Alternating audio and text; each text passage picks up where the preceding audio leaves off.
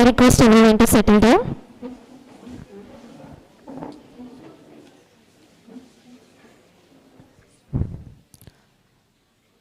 A very good morning to one and all present here.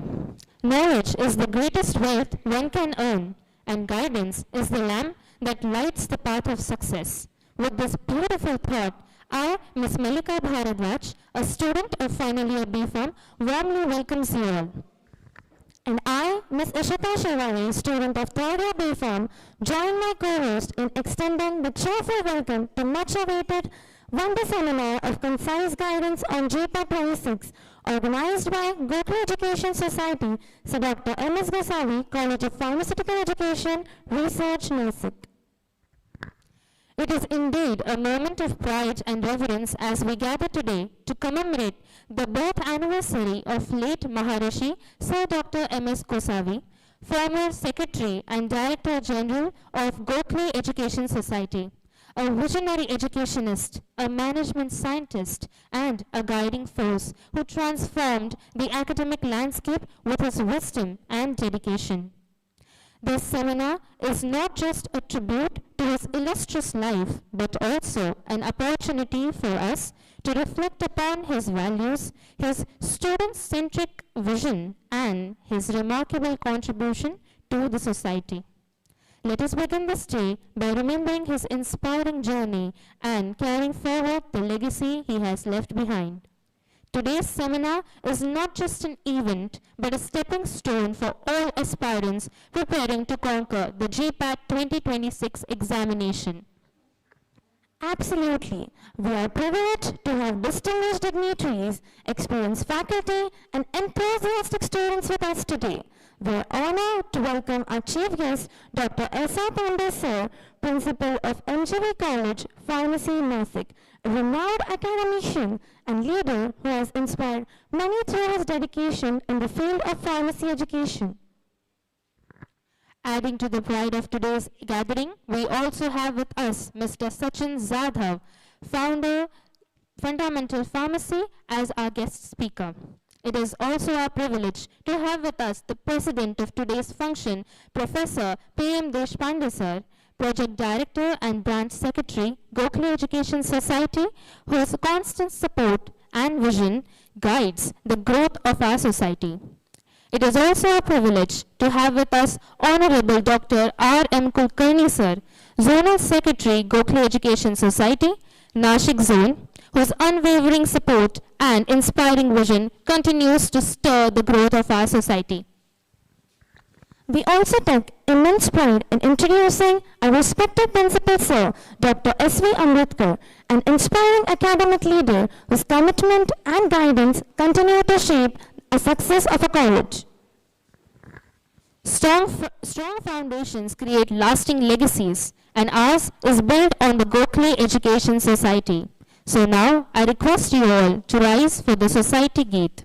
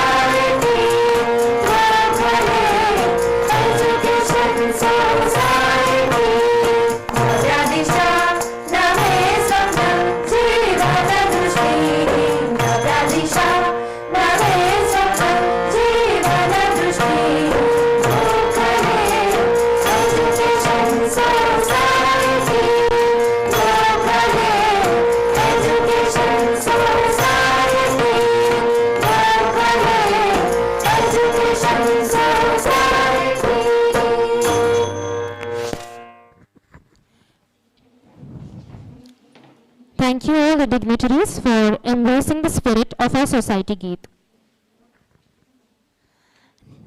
Now, to brief us about the vision and purpose of today's forum, I invite coordinator of the seminar, Mr. Hemant Chikhale, sir.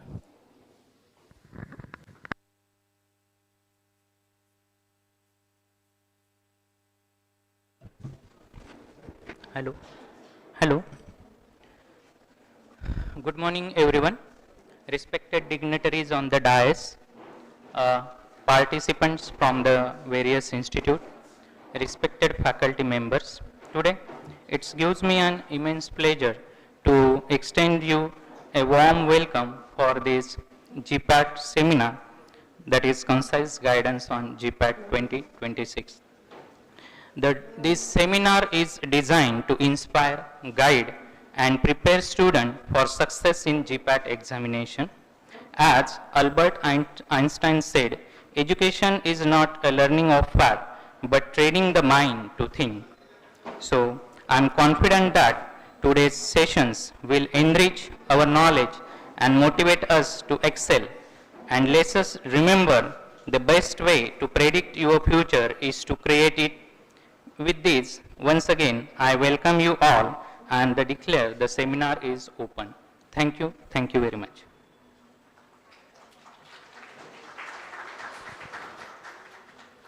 Thank you so much, sir, for setting the tone for today's journey of knowledge. Every big dream needs a strong foundation, and for us, that foundation is the Gokhale Education Society. We now invite our beloved principal, sir, Dr.S. Amrutkar, to introduce the society, our esteemed college, and also extend a warm introduction to today's distinguished chief guest to the August gathering.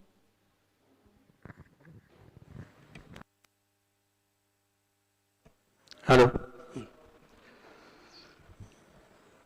Very good morning and warm welcome to Honorable P.M. Deshpande, sir, Chief Guest of today's function.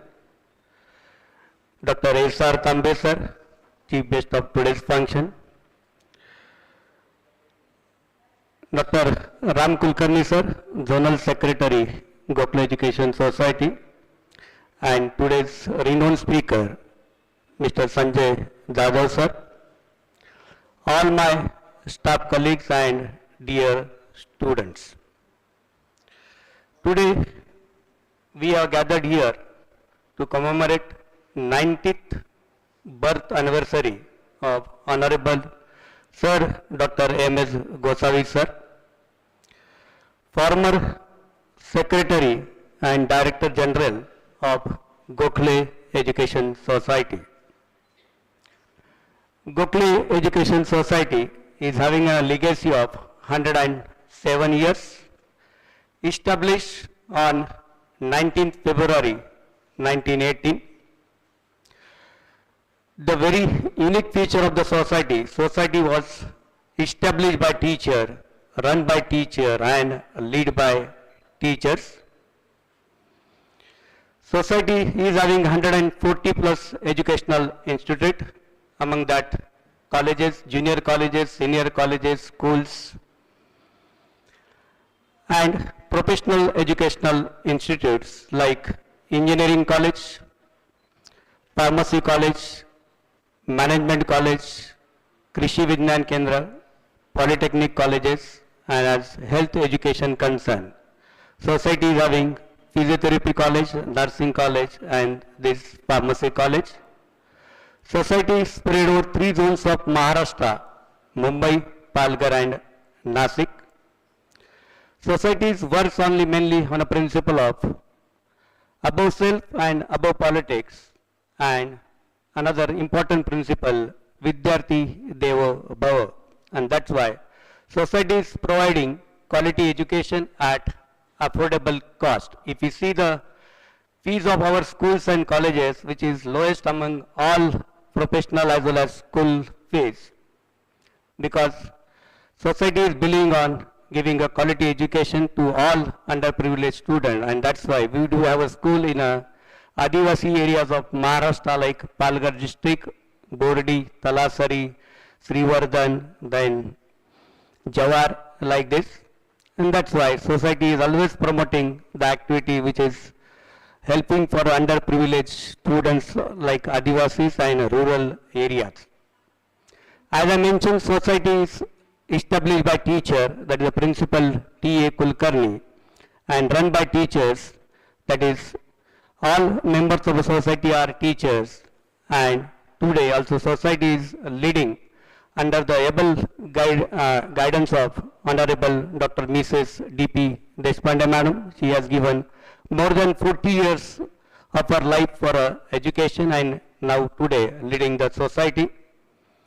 And with the help of Project Director P.M. Deshpande Sir, President R.P. Deshpande Sir, Establishment Director M.S.Gosavi Sir, Zonal Secretary Ram Kulkarni Sir, and all other office bearers, society is doing very well in all aspects of education.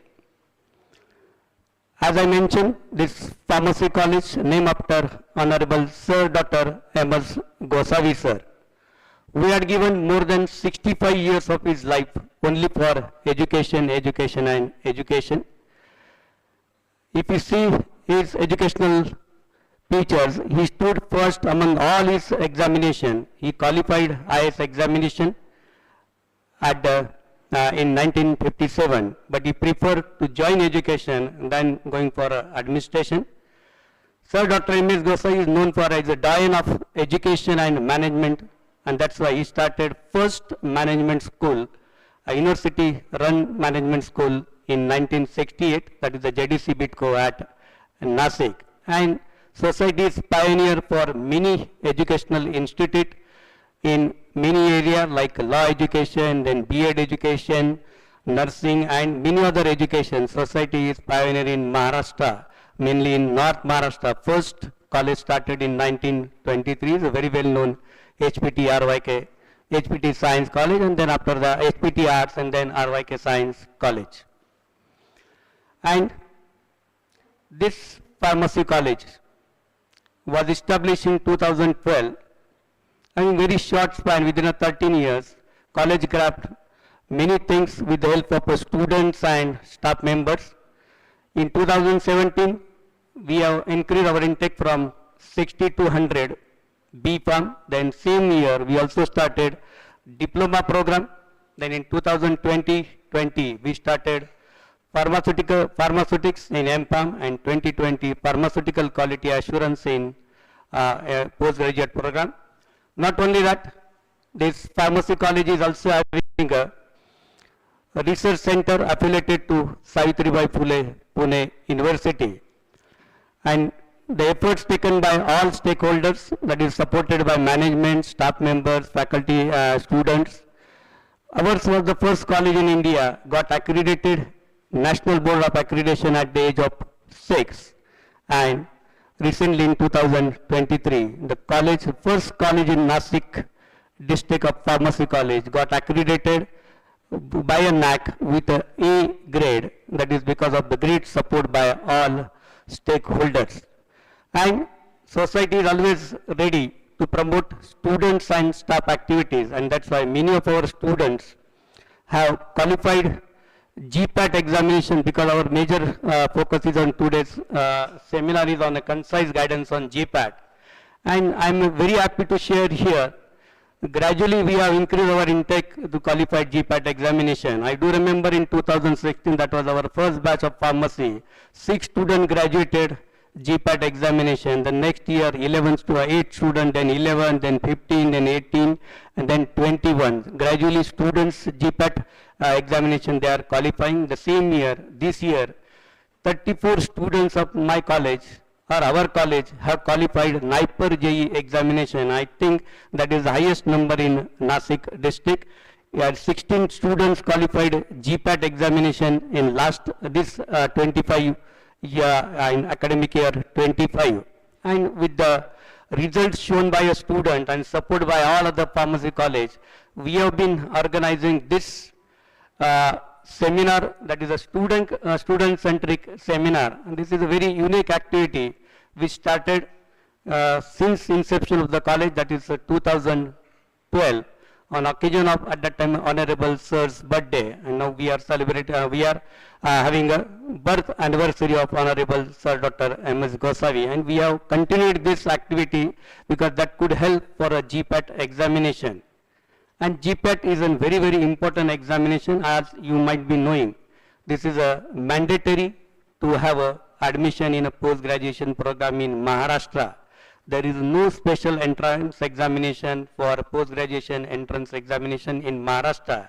And that's why those students who are seeking for a postgraduate admission, they have to appear for GPAT examination.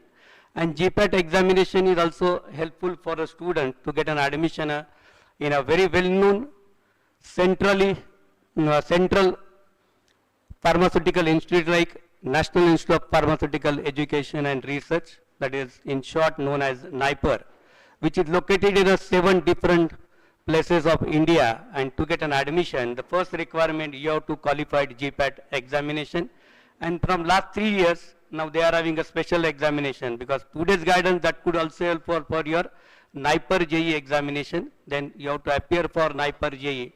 And up to last year, there was no need to give a special entrance examination for ICT, but last year they also have started ICT, but the pattern is same. But we have to qualify GPAT examination. The reason behind it that those qualified GPAT examination, central government gives scholarship of rupees 12,400 per month, and that is very much helpful for students to complete their postgraduate program. Not only that, they do get admission in a very reputed organization, and that change their career and then all global doors gets open when they get admission at NIPER Mohali, NIPER Ahmedabad or ICT Mumbai. And that's why every student, I do say that every student must appear GPAT examination, qualified or not qualified, that is a secondary thing. But this is definitely is going to change your career, change your future, and that's why it is necessary to appear for GPAT examination. As I have been in teaching profession from last 30 years, and I know that many students who have qualified GPAT examination and now what they are and where they have gone. With n number of examples I could mention here, but few examples I would like to definitely mention. Tambe sir could easily remember that Bharat Gadak, very underprivileged candidate, now is working globally at Germany. How this could have happened? Because of only. These have happened only because of he qualified GPAT examination. And academically, we have to be very sound. That is going to help. And he was very consistent student, doing his homework, study regularly, and that's why he went there. He was from very, very rural area in very, very poor family. But in spite of all these odds, he could achieve it. Then another is Praveen Shurode. Sir could also remember.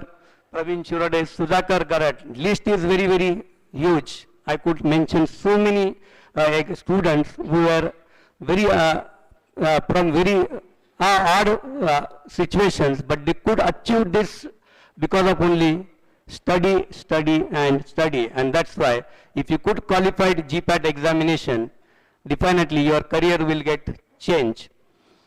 Then very important I would like to mention here, I used to also give a coaching to GPAT students. Previously it was known as GATE examination throughout the Maharashtra, including Mumbai, Nagpur, Aurangabad, Pune, and many students they did well.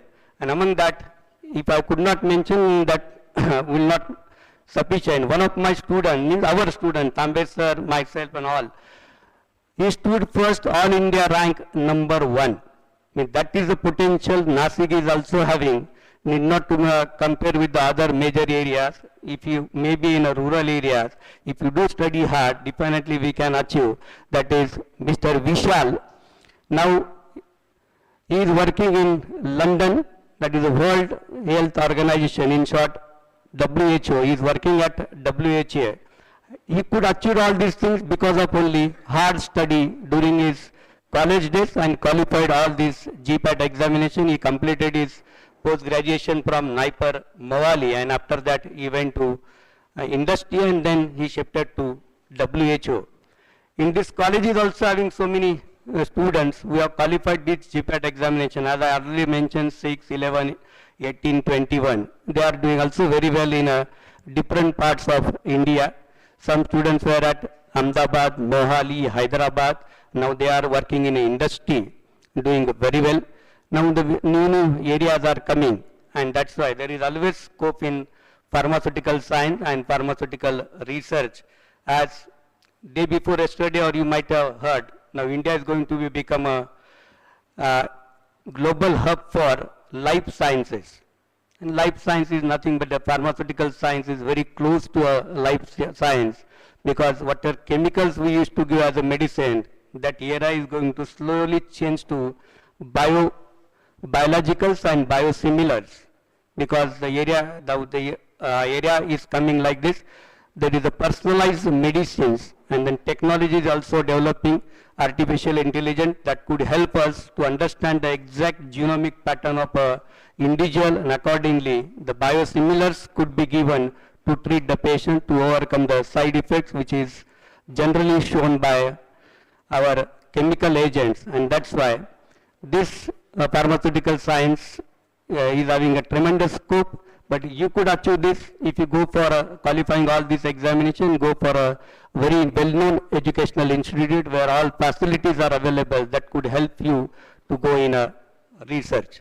And that's why definitely the today's seminar will help you, because we do have two experts who are going to talk on how to prepare for GPAT examination. This is very, very important than study. We do study a lot, but we don't qualify. Many students might be having this experience. During our regular examination also, some students do study hard, but they don't get result. The study hard is not important. How do we study? That is more important. And today's seminar speaker, they are going to talk much more about this, how to study. Whenever we are studying, what is the purpose of a study? That is very, very important. If you have a purpose, then definitely we can understand what we are studying. And that's why those are having a more focus on GPAT from the beginning. You can prepare for GPAT examination. At least next year, I would suggest you can call first year students also, because they have to start from first year. At GPAT examination concern, there is no special study is required. I am saying this very confidently. The reason behind that, myself is a GET qualified student, 7 scholarship qualified student, and I know how to crack this competitive examination. There is no need to have a very special study, but whatever we are studying, we have to understand it, because all these competitive examinations are aptitude test. That itself is indicating it is an aptitude test, and there is 100% question repetition in all these competitive examinations. Then many students might be confused. Sir, you are saying and then still students are not qualified. Question means logics or fundamentals never get changed. Only question may change, but the fundamentals remain same. So when you are studying, that's why I say you should have a purpose, and accordingly you have to study. When you are studying from the beginning, you have to have a purpose. If I want to qualify GPAT examination, so you will give more stress on to understanding the fundamental or concept. And once the concept is clear, need not to study again and again. If you see the question paper of all GPAT, this is the ideal way. Sir is going to talk much more about this. But simply, if you go through 5 or 10 previous question papers, you will understand what kind of question they do ask. And accordingly, if you start preparation, definitely it is going to help you a lot, and definitely you can also qualify your GPAT examination with good score. And it is already I mentioned, it is a mandatory to get admission for postgraduate program. And definitely, I am sure this today's session, these two speakers will give more highlights, and you will get benefited from this. So that will be the outcome of this. Now we are going more stress on outcome. Sorry.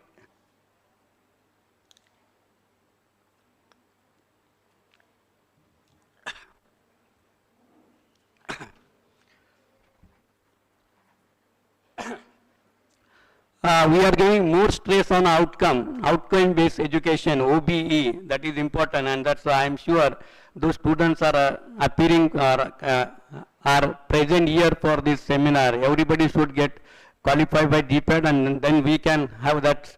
This is outcome of our seminar. So for this seminar, one-day seminar, we have very eminent educationist as a chief guest, Professor Dr. S.R. Tambe sir, that is a principal at Mahatma Gandhi Vidya Mandir's Pharmacy College, Panchoti, Nashik. Sir is started his education from diploma in pharmacy.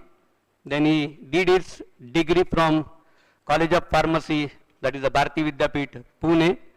Then Master of Pharmacy in Medicinal Natural Products from MEP's College of Pharmacy, Nashik. And in 2017, Sir completed his PhD from Savitribai Phule, Pune University.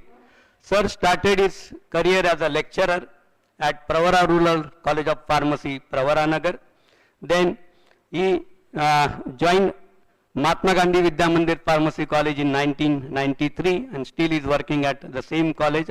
He started with a lecturer, then became assistant professor in 1998, associate professor in 2004, then acting principal in 2011 at both M.G.V's Pharmacy College, Nashik, as well as Malegaon. And Sir is a principal today at M.G.V's Pharmacy College, Panchoti, Nashik since 19th June 2024. Not only in academically he is shouldering the responsibility, he is also helping the society and shouldering many responsibilities. Among that, Sir is a coordinator, General Education Department, Adivasi Seva Samiti of Mahatma Gandhi Vidya Mandir. He is also joint coordinator, Technical Education, Mahatma Gandhi Vidya Mandir. He is a coordinator, Technical Education, Mahatma Gandhi Vidya Mandir. And not only that, he is also Board of Studies member, Pharmachemistry, Savitribai Phule, Pune University, and also Treasurer of Association of Pharmaceutical Teachers of India. Sir is a life member of Indian Society for Technical Education, Association of Pharmaceutical Teachers of India, Indian Pharmacy Graduate Association, Maharashtra State Pharmacy Council. Sir has guided PhD guide as well as PhD students. He is a PhD guide since 2021 and many students have completed PG program. But all these things are there paperly, but Sir is very well known as in a field of pharmaceutical science as an analytical chemist. He is very good at all analytical aspects of pharmaceutical or pharmaceutical drug molecules. He is very well known for his GCMS, then UV analysis, IR spectra, and whole Maharashtra, not only that, whole India is knowing Tambe Sir is a very good analytical chemist. So I welcome you, Sir, for this one-day seminar.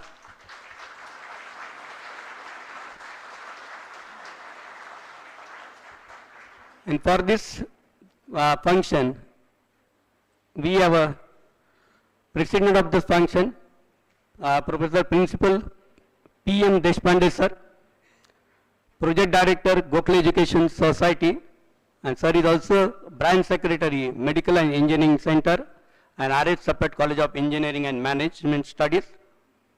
Sir is having an engineering background. Sir did his BE in Mechanical from Shivaji University. Before that, Sir also completed Diploma in Management and MMS from University of Pune in 1985. Sir started his career from industry. He was working as assistant professor in Mechanical Engineering Department of Gokhale Education Society. Then before that, he was worked as a principal in Gokhale Education Society, M.S.Gosavi Polytechnic College. Prior to Gokhale Education Society, Sir worked as an assistant manager in Bhilai Steel Plant. That is very well known. Everybody knows Tata plant is there at Bhilai, and he worked there for 7 years. And then after that, he worked as a vice president manufacturer in Hillman Gears Private Limited for 24 huge years. Then he became a project director, Gokhale Education Society. Under his guidance, planning and execution, various schools, colleges like Engineering College, our Pharmacy College, 2 new Polytechnic Institutes, Commerce College, and where we are sitting, that Guru Dakshina project has completed under his guidance. If you see the Guru Dakshina, this is a Sherman Hall, but actual Guru Dakshina, if you see, very beautifully architected by PM Deshpande sir. Sir also published papers in erection of radical part of slab coaster number 4, selected by Bilai Steel Plant to specialized training in mechanical maintenance of continuous casting machine in USSR, that is Russia, from July 1979 to April 1980. So, sir is guiding for all of us since 2009 for development of all Gokhale Education Society's new projects, and our pharmacy college, whatever we have, that is mainly under the guidance of PM Deshpande sir. Whatever we need, immediately Deshpande sir approved that things, and because of his guidance and support, we could achieve many things. So I welcome you, sir, for this seminar. Thank you. We also have a presence of our Zonal Secretary of Gokhale Education Society, Principal Dr. Ram Kulkarni sir. He was a principal at various colleges of our Gokhale Education Society. Almost all colleges we do have in a different part of our Maharashtra, Mumbai, Palkar and Nashik. In all through them, sir worked as a principal, as a lecturer. He started his career as lecturer in Gokhale Education Society and he retired from Gokhale Education Society as principal. But after retirement, he continued his service for a society and became a zonal secretary, and he is working as a zonal secretary. Sir is having a huge academic contribution. Just today I came to him, we were knowing, but today I got an idea. Sir has published 88 books for a student help, and so I welcome you, sir, for this seminar. And I also welcome Sanjay Dajo sir. He is having a pharmaceutical background. He did his B.Pharm, M.Pharm. The detailed introduction you will come to know. But sir is contributing a lot for a development of a student through his guidance for GPAT examination. He himself is a qualified 7 times GPAT examination. So somebody is qualifying GPAT examination for more than 7 times. So definitely it could be something different, and I am sure his guidance will help you a lot. So I welcome you, sir. So I welcome all delegates who have come late, all students from a different pharmacy college. So we have an online registration process. There were 36 colleges of Maharashtra. Students have registered for this, and then yesterday's score was 209, and these are the offline students. So your total volume, if you consider, it could be more than 500 plus. So 500 plus students of our college as well as all colleges of Nashik, Nashik district pharmacy college, not only Nashik district, but whole Maharashtra students are going to get benefited by this one-day seminar, and I'm sure this seminar will definitely helpful for all students. So once again, I thank you for all of you for patience listening. Thank you very much. Thank you so much, sir, for beautifully highlighting the remarkable journey of our institute and gracious introduction of our chief guest. Gratitude is the simplest yet most powerful gesture. Let us now felicitate the pillars of today's function.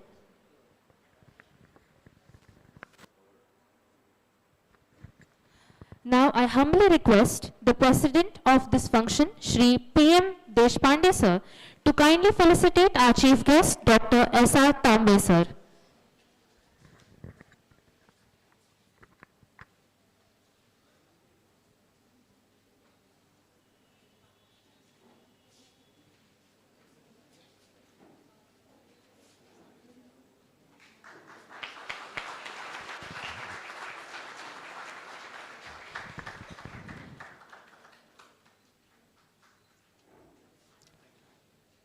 Thank you, sir. Next, I would like to request our chief guest, Dr. S.R. Tambe sir to kindly felicitate the president of this function, Shri P.M. Deshpande sir.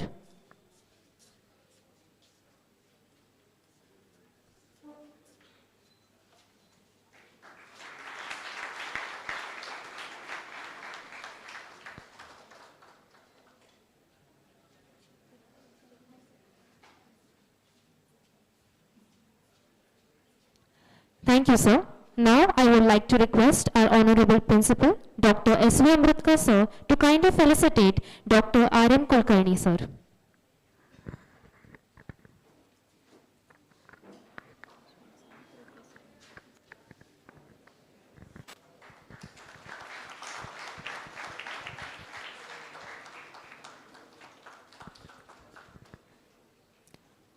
Thank you so much, sir. Now, I would like to request Professor P.M. Deshpande, sir, to kindly felicitate our beloved Principal, Dr. S.V. Amrutkar, sir.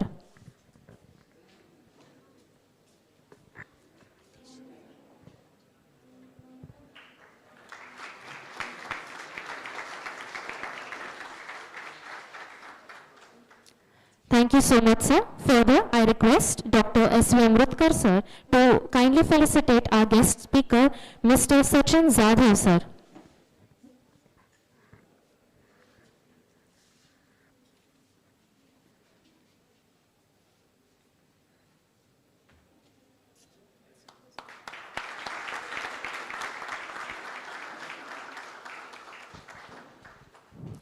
Thank you so much, sir.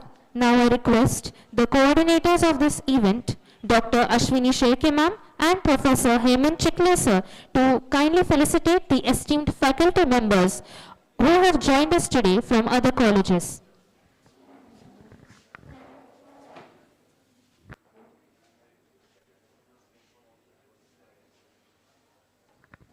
I request all the esteemed faculty members to please come forward for the felicitation.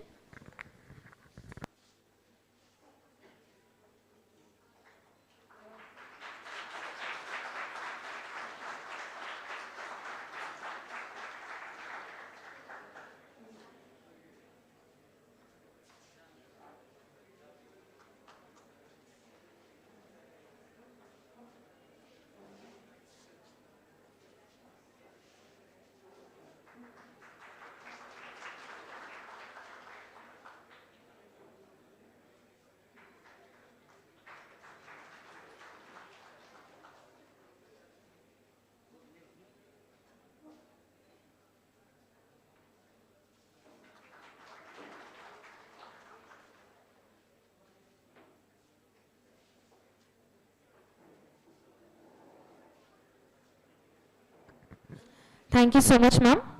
Now may I request our respected chief guest, Dr. S.R. Tambe sir, Principal M.G.V's College of Pharmacy, Nashik, to kindly address the gathering.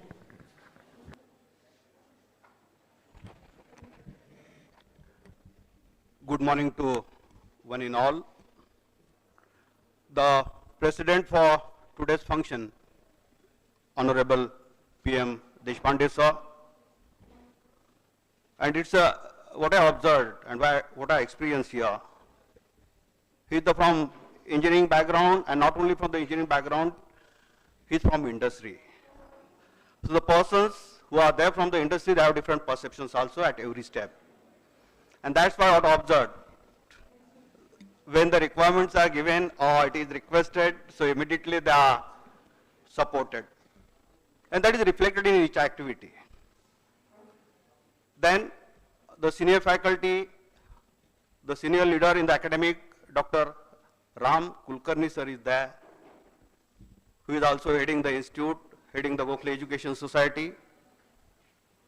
The principal, a real blend of leadership. He is not only the academician, but he is the artist. You might have observed, you might have experienced, he can sing a song, he can dance on the floor, he can play on the ground, and he can take a class with chalk and wood. So this is the leadership.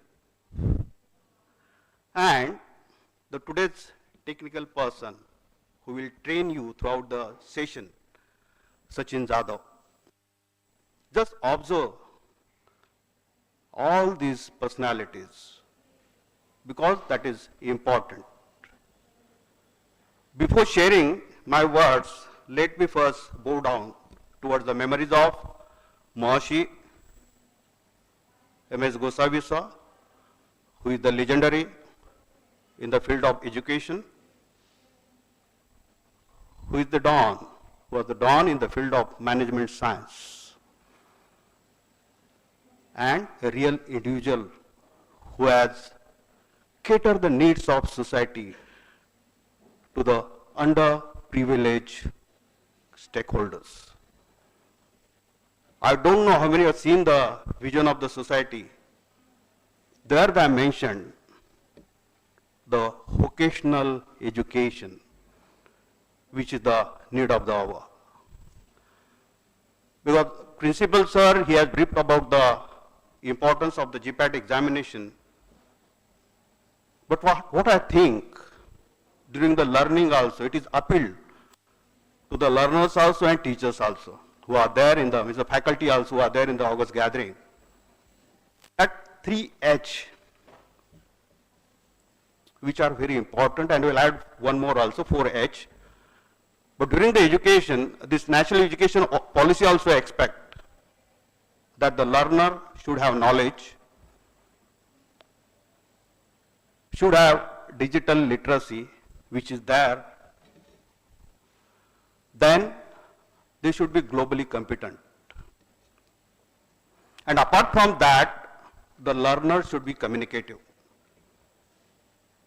So we have to experience, is these qualities we are carrying during every day. Because apart from head, brain, where in our scientific term, we use cognitive levels. So only cognition is not important. Means knowledge is not only important. Apart from that, the affective domain of the learner, the psychomotor domain is also very important. So that connect. Psychomotor domain means H, that is the third H, hand. Second H is heart. Third H is head, that is cognition level. When you are talking about the heart, so that pumps the blood, that keeps you alive. But in other words, when you use word in Marathi, that is the man, so you have to learn how to train your mind in different situations. So that is the education. So it is two-way process. Apart from GPAT preparation, we have to teach the learners also the level of stress, how we have to handle. Then the psychomotor skills, how you have to develop. And you also try to learn skills in the life. So that's why this, when you are using word vocational skills, so it's about the practical skills that you are adopting during your day-to-day life. Then don't think about only the 10 to 5 schedule where you are developing. No. Out of the classroom also you are learning. And you have to keep that habit. You have to train yourself because your observation is also very important. Like in last week or in September, we celebrated Ganesha. So a very good example that which thing we should carry. If I consider the eyes, the Ganesha eyes are very small or not. So what it depends? That your observation should be microscopic. So that is the skill which is required. Ears, Supa Sarke Kaan, big ears. That is a part of communication. Learn, be communicative. When you will be communicative, when you have habit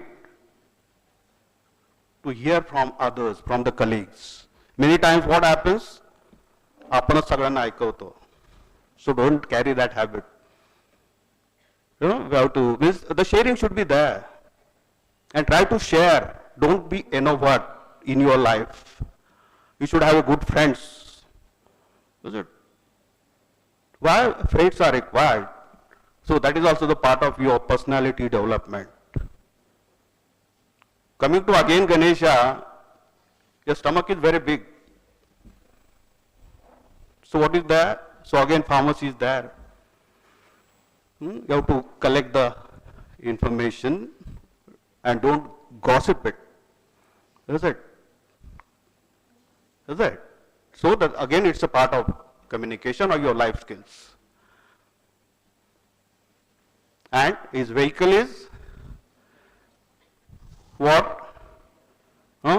Every day you are using mouse with the computer, with the laptop, the gadgets are you using.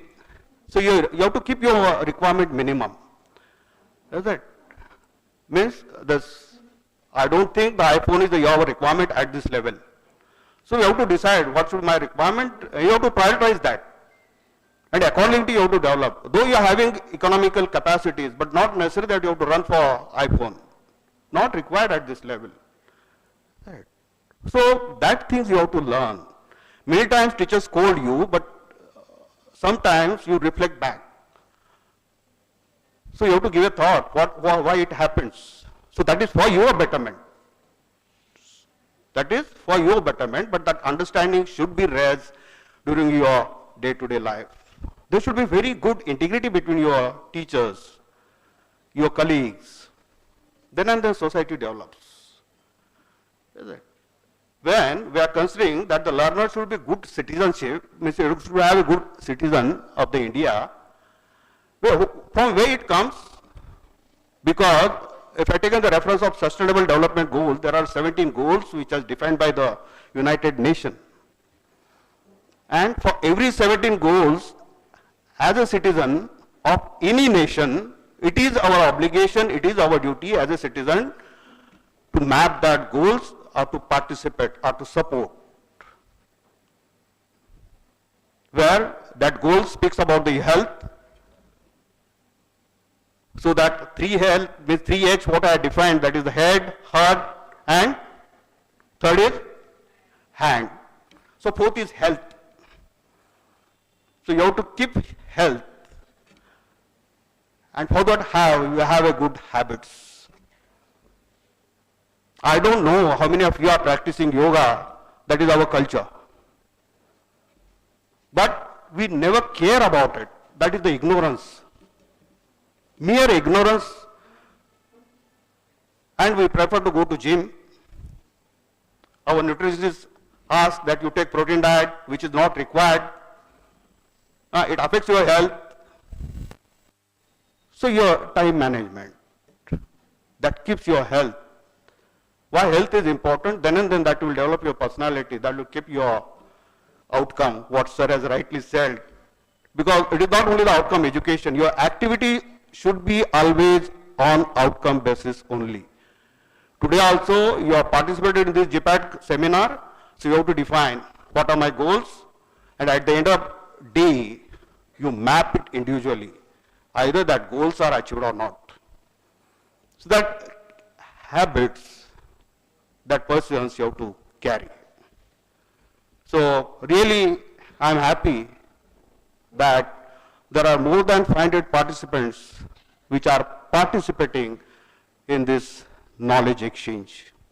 I congratulate organizers, I congratulate faculty also who has taken pain to gather these future leaders of India, where they will shine globally also, because that is the requirement of education policy.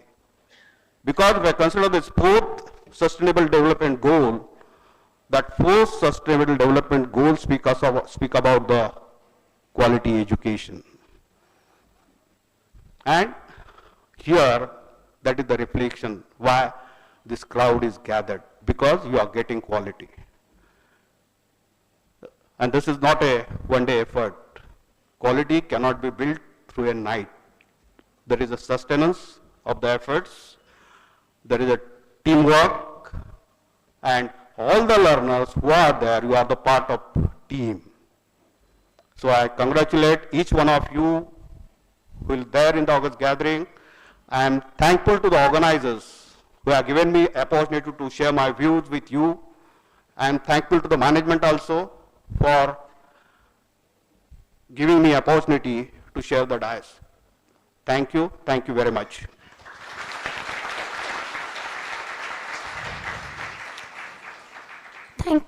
Thank you, sir, for your inspiring words that truly motivate every GPAT aspirant present here.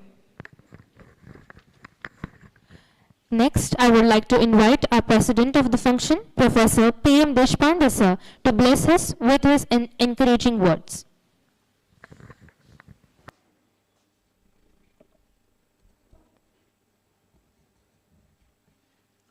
Good morning, everybody. You can hear me, no? Yeah. Firstly, let me place my tribute to Dr.S. M.S.Gosavi.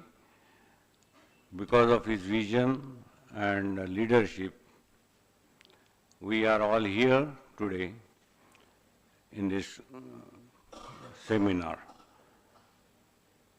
Sir Gosavi had a vision when we were supposed to reach our 2018, that 100 years of our society. That time he had planned, in those 10 years he will have built 10 institutes. So that vision he has. And that is how this engineering college, polytechnics, then our pharmacy college, physiotherapy college have come into existence in these last 10 years. So that is up to 2018. I have been involved in this institute building under his guidance, and we could do many things with a free hand. Coming back to today's guest, chief guest, Dr. Tambe, then our Zonal Secretary, Mr. Ram Kulkarni, your esteemed principal, Amrutkar sir, and all my friends and colleagues and students. In 2012, when we started this college, we had the good fortune to have Dr. Amrutkar with us. Along with, he has built a very strong team of teachers and other staff members. The progress he has already explained to you, how from 2012 to 2022, we could reach directly up to research center and M.Pharm. Coming to your today's seminar, I think GPAT exam, the importance and how to go about it, that you will be getting your guidance from Jadhav sir and Yolekar sir. I would like to share a very different point of view. Because we are engineers, we have trained to be inquisitive and think something different.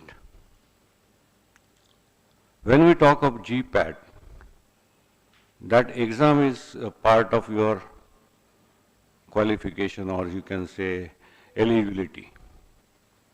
But I am not talking about that, because there are other people who are well qualified to explain you how to do that examination. I want to point out that Dr. Amrutkar said that GPAT is nothing different. You don't have to study separately for it. Whatever you are doing in these last 4 years, if we have developed the necessary skills sets, as Tambe sir has already explained you.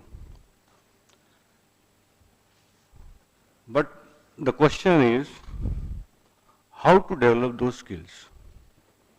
Teachers are teaching, but what about the learners? how to learn, that's a big problem. So when you want to learn something, you have to have your aims and objects specified. The simplest skills inborn in human beings is observation skills, imitation, and inquiry. So these skills are inherent in all the humans. That's the only thing which has been given different from other animals when we call ourselves humans. Because you have a mind, and a mind can think. So these sort of learning skills, basic is your skill of observation, then your thinking ability, conceptual clarity is very important. So whatever you are learning, we should be able to acquire the concept, get it clarified, and then with the technology, tools and techniques available, we can develop the measurement and analytical skills. So, conceptual understanding can be developed through your practical work. The lab practice, I think most of the students are neglecting. Your university curriculum is given you 1 hour of lecture and I think 2 or 3 hours of practical. Why? So our learning focus has to be changed.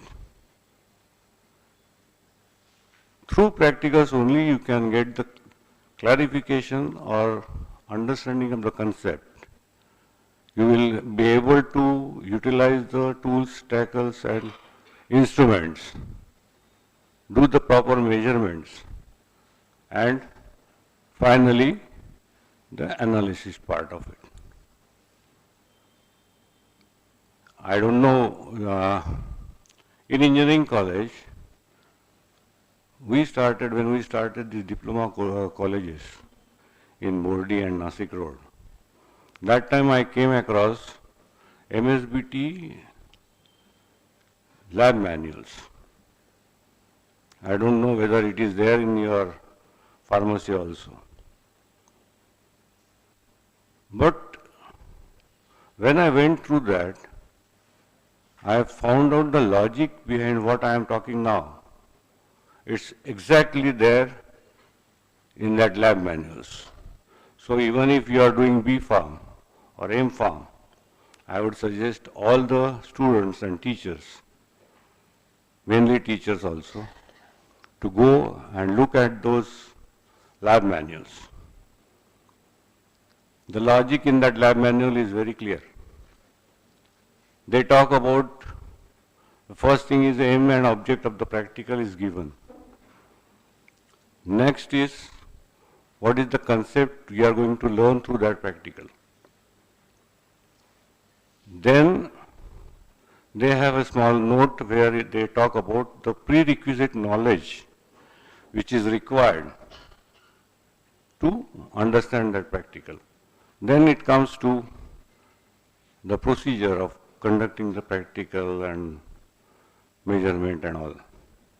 Finally, it comes to your results, analysis of the results, and most important, at the end of that manual, they have evaluation questionnaire,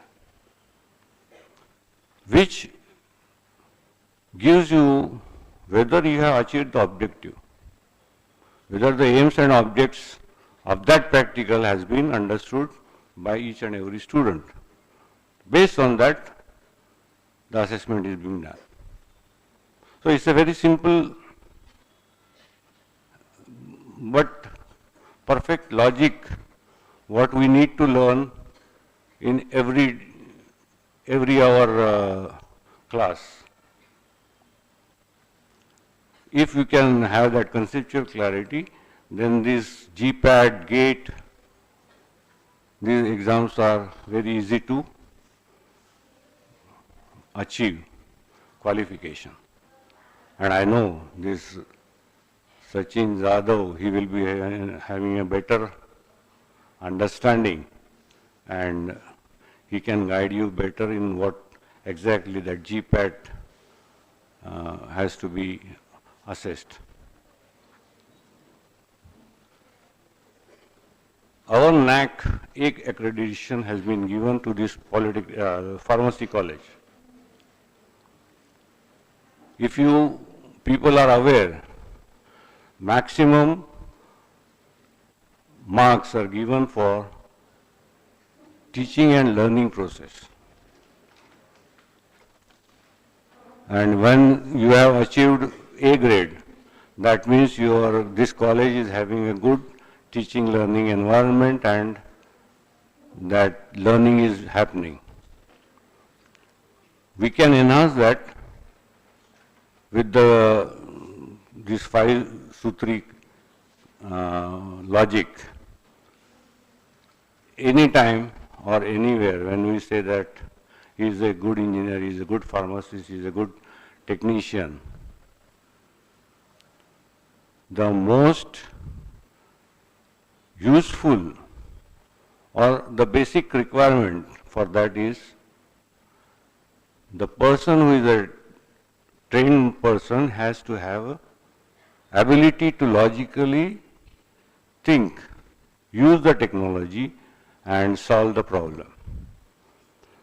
So I am sure that with today's training, you people will start on a good path, and I hope that you become good pharmacists or technicians or whatever you want to be. Thank you very much.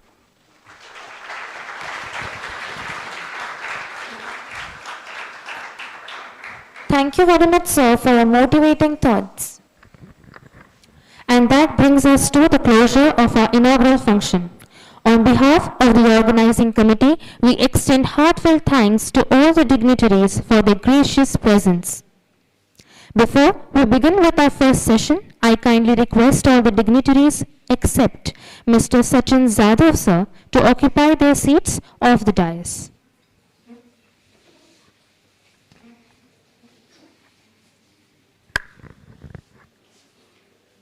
Now I warmly invite Dr. D.M. Shankar, sir, to kindly come on the stage and join our guest speaker.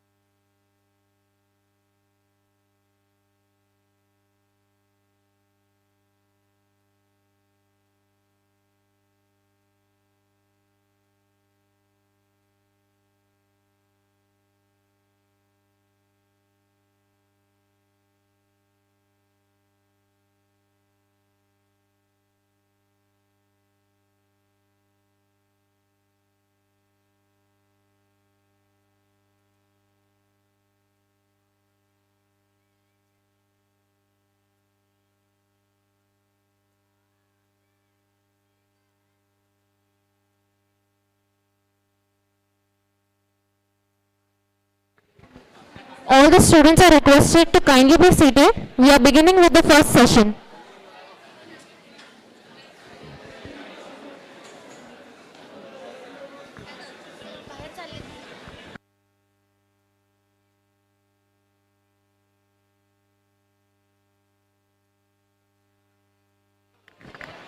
All the students are requested to kindly be seated. We are beginning with the first session.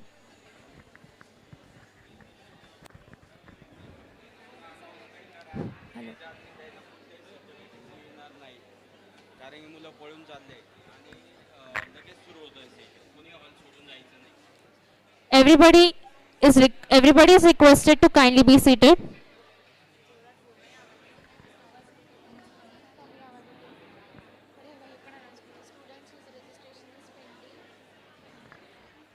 Students whose registration is pending are requested to kindly do their registration at the registration counter and kindly maintain the silence, please. We are beginning with the first session.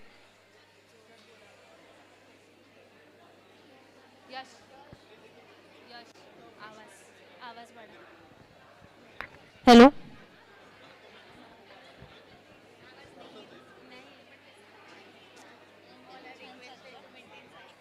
All are requested to maintain silence, please.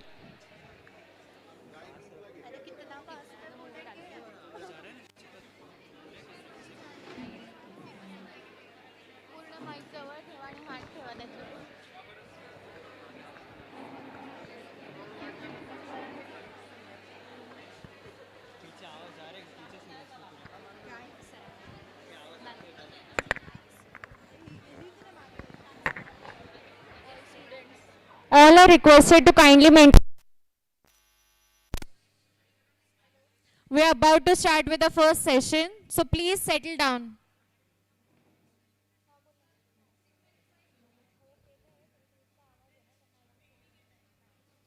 All those who are yet to register for the seminar can head towards the registration counter and complete the registration formalities.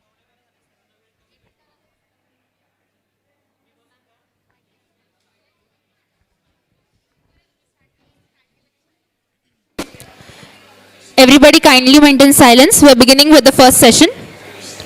I now request Dr. D.M. Shankar sir to kindly introduce the guest to all the gathering.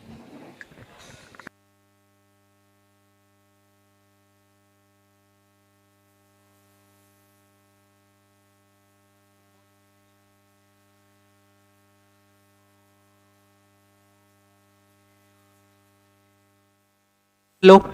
Yes. Good morning, everyone. I, Dr. D.M. Shankar, Associate Professor, Department of Pharmaceutics, warmly welcome you all to session 1 of our one-day seminar, Concise Guidance on GPAT 2026. It is my pleasure to introduce our speaker for this session, Mr. Sachin Jadhav. Mr. Jadhav holds a master's degree in pharmacognosy and phytochemistry from Government College of Pharmacy, Amravati in 2013, B Pharmacy in 2011 from JSPM College of Pharmacy, Wagholi, Pune, and Diploma in Pharmacy from Chhatrapati Sambhajinagar. Mr. Sachin Jadhav sir has been actively guiding pharmacy students across India for GPAT, NIPER, drug inspector and pharmacist examinations. With over more than 5 years of experience as a GPAT NIPER guide, he has mentored more than 60,000 plus students every year at the national level. Under his able guidance, more than 15,000 students have qualified GPAT and 3,000 plus students have secured admissions in NIPER since 2018. Along with his rich academic experience as an assistant professor at Yash Institute of Pharmacy, Chhatrapati Sambhajinagar, he also brings valuable industry exposure from reputed pharmaceutical industries like Atra Pharmaceuticals, Zydus Cadila and Ajanta Pharma. His achievements are equally inspiring. He himself has qualified GPAT 7 times, NIPER once, and various other competitive exams, including ESIC, NHRM, DMER, and DHS. He has authored and co-authored 6 books, including Fundamentals of GPAT, the GPAT Guru Book, MCQs in GPAT, NIPER, DI, and Pharmacist. He also published research and review papers, besides conducting sessions in more than 200 institutes in Maharashtra and more than 20 institutes outside the state. We are truly fortunate to have such a dedicated mentor and motivator with us today. Now I invite Mr. Sachin Jadhav to enlighten us with his session. Sir, the stage is yours. Please.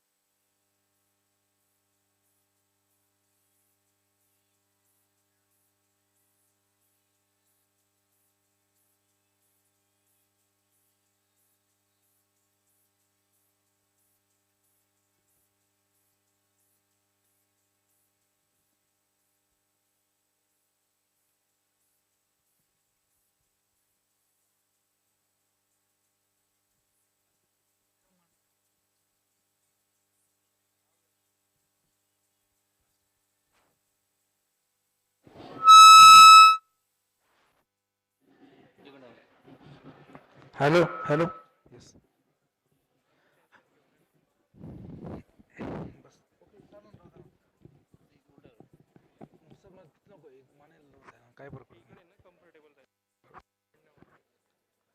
Okay.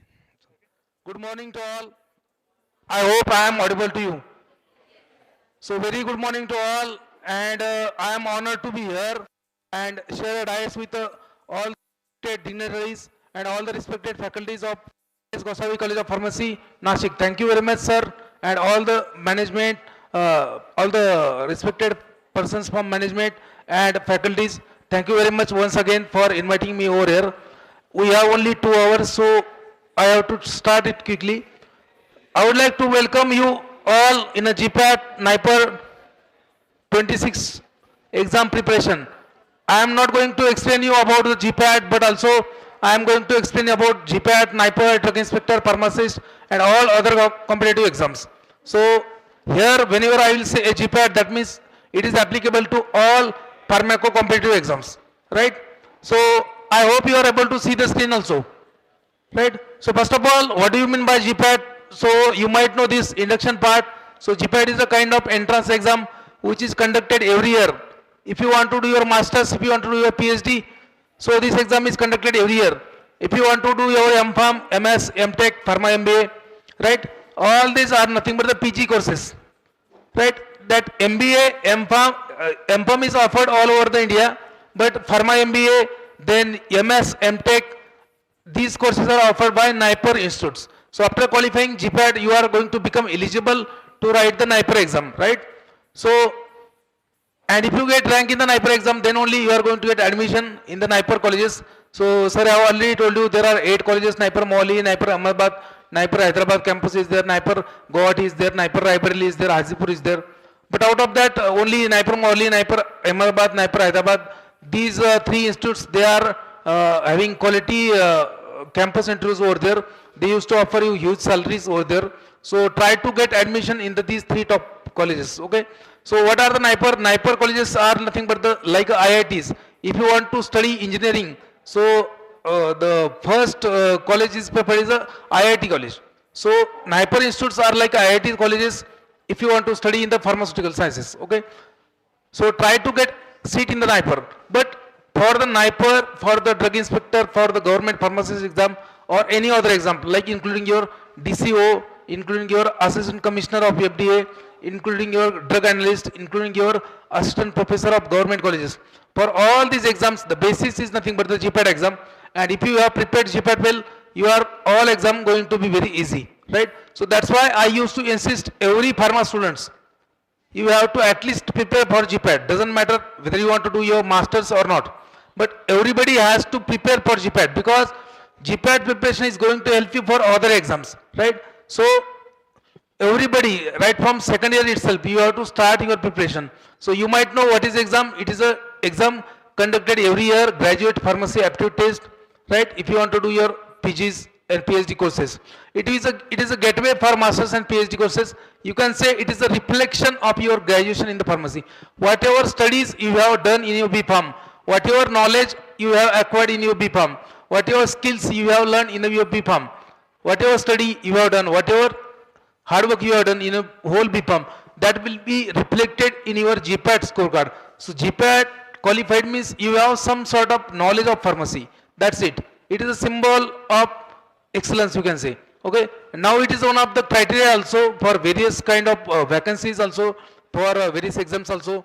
And if you are qualified in the GPAT, you are going to be selected in the industry, in the academics and all that. Okay. So this exam was conducted by different agencies. Before 2010, it was conducted by Maharaja Sahajrao University, Baroda. After that, AICT was there.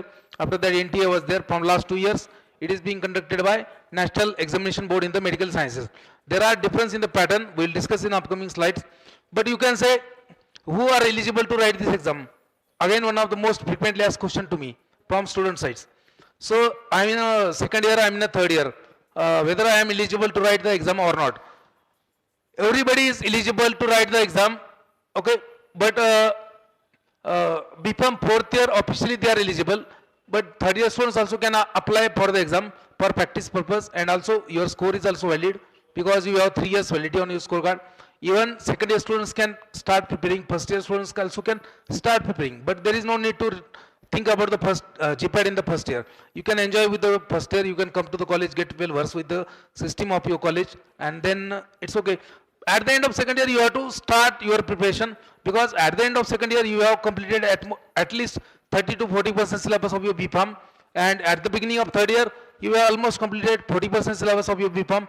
Now you can apply different strategies over there, right? You can use different strategies, you can study smartly because you have something in your hand. You have been taught something in the first year, second year, right? So ideal time to start the preparation is nothing but the second year end, okay?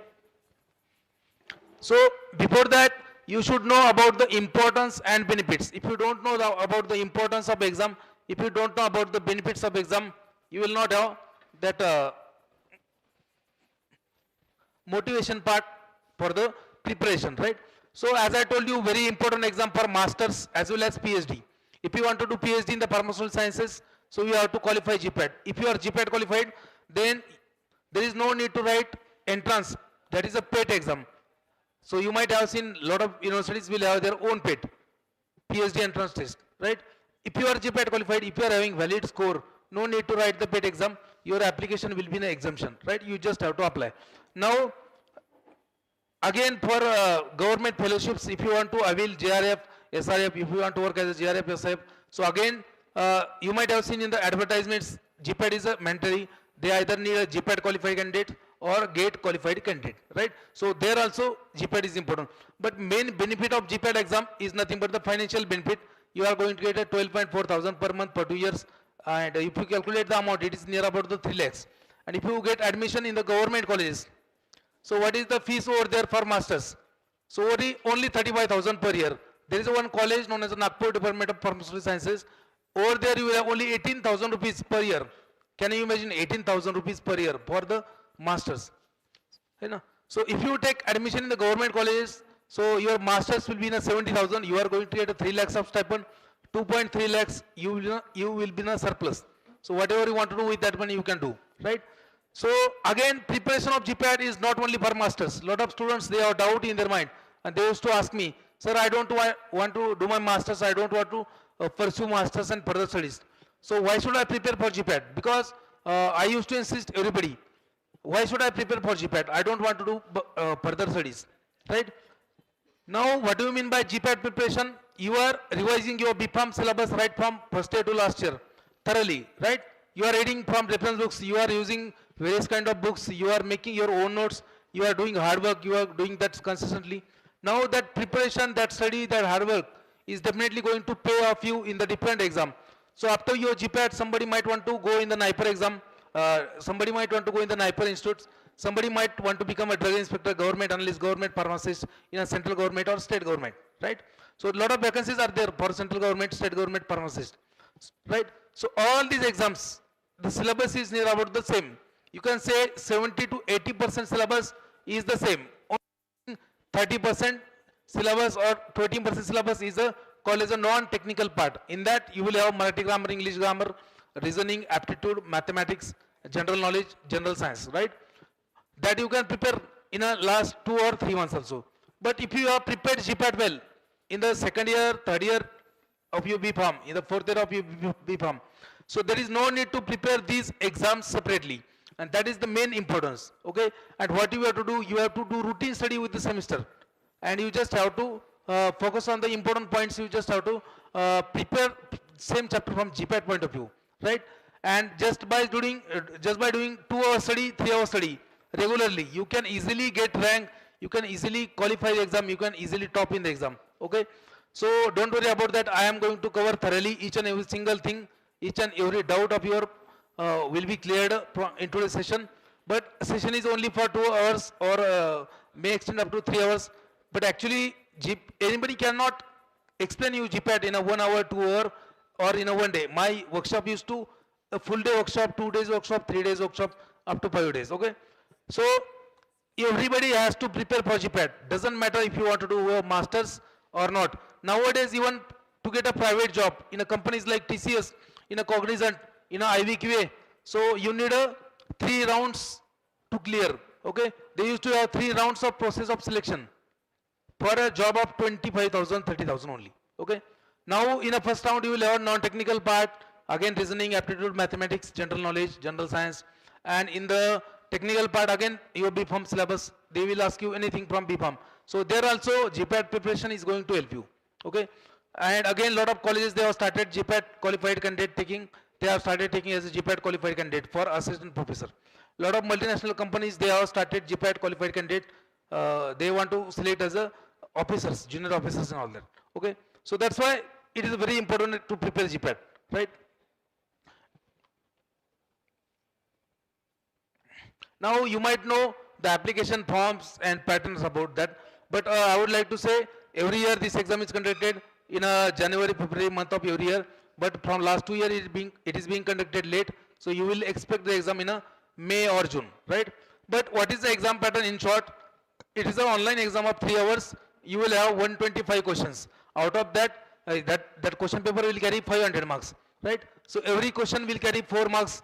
For correct answer you will get a 4 marks, for wrong answer you will get a -1 mark. So there is a 25% negative marking, 0.25% negative marking. So you might know this, okay? So that's why I am taking fast, because I have to give more time for the preparation strategies and revision part, because we have only 2 hours, right? So you can see you will have 5 sections of your paper, section A to E. Every section will carry a 25 questions and 36-minute timing. So you have to be prompt over there. You have to be attentive in the exam, because in a 36-minute time you have to solve 25 questions. And once 36 minutes is over, you are going to be shifted automatically in the section, upcoming section. So, okay, and there is no provisions to go back and check your previous questions in the from the other sections, right? So you can see the cut-off marks of every year. In the 2014-15, it was around 120 marks. In 2016-17, it was 113, 115 marks. In 2018-19, 137, 141 marks respectively. In 2020, it was 163, 21, 186. In 22, it was a 148. And in 23, 24, they were displayed the cutoff percentile, and 96 percentile was the for open category. In last year, the 99 percentile was the cutoff per open category. That means 216 marks was the cutoff marks. Now imagine from 2014, it was around 120 marks of cutoff, and in last year it was a 216. Now cutoff marks they are increasing year by year. Now why? Because everybody is getting awareness about the GPAT. What is important, what is not, what are the applied, what is the most important subject, what is the less important subject, etc., etc. What you have to read, what are the crucial content, how to extract the content from reference books, and what are the most important tables from reference books that you have to revise. So everything is available, lot of study material is available, lot of classes are going on, lot of guide used to take a workshop, they used to guide you about the GPAT. So that's why everybody is trying to qualify the GPAT, and cutoff marks they are increasing year by year. Now if you belong to OBC, SC, ST, obviously you can have less cutoff, but don't think about that reservation. If you are OBC, still you have to prepare for general cutoff. है ना, म्हणजे OBC जरी असेल किंवा SC असेल, ST असेल, तर आपण general cut of साठी प्रिपेअर करायचं आहे, कारण ॲटलिस्ट क्वालिफाय हो आणि रँक येईल. कारण आधीच जर आपण विचार केला की मला फक्त 90 मार्क लागतात, तर मग तुम्ही क्वालिफाय होणार नाहीत. ठीक आहे. So prepare for general cut of.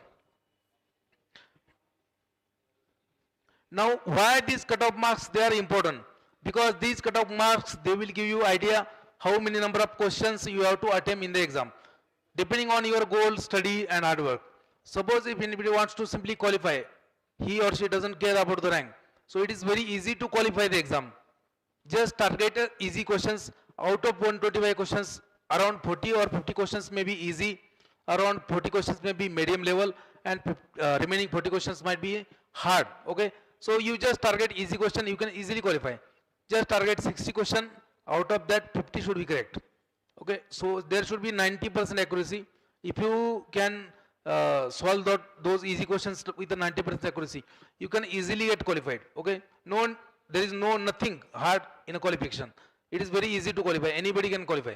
Okay, but if you want to get good rank, you have to prepare wisely. If you want to top in the exam, you have to prepare cautiously. Okay, right? So again, if you want to get good rank and if you want to top in the exam, how many questions you have to solve, I will explain in the upcoming part. But now main core of today's session will start from this. What is the syllabus for GPAT and how to prepare for GPAT. Lot of students, they have doubt in their mind. Sir, I'm in a second year, I'm in a third year. Lot of students used to call me for same thing. Sir, how to start the preparation? I want to prepare for GPAT, but I'm not getting a starting point, I'm not getting a way through it.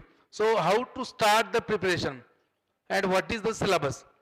You know that syllabus is right from B.Pharm first year to last year. They can ask anything from any subject, from any chapter under any subject or any point under any chapter, from whole B.Pharm syllabus. So don't go for syllabus copy. आपल्याला एक सवय असती की कुठली exam आली, semester आली किंवा sessional आली, पहिला आपण काय करतो, सिलेबस पाहतो आणि अकॉर्डिंगली इम्पॉर्टंट क्वेश्चन करतो आणि सेमिस्टर किंवा सेशनल क्लियर करतो. But while studying for GPAT, don't go for syllabus. Syllabus is nothing but right from first year to last year. They can ask anything from any subject, right? So you have to prepare all subjects, right? Now you, for your understanding purpose, we can divide your syllabus in a 3 parts. है ना, आपल्याला समजण्यासाठी आपण syllabus divide केलेला आहे. Now what is the syllabus? So there are some basic subjects in your syllabus, there are some applied subjects, there are some other subjects. Now what do you mean by basic subjects? Syllabus of your first year and second year known as the basic subjects. So in that you are going to have anatomy, physiology, biochemistry, microbiology, physical pharmacy, pharmaceutical engineering, organic chemistry, dispensing pharmacy. All they are the basics. Now they are in a first year, second year itself.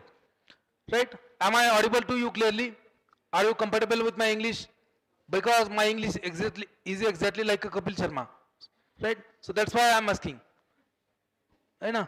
So first year, second year syllabus, they are known as the basic part. Third year, fourth year syllabus, they are known as the applied part. Right? In that you are going to have pharmacology, industrial pharmacy, biopharmaceutics, medicinal chemistry, analysis. Right? There are some other subjects, you can say herbal drug technology, quality assurance, pharmacy practice, research methodology. Right? And biotechnology. Right? Now how to start if you are in a second year, if you are in a third year. Now you have to start with the basics and then you have to go for applied. Why? Because applied subjects are the basis for basics. Basis for the applied, sorry, basic subjects are the basis for applied. If you want to understand industrial pharmacy, biopharmaceutics, so you have to clear about the physical pharmacy and pharmaceutical engineering as well as dispensing. Then only you are going to understand the industrial pharmacy. Likewise that if you want to understand the medicinal chemistry analysis, first of all you have to clear your basics like organic chemistry. Because organic chemistry is the basis for medicinal chemistry analysis, right? So likewise that if you want to understand the pharmacology, so it is based upon the three subjects known as anatomy, physiology, biochemistry and microbiology. If these three are clear to you, you can easily understand the pharmacology. And that's why the designer of syllabus, they have given these subjects in the first year, second year. असं कुठं पाहिले का तुम्ही का पुण्यामध्ये एक university आहे की किंवा नाशिकमध्ये एखादं कॉलेज आहे किंवा मुंबईमधलं एखादं कॉलेज आहे जिथं अॅनाटॉमी फिजिओलॉजी लास्ट इयरला आहे का नाही? का नाही? कारण that is a basic subject and you have to clear that first and then only you are going to understand the pharmacology. 80% pharmacology is based upon the physiology only. If your physiology is clear, you can understand the classification, you can understand the adverse effect, you can predict the adverse effect. There is no need to remember the adverse effect, there is no need to remember the classification. You can classify a drug by your own, there is no need to apply some tricks and mnemonics and all that. Just go through basics. If your basics are clear, as sir respected sir has already told you, if your fundamentals are clear, then doesn't matter how in which way they used to ask question. They may ask you question, alternate question or repeated question or twisting question by twisting and turning, but the concept will lie the same, right? So if your concepts are clear, you are going to get qualified, you are going to get rank in any exam. So try to clear your concepts from reference books, standard reference books, right? So I was there in one college, I asked one student, which book you are referring for anatomy physiology? One of the boys stunned and he told me, sir, we are reading from Carewell publication. So Carewell publication, it was not, म्हणजे मी त्याला म्हटलं मला माहित नाही काय दाखव, तर मला मोबाईलमध्ये फोटो दाखवला पीडीएफचं नोट्स, हँड रिटन नोट्स. म्हटलं तुला आहे ना, मी म्हटलं तुला जर टेक्स्ट बुक मधला फरक कळत नाहीये, तुला जर रेफरन्स बुक माहित नाहीये, तुला नोट्स म्हणजे काय हे कळत नाही, मग तू प्रिपरेशन करूच नको. Right? So you have to prepare from reference books only, because reference book, if you read reference books, you will get a knowledge, and you know that knowledge is the wealth of today, education is the wealth of today's world, and knowledge is the currency. So if you want to survive in this world, you have your pocket should be loaded with the currency, and today's currency is nothing but knowledge. If you have knowledge, you can survive anywhere, right? Now there are some other subjects, okay? So what are these? There are HDT, jurisprudence, biotechnology, quality assurance, pharmacy practice. So you can prepare basics first, then go for applied, and then in between that you can manage that other subject. If you are in a second year beginning, if you are in a third year beginning, okay? At the end of second year, at the beginning of third year, you can apply this strategy for your study. Now if you want to prepare 2-3 subjects parallelly, if you don't have much time, if you want to study smartly, if you are in a third year end, at the beginning of 4th year, if you want to prepare GPAT, so second strategy you have to follow. And what is that? Take a one chapter from basics and find out the interdependent chapters in the applied subject, and read same chapter from chemistry point of view, means medicinal chemistry point of view. Suppose you are studying one chapter from biochemistry known as the carbohydrates. So in that you are going to understand carbohydrates, type of carbohydrates, their classification, their taste, their physical, chemical and optical properties, right? Their diseases, their deficiencies and all that, right? So after that you are going to understand the metabolism, after that different metabolic cycle, and after that you are going to understand different hormones that controls the blood sugar level. Suppose if I ask you one question, tell me the names of different hormones which controls the blood sugar level except insulin and glucagon. Anybody can tell me what are the hormones? Tell me the hormones that control the blood sugar level except insulin and glucagon. Glucagon and insulin सोडून बाकीचे हार्मोनचे नाव सांगा. आहे का कोणी? There are a lot of hormones which regulate the blood sugar level, not only insulin and glucagon, but these two are the major. But example is a growth hormone, so that will regulate the blood sugar level. Cortisol is there, thyroxine is there, your adrenaline is there. So all they are known as hyperglycemic. They will increase the blood sugar level. Insulin and somatostatin, they are the hypoglycemic. They will decrease the blood sugar level. Now if you know how insulin is synthesized, how it is stored, how it is released, how it will increase the utilization of glucose in the body, right? So you can easily understand the diabetic chapter, drugs used in the diabetes. So read carbohydrate first, read absorption, distribution, metabolism of the carbohydrates. If you know insulin, synthesis, storage, release and action, so definitely you are going to able to find out the targets for anti-diabetic drugs. And you can easily classify the anti-diabetic drugs. You can easily predict the adverse effect of anti-diabetic drugs from pharmacology. So read carbohydrates from biochemistry, then go for pharmacology of diabetes, and then read same chapter from chemistry point of view. That means medicinal chemistry point of view.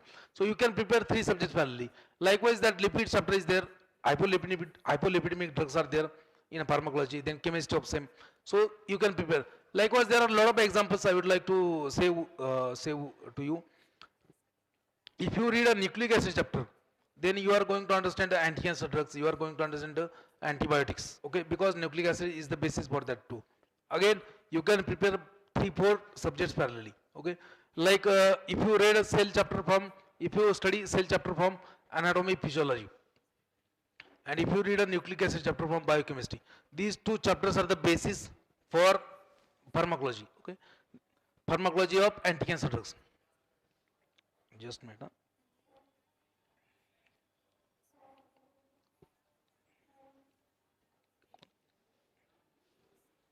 पानी दे रहे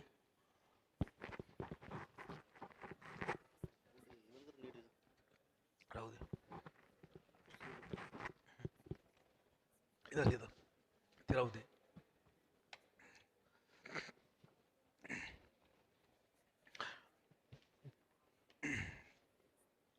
ठीक है. So if you know that biochemistry of nucleic acid, if you know cell chapter from pharmacology, sorry, cell chapter from HAP, so you are going to understand that anti-cancer drugs.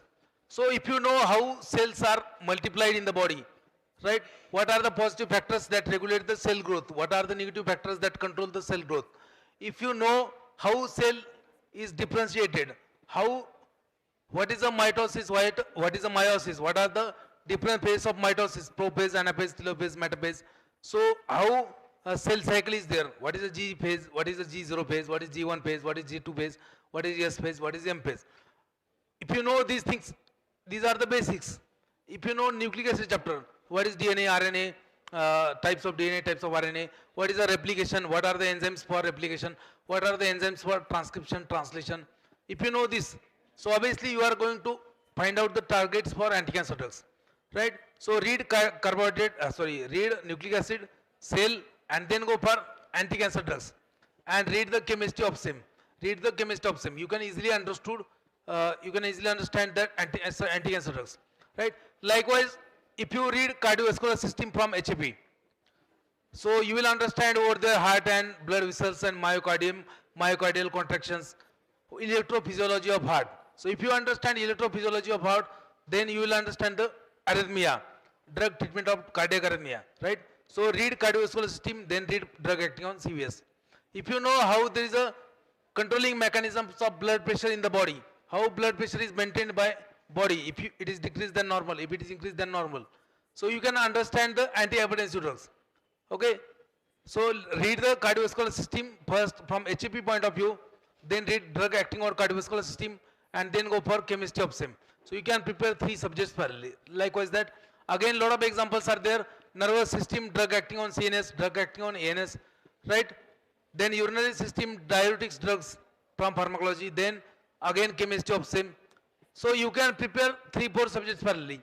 Again there are some kinetic processes like ADME in the biopharm. Biopharmaceutics मध्ये तुम्हाला absorption, distribution, metabolism, elimination आहे. Same thing is there in a pharmacology also. So try to combine it, try to read in a hybrid manner. So there is no need to separately study for ADME in the biopharm. So combine the content. You can smartly study the for GPAT, right? So that's how you can prepare 3-4 subjects parallelly, right? So if you know that surface tension interfacial phenomena from your physical pharmacy, That is the basis for emulsion chapter from industrial pharmacy. So read that chapter first and then go for emulsion. Read colloid chapter first, colloid chapter from physical pharmacy or pharmaceutics, and then go for your suspension. If you understand the colloid, if you know what is lyophilic colloid, lyophobic colloid, association colloid, what do you mean by gold number, what is gold number of gelatin, etc., etc., acacia, albumin. Repeatedly they used to ask, what is the gold number of acacia, gold number of gelatin, what is the gold number of albumin. You may find lot of questions if you check the previous year's papers, right, on this. What is the DLVO theory? So that is the basis for suspension chapter. Okay, so first read colloid chapter from physical pharmacy and then go for suspension. Okay, right? Yes or no? That is the second strategy. Like, if you understand that pharmaceutical engineering, which is the basis for your industrial pharmacy again, right? If you understand the chemical kinetics from physical pharmacy, that is the basis for 50% of your biopharmaceutics. So if you understand this, you have to read basics first and then you have to go for applied. You can go thoroughly subject wise, or you can prepare 3-4 subjects parallelly, right? Now, third strategy is that you can study the questions. I will explain in the upcoming part. But before that, I would like to take your revision also. I would like to cover your MCQs also. Okay. So tell me, what do you mean by blood in one sentence? What do you mean by blood? Blood is a fluid connective tissue. Okay, there was one question in drug inspector exam. One of the following is not a connective tissue, and option was a blood. Other option was from ground tissue, right? So very basic questions they used to ask, right? Now you see, if you take a blood centrifuge, you will get two part of blood. One is a cell fraction, one is a plasma. So cell fraction is a 45%, you might know, and plasma is a 55%. Now what are the different cells present in the blood? Anybody can tell me? You might know RBC, WBC and platelets. So RBCs are also known as erythrocytes, WBCs, leukocytes, platelets, thrombocytes, right? Now what are the hormones that control the production of WBC, RBC and platelet? Tell me, which hormone will regulate the production of RBC? Erythropoietin. For WBC? Nobody knows. Nobody knows, I know. Tell me the name of hormone which will regulate the production of WBC. Tell me the hormones which will regulate the production of platelets. Platelet is a thrombopoietin, and for erythrocyte is erythropoietin. Now erythropoietin is produced by erythropoietin is produced by which organ? Yes, kidney. She is correct. Kidney. It is a hormone of kidney.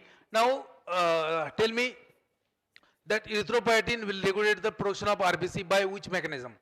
So your options are like this. Positive feedback mechanism. Option B is a negative feedback mechanism. Option C is a direct stimulation. Option D is the all of the above. So what will be the answer?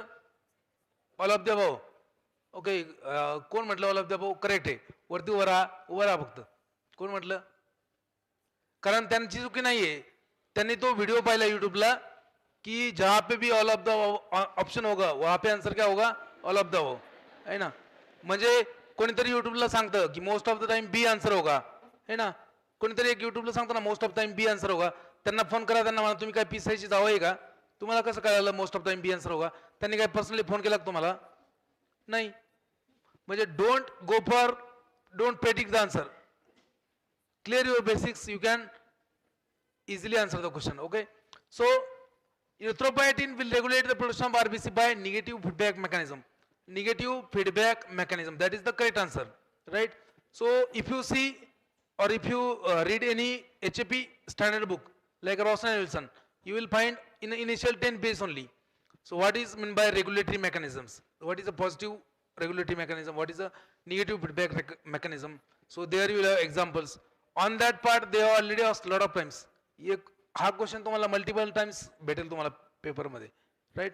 Now tell me, all these blood cells are produced in the bone marrow, you might know, right? You might know about this. These cells are produced in the bone marrow, right? What is the hormone that controls the production of WBC? Anybody knows? You might have heard terms like GCSF, GMCSF. Do you know what is GCSF? Capital G, capital CSF. That is a granulocyte colony stimulating factor. GMCSF means granulocyte monocyte colony stimulating factor. So these are the hormones that regulate the production of WBC, right? So thrombopoietin is for platelets. Now what is the role of RBC? What is the role of WBC? What is the role of platelets? Anybody can tell me what is the role of RBC? You might know. To carry the oxygen, to supply the oxygen to the all over body, right? But in a RBC you will have hemoglobin. Actually hemoglobin will carry the oxygen, not RBC, right? So what is the molecular weight of hemoglobin? Asa question आलेला आहे. Yes, anybody? Molecular weight of hemoglobin. What kind of drug binds to hemoglobin? If you check the GPAT 2023 paper, 24 paper, questions was there in a GPAT exam. So following drug will not bind to RBC and will not cause hemolytic anemia or hemolysis. Such kind of questions they are asked frequently, right? So you should know hemoglobin is a. चला मी क्वेश्चनच cover करतो तुमचा. असा मी question विचारतो तुम्हाला. hemoglobin is option A simple protein, option B complex protein, option C lipoprotein, option D metalloprotein. काय असणार आहे? Yes, it is a B precise over there. बघा तुम्ही इन अ hemoglobin what you have iron, so it is a metal, so it is a kind of metalloprotein. Hemoglobin is a metalloprotein, right? What is the molecular weight? Around 67,000 Dalton. You should know this, okay, right? Now they have already asked one question from that hemoglobin also. One molecule of hemoglobin will carry how many number of oxygens? You might know. Yes, kiti 4 oxygens. Why? Nobody knows. Because you are just practicing the previous year questions, or you are just attending the mock test. तुम्हाला कोणीतरी सांगतं की हा question आलेला आहे तेवढा करा. But you have to go in a deep. What is the reason behind that? Right? So if you go and see the structure of hemoglobin, there are 4 globin chains, there are 4 heme units. So every heme unit will bind 1 oxygen. So one molecule of hemoglobin will carry 4 oxygens. And there is also role of valency of pairs. Right? So you have to go in the deep.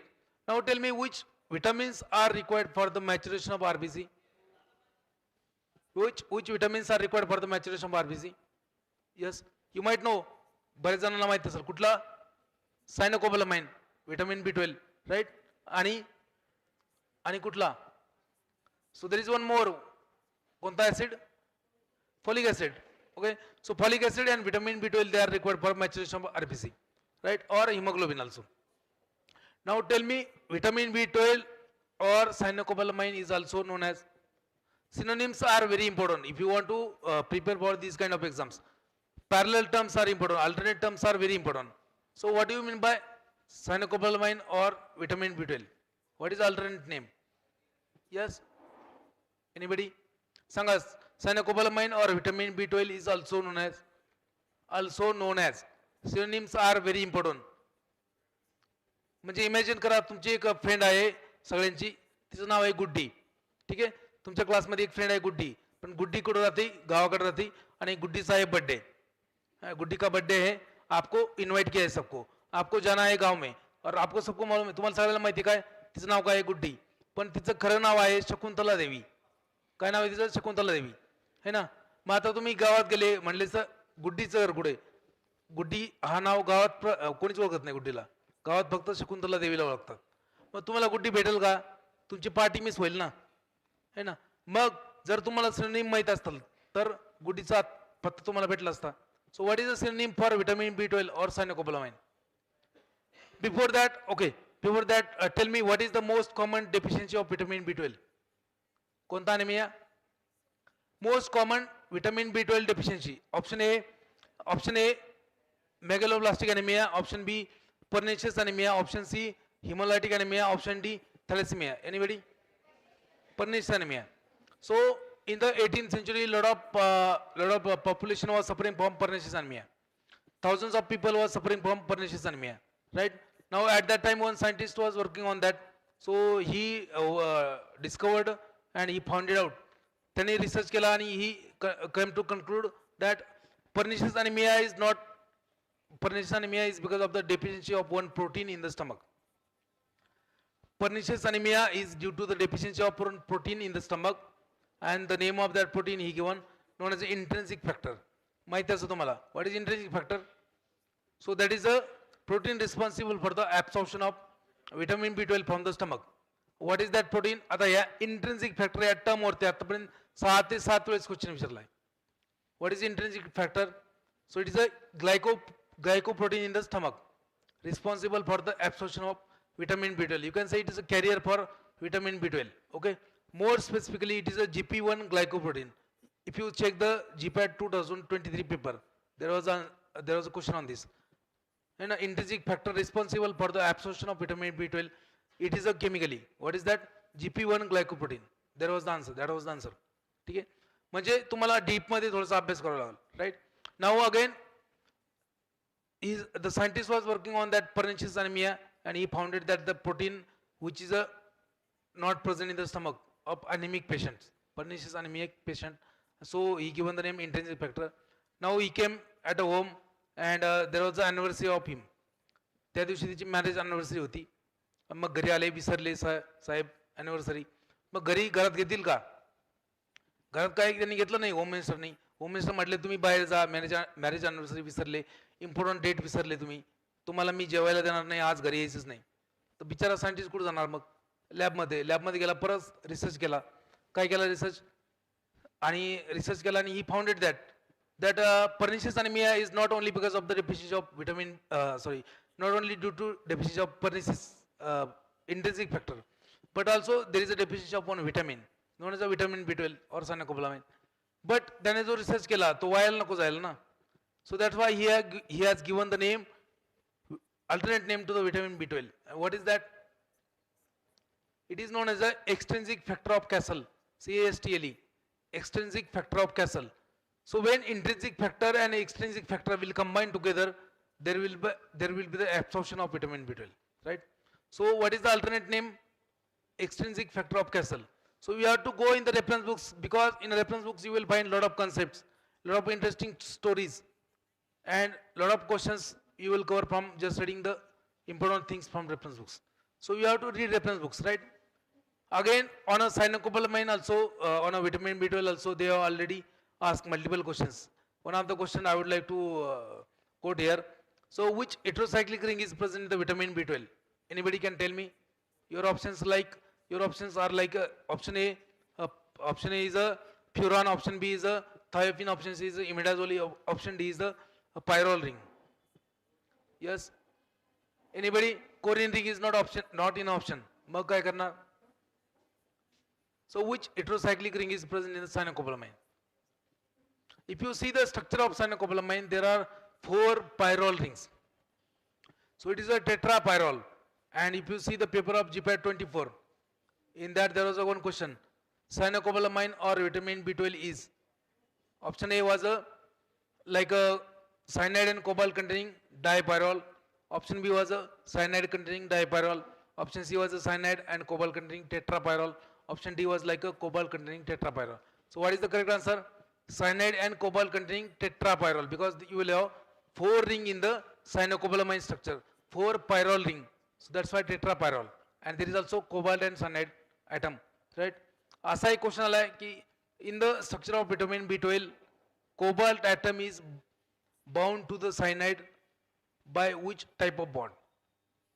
Option A is a ionic bond, option B is a hydrophobic interaction, option C is a covalent bond, option D is a coordinate bond.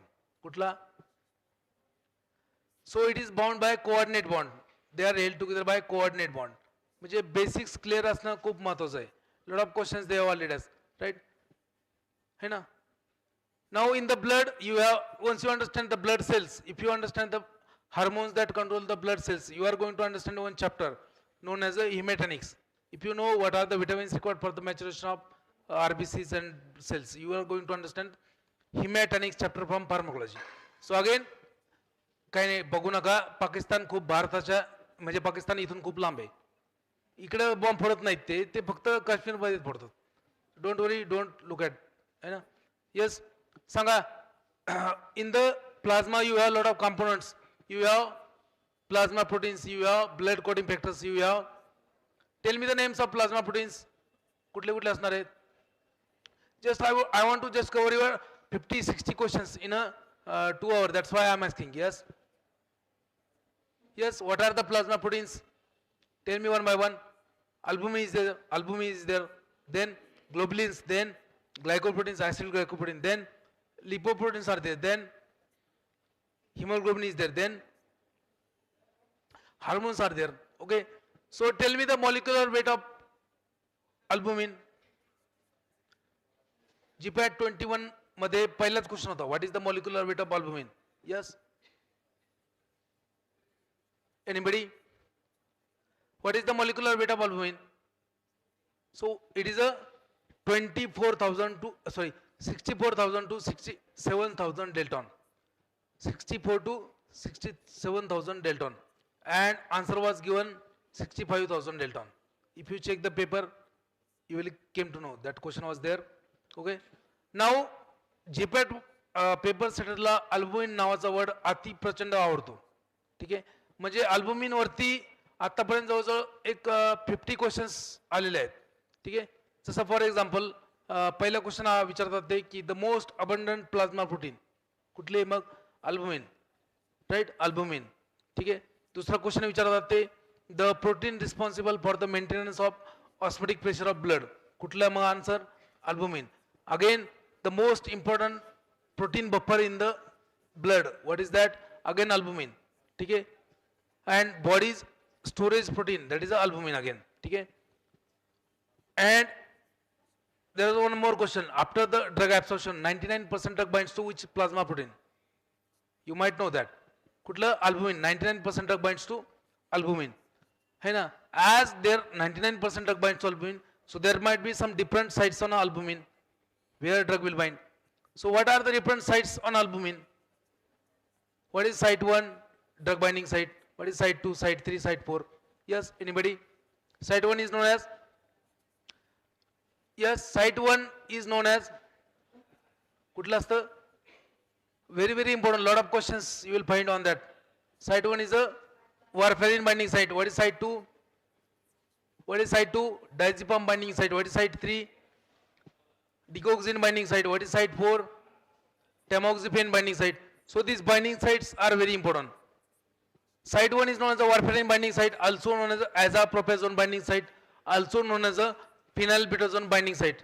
Now at a site 1, lot of drug binds, all NSAIDs, all anti-epileptic drugs, all phenothiazines, all sulfur drugs, all antibiotics, most of the anti-cancer drugs bind to site 1 only. So that's why site 1 is a mostly prone to drug-drug distribution type of interaction. Now site 2 is known as a diazepam binding site, site 3 is a digoxin or digitoxin binding site, site 4 is a tamoxifen binding site. आता बघा याच्यावरती multiple times question आले. What is site 1, site 2, site 3? If you check the database of previous year question paper, not only in a GPAT, but also in a NIPER, drug inspector, pharmacist, all these exams, very very important. है ना? Right? Match the following type of questions they have already asked. Match the following sites on albumin with their respective drug binding. मग तुम्हाला ते एक column मध्ये site देणार, site 1, site 2, site 3, site 4 आणि समोर example देणार.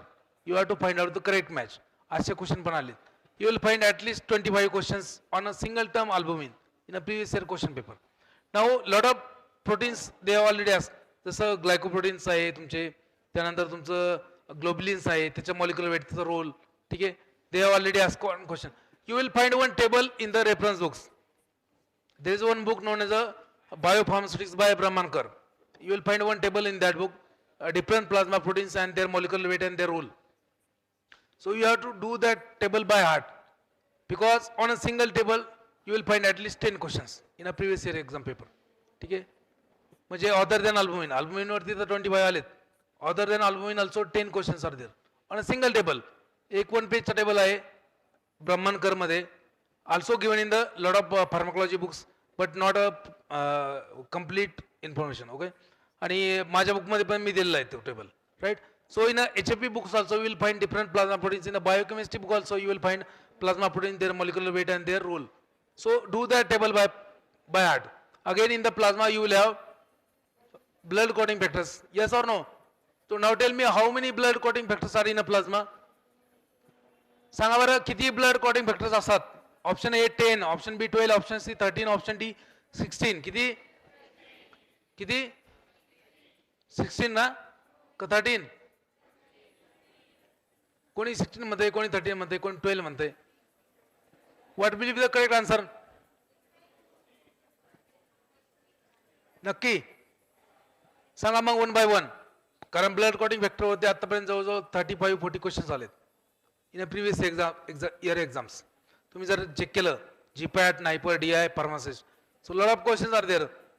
You have to be clear about these clotting factors. What is the blood clotting factor number 1? आपण बघूया ना किती आहेत. What is the blood clotting factor number 1? कोणता जेन? Fibrinogen. Factor number 2 prothrombin. Fact number 3 ज्यांना माहित नाही त्यांना लिहून घ्यायचंय. Fact number 3 thromboplastin, also known as a tissue factor. Fact number 4, fact number 5, labile factor, also known as a. सांगितलं synonyms are important. Synonyms सांगितलं गुड्डीला आठवायचं. गुड्डीचं एक्झाम्पल आठवा. Synonyms are important. What is the synonym of that? Fact number 5, labile factor or proaxaltin. What is the factor number 6? Fact number 6 कुठला आहे? Stable नाही आहे, unstable आहे तो. हा सांगा. Fact number 6 is not a stable, unstable आहे. सांगा. यस. फॅक्ट नंबर 6 कुठला आहे? Most of the books they are not mention fact number 6, but there is a fact number 6. What is that? It is a active factor of factor number 5. What is factor number 5? As I told you, it is a proaxaltin. So factor number 6 is a axaltin. What is the factor number 7? Stable factor, also known as सांगितलं synonyms are important. Proconvertin. What is the factor number 8? Factor number 8, blood clotting factor number 8. Yes, anybody? Anti-hemophilic and hemophilic factor A, and also known as a PTC. What is the blood clotting factor number 9? Christmas factor, also known as a anti-hemophilic factor B. What is the factor number 10? Sword power factor, right? What is the blood clotting factor number 11? Yes, anti-hemophilic factor C or PTA, right? Factor number 12, Ekman factor, also known as synonyms. म्हटलं ना मी आधी सांगितलं synonyms are important, parallel terms are important, alternate terms are important for exam. Yes, कारण you have limited syllabus, you have limited chapter, they are going to ask you question from same area, so they have to twist and turn the question, right? Yes, anybody? What is the alternate name for alternate name for blood clotting factor number 12? If you take a blood on a slide, glass slide, and if you stir that with a capillary, what will happen? After some time, 2-3 minutes, your blood will coagulate. So tell me the name of that factor. काय म्हणतात त्याला? Blood clotting factor number 12. आता मी सांगितलं तुम्हाला ग्लासचं example दिलं, glass slide, capillary. मग त्याच्यावरनं तुम्हाला at least you should be able to guess the answer. What is that? It is a glass factor, which is very much common in the boys. Yes or no? है ना? आणि ज्यांना माझे joke कळत नाही मग त्यांना आपण नाबालिक म्हणतो. है ना? नाही कळत ना? Yes. What is the factor number 12? Glass factor, also known as a contact factor. Contact factor. Synonyms are important. What is the factor number 13? Fibrin stability factor, also known as own Willebrand factor. वाह, हुशार आहे वाटतं कार्यकर्ता. ठीक आहे. Von Willebrand factor correct आहे. It is a correct. Von Willebrand factor. What is the factor number 14? Factor number 14 कुठला असतो? What is the blood clotting factor number 14? सांगा. Blood clotting factor number 14. It is known as a prekallikrein. Factor number 15 is known as a kallikrein and factor number 16 is known as a high molecular weight kininogen. So how many clotting factors are there? 16. But most of the books they have mentioned only 13 blood clotting factors. If you see, but there are 16. आता हे 16 कुठं आहेत मग? If you see the pharmacology and pharmacotherapeutics by Satuskar Vandalkar, you will came to know there are 16 blood clotting factors. And in actual practice we don't know how many are there. भरपूर आहेत blood clotting factors reported आहेत 16, but there are a lot of factors. है ना? What are these blood clotting factors? Again, they are the protein, they are the glycoproteins. They are inactive glycoprotein in the plasma. They should be activated. If you know these blood clotting factors, है ना. आता बघा question कसे आलेत. Question number 1 म्हणजे blood clotting factor number 1 at least 5 times you will find in the exams. More than 5 times, मी तर 5 म्हणतोय, complete 10 times पुढे जास्त असणार आहे. Blood clotting factor number 2 again multiple times. Factor number 4 multiple times. Factor number 9, 8, 9, 10 you will find consistently in the last 4-5 years paper. Factor number 12 विचारलेला आहे multiple times, 10 विचारला आहे, 13 विचारला आहे. ठीक आहे. आणि GPAT 2022ला आणि त्याच्या आधी पण क्वेश्चन असे विचारलेत, what are the vitamin K dependent blood clotting factors. Anybody can tell me what are the examples of vitamin K dependent blood clotting factors. Yes, tell me the names of vitamin K dependent blood clotting factors. Fact number 2, then fact number 5, then 7 and 9. So there are only 4 which are vitamin K dependent blood clotting factors. Now if you know why vitamin K is required for the activation of these blood clotting factors, you will understand the mechanism of action of warfarin. So what is the mechanism of action of warfarin, which is an anticoagulant? Yes, anybody? सांगा बरं मला. If you know why vitamin K is required for the activation of these blood clotting factors, you will understand the mechanism of action of warfarin. Warfarin. Yes, anybody? So there is a activation of these blood clotting factors by one enzyme known as a vitamin K epoxidase. So vitamin K is oxidizer. तो झोपलाय का? झोपलाय का? खाली का बघतो? Lecture समोर चालू आहे, कीर्तन समोर चालू आहे, बाबा समोर बसलेत, तू खाली बघतोय. खाली बाबा आहेत का? नाही, बाबा समोर आहेत. ठीक आहे. यस, बोला. Why there is a activation required vitamin K? Because in a oxidation of vitamin K, नाही काय अर्थ नाही. चला, vitamin K is oxidized to vitamin K epoxidase. Vitamin K is oxidized by vitamin K epoxidase enzyme to vitamin K epoxide derivative. Then again it is reduced to vitamin K. So that reaction is coupled with the gamma carboxylation of glutamic acid residue on a blood clotting factors. That is a factor number 2 and all that, you know, 5, all that 4. So that reaction is coupled with the activation of vitamin K, activation of blood clotting factor and vitamin K oxidation, right? That's why vitamin K is required for the activation of these blood clotting factors. Now what is the mechanism of action of warfarin as an anticoagulant? काय असणार आहे? It inhibits the vitamin K epoxidase enzyme selectively. So vitamin K epoxidase inhibitor. That is the mechanism of action of warfarin, right? So if you know these basics, you can understand the anticoagulant. Again, that's why there is a antidote of warfarin poisoning. काय असणार आहे? What is the antidote for warfarin poisoning? Vitamin K. Why? Because vitamin K is required for activation of blood clotting factors, right? So if warfarin poisoning is there, so blood will not be coagulated. There will be bleeding. So to decrease that bleeding, to counteract the warfarin, vitamin K is used. Vitamin K oxide is used. Oxide form is active. Not only vitamin K. Specifically oxide form is active, right? So that is used and then blood will be coagulated. Okay. Now if you know, आता इथे एक term वाला antidotes. So antidotes are very, very important. If you see the any paper, you will find at least 2 questions from antidote. So last year there was a central government drug inspector exam, and in that paper they were asked 4 questions just from single table. So such kind of tables you have to find out, such kind of charts you have to find out from reference books, which are very, very important, right? Now tell me, what is the antidote for your diazepam poisoning or benzodiazepine poisoning? Antidote for benzodiazepine poisoning. Yes, flumazenil. Epinephrine is not aware, you have to note down. ज्यांना माहित नाही त्यांनी लिहून घ्यायचंय, है ना? What is the antidote for organophosphate poisoning? Pralidoxime. What is the antidote for carbamate poisoning? Carbamate poisoning मध्ये काय? Because insecticides are of 2 types, organophosphate and carbamates. So for organophosphate you have pralidoxime. that is a 2 form. Then for carbamate, तुमचा favorite कुठला pin? Atropine. Atropine is a antidote.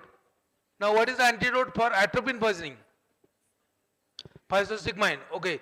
Then what is the antidote for physostigmine poisoning? Yes, anybody?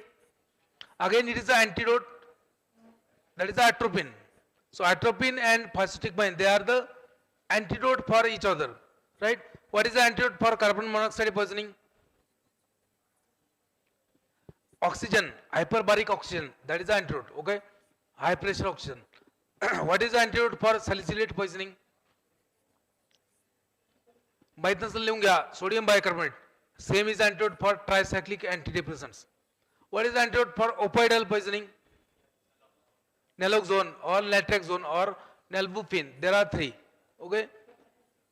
What is the antidote for your methotrexate poisoning? What is the antidote for your cyclophosphamide poisoning? What is the antidote for methotrexate? त्याच्या mechanism मध्ये आहे बघा. What is the methotrexate? Anti-cancer drug, which is a folic acid antagonist. So what will be the antidote? Folic acid or folinic acid. That is antidote. Now tell me, what is the antidote for cyclophosphamide poisoning? Before that, tell me what is the major adverse effect of cyclophosphamide, which is also anti-cancer drug. Yes, hemorrhagic cystitis. He is correct. Hemorrhagic cystitis. Now what is the antidote for that? Or what is the drug used in the hemorrhagic cystitis? Mesna. What is the long form of Mesna? MESNA. What is long form? Yes. Sodium salt of mercaptosuccinic acid. That is the Mesna. But why Mesna will decrease the hemorrhagic cystitis caused by cyclophosphamide? Yes. Anybody? Mesna is the correct answer. But what is the logic behind that? Ka use करायचा? Or what is the metabolism of cyclophosphamide? काय होतं? Which is the toxic metabolite? Which metabolite of cyclophosphamide will cause hemorrhagic cystitis? आता हा question multiple time चाललाय. If you check the previous year GPAT paper है ना, आता GPAT 2020 ला पण आलेला आहे. See, cyclophosphamide is metabolized in the body to the 3 metabolites. One is the aldophosphamide, which is the active metabolite. Okay. Then another metabolite is the nitrogen mustard. Okay. And third metabolite is a toxic metabolite known as the acryloin. Okay, acryloin, and that is a toxic metabolite that causes the hemorrhagic cystitis. And to counteract that, Mesna is drug. So it is a chelating agent. So you have to read in a depth. So what is the antidote for other, for example, मलाच आठवत नाही आता, मी विसरलो कारण मी तर दुसरीकडेच गेलो आपण. ठीक आहे. So that antidote table is important. So we'll find such kind of tables in the reference books. Lot of tables are there, right? So again, so if you understand blood, then you are going to understand coagulant, anticoagulant, thrombolytics, hematinics. So read the same from chemistry point of view. So read blood, then go for drug acting on blood, then go for chemistry of same, right? So read nervous system, drug acting on CNS, then chemistry of same. Okay. So a lot of examples I can take, but okay. Now again one more questions from student side. How to remember the classification? Sir, we have a lot of classification in the pharmacology. So classification भरपूर आहेत. Classification based upon the mechanism of action, classification based upon the duration of action, classification based upon the generations, classification based upon the therapeutic point of view, chemical classification. So how to remember the classification? तुम्ही कुठेतरी ऐकलेलं असतं की classifications are very very important. ठीक आहे, just minute थोडंसं पाणी पिऊ दे मला.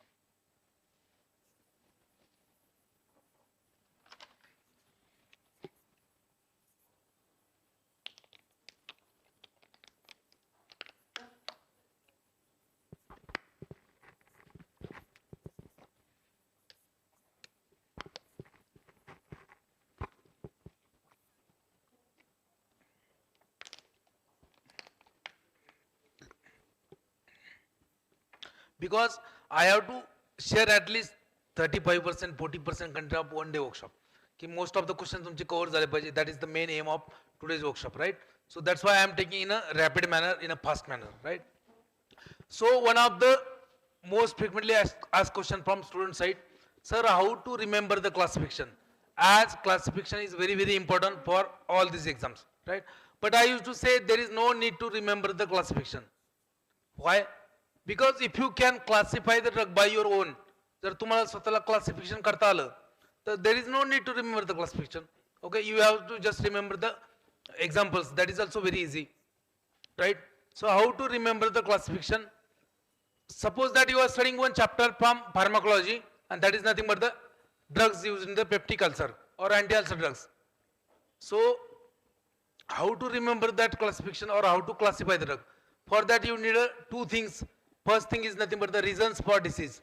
If you know what are the reasons for that disease, and if you know the physiology, you will able to find out the targets, and one target will give you one class. How I will explain. Before that, tell me, what do you mean by peptic ulcer? So any lesion or any wound or any removal of mucus or protective layer of your stomach, that is ulcer. But ulcer can happen anywhere. It can happen on a skin, it can happen on a mouth, in a mouth, also in a GIT. So if ulcer is in a stomach, known as a peptic ulcer. If ulcer is in a intestine, known as a duodenal ulcer, right? Now suppose that you have ulcer in your stomach. What do you can do with that ulcer? तुमच्या पोटामध्ये ulcer आहे, आपल्याला काय करता येईल? पहिली गोष्ट काय करता येईल? You have to prevent that ulcer from further growth, है ना? Now before that, tell me the reasons for ulcer. What are the reasons for peptic ulcer? Most important reason is a excessive acid formation or hyperacidity, right? Second reason काय असणार आहे? What is the, yes, any kind of infection? What kind of infection?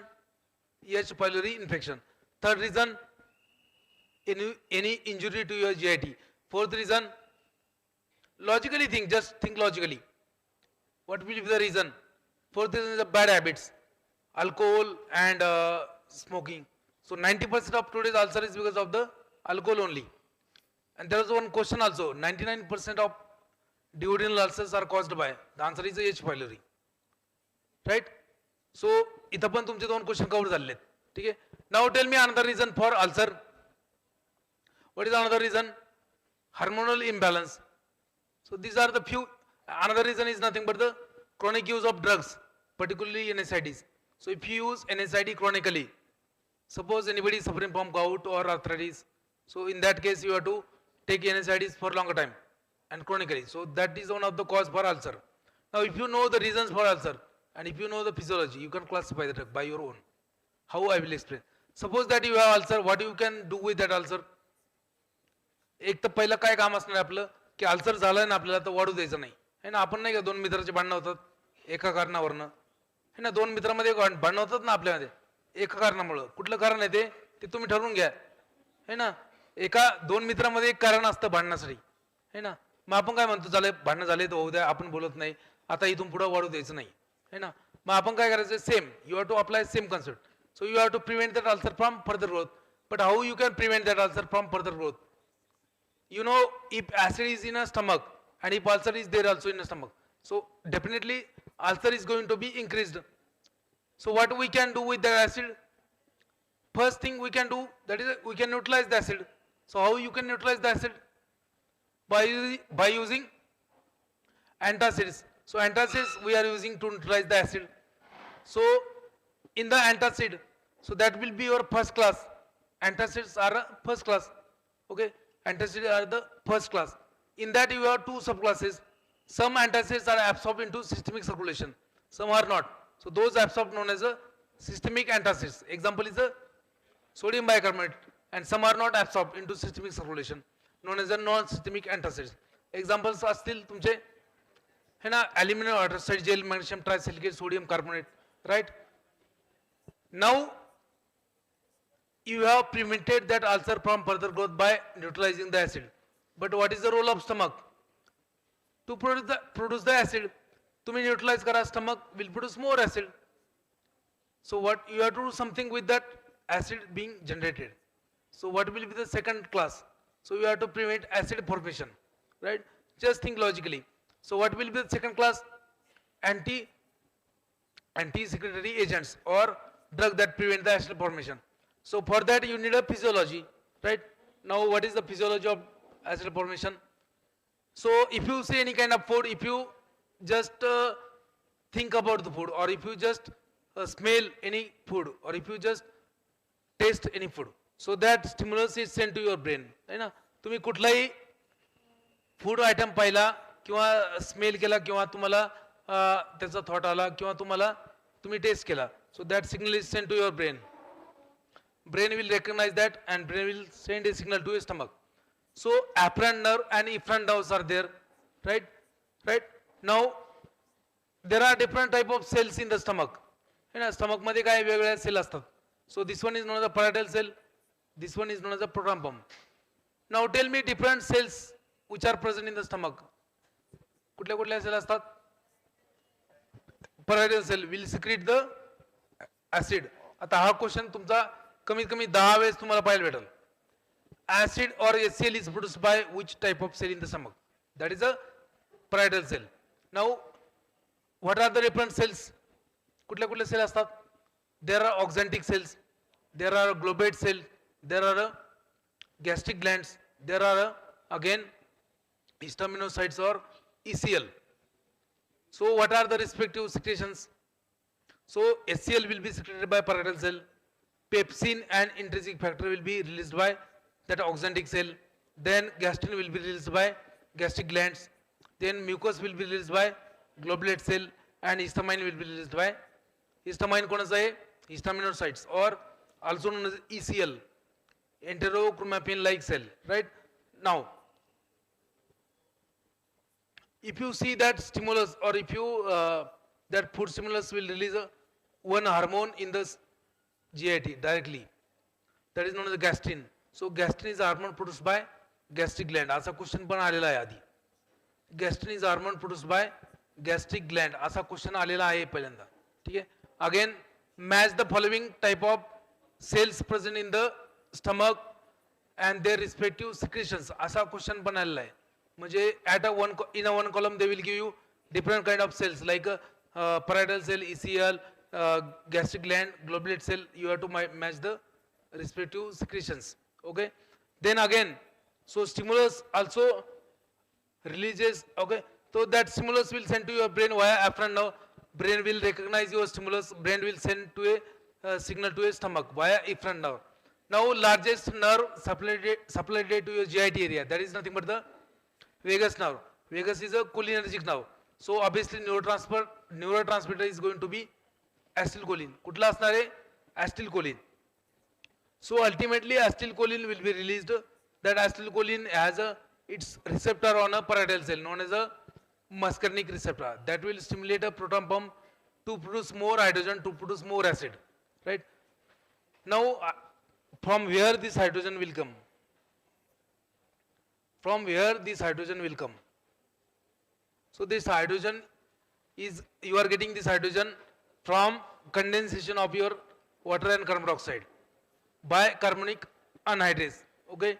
So to produce a bicarbonate will be broken down into hydrogen ions and carbonic acid. So that hydrogen will be exchanged by potassium, with the potassium by proton pump. म्हणजे hydrogen मधला hydrogen will be exchanged with the potassium by a proton pump, and this hydrogen will combine with the chloride to form a HCl. That's how acid is made. But this acetylcholine will stimulate the proton pump via muscarinic 3 receptor. त्याच्यावरती पण question आलाय, which muscarinic receptor is present in the stomach, that is the M3. So M3 stimulation leads to more production of hydrogen, more production of acid.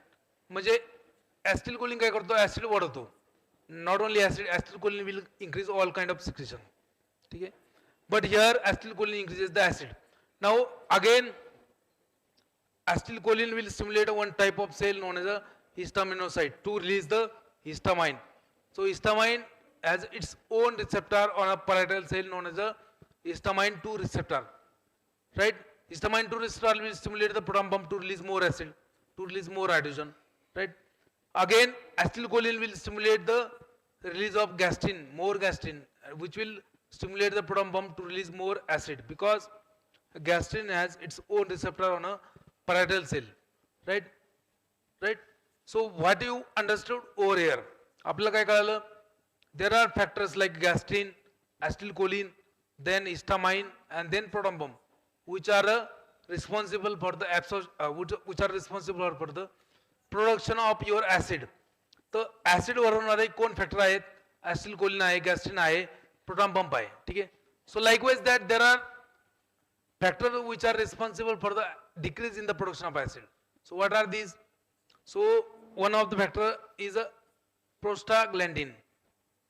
So prostaglandin will inhibit the proton pump, will decrease the acid formation. There is one more factor known as somatostatin. So that will also decrease the acid formation by inhibiting the proton pump. Now just by studying physiology you came to know that there are 4 factors which increases the acid. There are 2 factors which decreases the acid. Now what we have to do? We have to prevent the acid formation because we are suffering from ulcer. So how you can prevent? So just block those factors which increases the acid. J acid वाढवणारे factor आहेत त्यांना आपल्याला काय करायचं? Block करायचे. जे acid कमी करणारे factor आहेत त्यांना काय करायचं? आपल्याला सपोर्ट करायचंय है ना. You have to support them. Now these are nothing but your classes. These are nothing but your targets. So first target will be acetylcholine. तर बघा मग अँटी सिक्रेटरी एजंट्स मध्ये काय मग पहिला class acetylcholine increases the acid, so block him by using anticholinergics. So first class will come there. So anticholinergics. What are the examples? Examples are nothing but the atropine, propanthalin, pyranzapine, telenzapine, dicyclomine. So all these are the anticholinergic drugs. So they will inhibit the acid formation. Right? That is one class. Second target is nothing but the histamine 2 receptor. What it will do? It will increase acid formation. So we have to block him by using H2 receptor blockers. Example is a DINs, cimetidine, ranitidine, famotidine, nizatidine. That is the second class. Now third target काय असणार आपला? Third target is nothing but the proton pump. Right? Third target is nothing but the proton pump. So काय करतो proton pump? Acid वाढवतो. So you have to inhibit it. How you can inhibit? By using proton pump inhibitor. That is the third class. Examples are, you might know, omeprazole, pantoprazole, है ना, then isomeprazole, dextromethazole. So all these are the examples, right?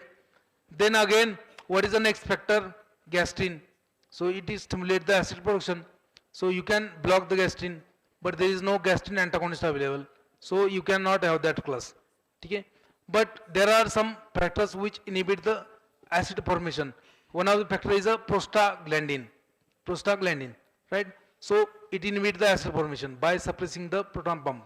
So support him by using, how you can support the prostaglandin? By using its analog or similar drug. So PG analog, there is a next class. Right? PG analog will be next class. So examples are misoprostol, lansinoprost, carbaprost, benzaprost. These drugs, they are a PG analog. Now one more factor is there, that is a somatostatin. So somatostatin will decrease the acid formation. So you have to use its analogs, or you have to support the somatostatin. How you can support? By using somatostatin analog. That is the next class. What is the example? Yes, anybody? Sanga, anybody can tell me the example of somatostatin analog? Yes. चला जो मला answer सांगाल ना त्याला मी माझं book gift देईल. ठीक आहे, free of cost. Yes, atorvastatin. वा, छान. Atorvastatin is an example of statins. So what is the example of that somatostatin analog? That is a octreotide. Octreotide. आता याच्यावरती क्वेश्चन मल्टिपल टाइम्स आलेला आहे. ठीक आहे, मल्टिपल टाइम्स आलेला आहे. Right? So in the first class we have seen antacids. In that you have seen 2 subclasses. In the second major class we have seen the 5 subclasses. That is the anticholinergics, then histamine 2 receptor blockers, then PPIs, then PG analogs, then somatostatin analog. Now let's come to the reasons again. One of the reasons for ulcer was a H. pylori infection. बरोबर ना? So H. pylori infection है ना? So now tell me, if you तुम्ही सगळ्यात आवडता पदार्थ मुलींचा कुठला असतो? पाणीपुरी. तर पाणीपुरी तुम्ही खातात है ना, आणि तो भैया जोपर्यंत त्याच्यामध्ये पूर्ण असा हात बुडवत नाही तोपर्यंत टेस्ट येत नाही ना पाणीपुरीची, है ना. आणि in case most of the time Panipuri will not hurt you. Panipuri will not hurt you. But suppose Bhaiya is very hygienic, then Panipuri will hurt you. You may have stomach pain or you may have diarrhea also. Now why? But most of the time Panipuri will not hurt you. Though Panipuri have E. coli, Salmonella, Shigella, your amoeba, most of time will not hurt you. Why? Because you have acid in the stomach. What is the pH? 1 to 3. So at that pH most of the bacteria are destroyed. Now tell me why this H. pylori is able to survive in the stomach and why this H. pylori can cause ulcers. मग बाकीचे bacteria जर मरतात है ना, salmonella मरतो किंवा तुमचं E. coli मरतात किंवा सिजेला मरतो, अमिबा मरतो most of the time. Mug H pylori असा हा मेला मुर्दा काय करतो, का जिवंत राहतो ऍसिड मध्ये आणि अल्सर करतो. Why this H pylori is able to survive in the stomach? Yes anybody? महिला मंडळ सांगा. यस. ऍसिड तर मरायला पाहिजे ना मग. If there is acid environment then it should die. Why that H pylori is able to survive in the stomach? Gram. मग त्याचा काय संबंध आहे ग्राम पॉझिटिव्ह ग्राम निगेटिव्हचा? म्हणजे ऍसिड तर ऍसिड, तुम्ही ऍसिड जर तुमच्या हातावर घेतलं तर तुमचं पूर्ण स्किन जळते. बॅक्टेरिया काय चीज आहे? Yes. What is the main reason behind that? that H. pylori has one enzyme that produces one enzyme known as a urease. Urease, जसं तुमचं असतं ना protease, that will break down the protein. Lipase will break down the lipids. So likewise that nucleic acid, that urease will break down the urea. So this H. pylori produces the urease, which will break down the urea, convert urea into ammonia from the mucus. So in the surrounding of that bacteria, there is a release of ammonia. And what is ammonia? You know that is a base. So ammonia will neutralize the acid in the surrounding of that bacteria. And that's how that bacteria will survive in the acid and will causes the ulcer. So 99% of duodenal ulcers are caused by H. pylori. Now if ulcer is because of the H. pylori, then जर अल्सरचं कारणच H. pylori असेल तर मग by using antacids, what you are doing? You are preventing the ulcer from further growth. By using second class also you are doing same thing. If the reason is a H. pylori, then you have to kill that H. pylori. How you can kill? By using antibiotic. So what will be your next class then? Anti-H. pylori antibiotics. So आला नवीन class. What are the examples of? सांगा कोणतं सिलिन? Amoxicillin. कोणतं सायक्लिन? कुठला सायक्लिन? टेट्रासायक्लिन्स. कोणता मायसिन? कोणता मायसिन? काही जण लिहून घेतील KONTAMYCIN. कोणता मायसिन? अरे मी तुम्हाला विचारतोय कोणता मायसिन? क्लॅरिथ्रोमायसिन. राईट, क्लॅरिथ्रोमायसिन. कुठला मायसिन? क्लॅरिथ्रोमायसिन. कुठला झोल? Metronidazole. So these are the examples of anti-H. pylori antibiotics. Clarithromycin, tetracyclines, amoxicillin, then metronidazole, right? So all these are the anti-H. pylori antibiotics. There is one more compound known as a CBS, colloidal bismuth substrate, that is also having anti-H. pylori activity. Now, by using antacids, you have prevented ulcer from further growth. By using anti-secretory agents, you have done same thing. By using antibiotics, you have eradicated that H. pylori. But ulcer is in your stomach. तुमच्या पोटामध्ये ulcer आहे की नाही? तुम्ही काय केलंय? फक्त वाढवण्यापासून वाचवलंय किंवा तुम्ही काय केलंय? रूट कॉज एलिमिनेट केलाय. You have eliminated the root cause. But what about the ulcer which is present in the stomach? You have to heal that ulcer. Yes or no? You have to heal that ulcer. Now, if you want to heal that ulcer, what do you need? you need a ulcer healing agent. So that will be your next class. Ulcer healing agents. What are the examples? The example is nothing but the glyceric acid or carboxolone. That will help to heal the ulcer. But during the healing process will take a time. एक 8 दिवस 10 दिवस लागतील है ना. मग तोपर्यंत तुम्ही जेवण करणार नाही का? करणार आहात. मग जेवण जसं दिसलं आपल्याला किंवा जेवण आपण जसं केलं ऍसिड वाढणार आहे, ऍसिड बनणार आहे, मग अल्सर वाढणार आहे, right. So what you have to do? You have to protect that ulcer. Yes or no? You have to protect that ulcer. So what will be next class? Ulcer protectives. What are the examples? Sucralfate. Right? So if you know the reasons for disease, if you know the physiology, you can classify the drug by your own. मग बघा आता किती classes झाले? Sorry.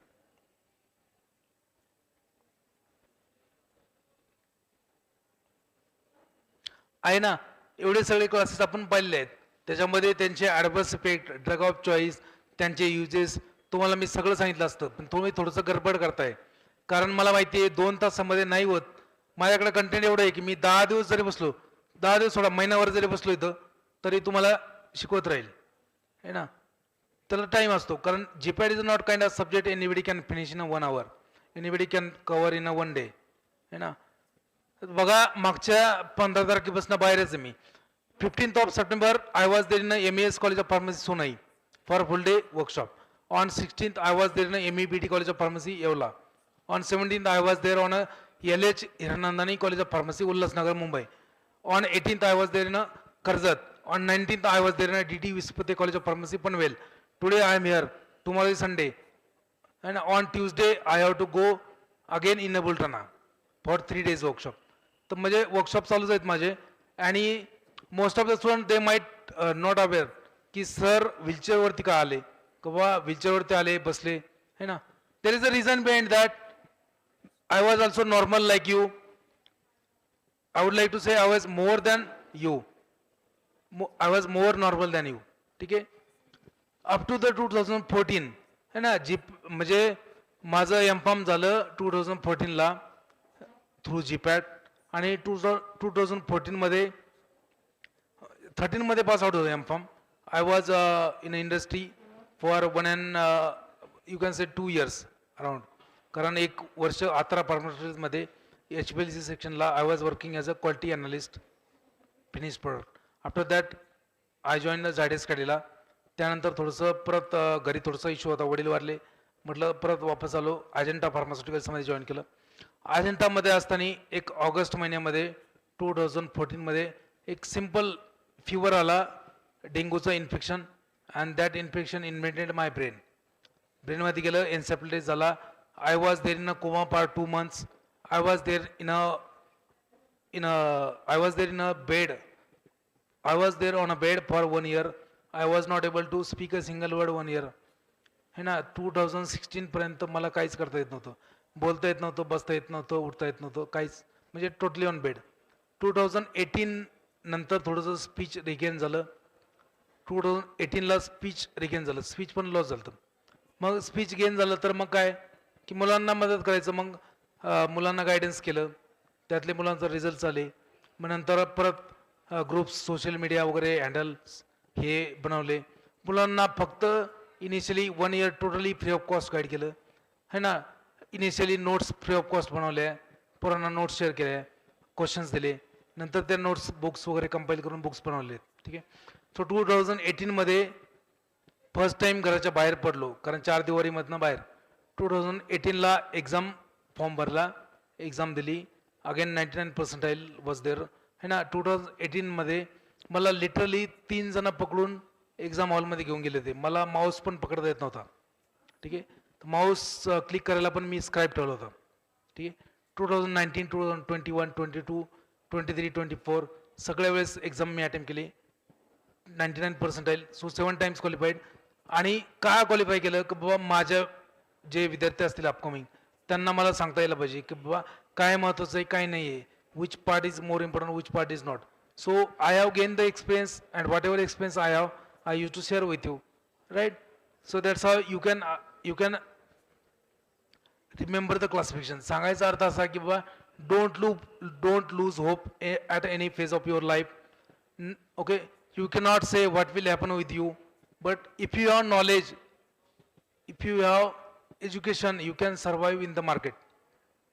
आता माझं म्हणजे continuously schedules माझे book आहेत, म्हणजे वेळच नाही.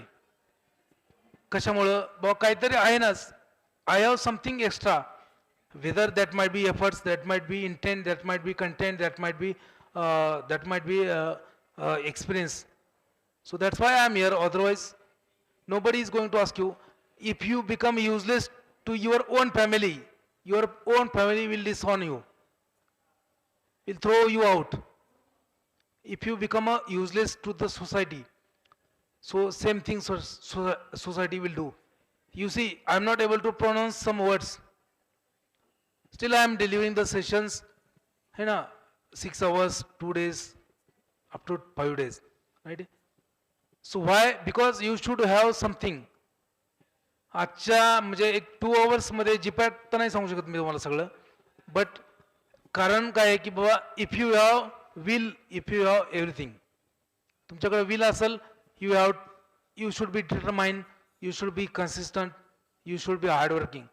Doesn't matter if you belongs to rural area or all that. Your principal sir have already told you about your success rate of GPAT, है ना.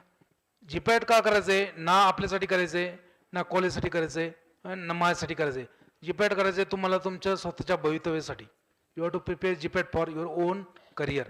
If you have prepared GPAT well, you will get government jobs also, है ना. So that's why you have to prepare. And how to prepare, I am here to explain you, right? So lot of classification you can remember, or you can classify in this way. You can classify antihypertensive drugs. Okay, it will take around 1 hour to explain because you have around 50 classes including diuretics, right? So I will not take that, will be taken by somewhere some other day if I come to your college for full day workshop, 2-day workshop, right?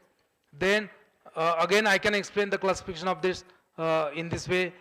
Classification of anti-cancer drugs, classification of your antibiotics, lot of classification I can explain in this way. Okay, but I will skip that part. So you might know the weightage of different subjects. So they are going to ask you 38 questions from statistics part, they are going to ask you 38 questions from chemistry part, 38 questions from pharmacology, 10 questions from cognosy, 11 questions from other subject. That will cover your respective marks over there. I have written. Now actually this part you should know, but you are not reading the information brochure. ठीक आहे, कुठल्याही information brochure वाचत नाहीत, मग नंतर phone करणार sir weightage काय आहे, किंवा सर माझा फोटोज अपलोड होत नाही मी काय करू, है ना. ॲप्लिकेशन फॉर्म भरता वेळेस मला फोन करतात, सर माझा फोटो अपलोड होत नाही मी काय करू, मग मी त्याला म्हणतो तू आत्महत्या कर. There is no other option than you, है ना. मग आत्महत्या करायची पर्याय नाही तुला, तर तुला इन्फॉर्मेशन ब्राउचर वाचायचं नाहीये, तिथं फोटोची साईज दिली, क्रॉप करायचं सांगितलंय, बॅकग्राऊंड काय पाहिजे सांगितलंय, तिथं तुला साईन कशी पाहिजे ते सांगितलंय, तुम्ही वाचत नाही ना.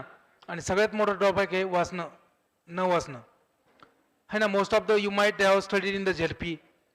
तर आपण शाळेत गेल्यानंतर पहिला सुविचारलेलं असायचं शाळेमध्ये, वाचाल तर वाचाल, आणि आपण वाचतच नाही. वाचाल तर वाचाल, है ना. आता एक फेमस शिव व्याख्याते आहेत, त्यांचा एक सेंटेन्स आहे, आय वुड लव टू से ओव्हर हिअर. म्हणजे ते सांगतात, डॉक्टर नितीन बानगुडे पाटील, तुम्हाला किती जणांना माहिती नाही, बट त्यांचं एक प्रत्येक व्याख्यानामध्ये त्यांचा एक डायलॉग असतो. काय असतो, पुस्तक वाचलं तर मस्तक सुधारतं, आणि एकदा का मस्तक तुमचं सुधारलं, एकदा का मस्तक सुधारलं ते कुणापुढे नतमस्तक होत नाही, है ना. म्हणजे पुस्तक वाचल्याने मस्तक सुधारतं, आणि सुधारलेलं मस्तक कुणापुढे नतमस्तक होत नाही. त्यामुळे पुस्तक वाचणं महत्त्वाचं आहे. Read reference books, you will get knowledge. Okay, reference एवढं मोठं लिहून ठेवलेलं ना रेफरन्स बुकमध्ये, आपण ते वाचून परेशान होऊ, एवढं आहे. म्हणजे एवढं, म्हणजे आपण एक बुक घ्या कुठलं आहे, बायोकेमिस्ट्री बाय सत्यनारायणा, तो वाचायलाच पूर्ण आपल्या दोन वर्ष लागतील, आणि पूर्ण बुक वाचायचं म्हणलं तर, आणि समजून घ्यायचं म्हणलं तर, है ना. आणि काही लोक त्याला म्हणतात बायोकेमिस्ट्रीचा मायनर सब्जेक्ट. यूट्यूबला पहा तुम्ही, बायोकेमिस्ट्रीचा मायनर सब्जेक्ट. मायनर म्हणजे काय, 18 वर्षापेक्षा वय कमी का बायोकेमिस्ट्रीचं, It is not a minor subject, it's a very, very important subject. If you want to understand your life, you have to go through the biochemistry, right? So biochemistry also has importance in the GPAT. At least 5 to 7 questions you are going to face from biochemistry, right?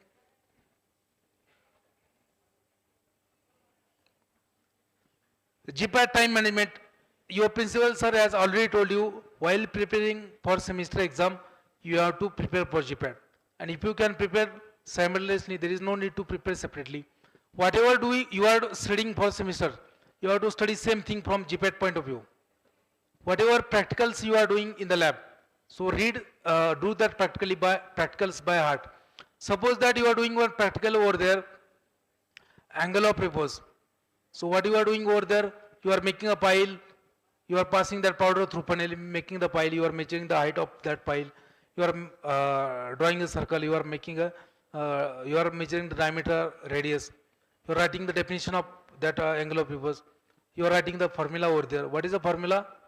Angle of repose is equal to, okay, tan theta is equal to h upon r, right? At that time only you are writing one table over there.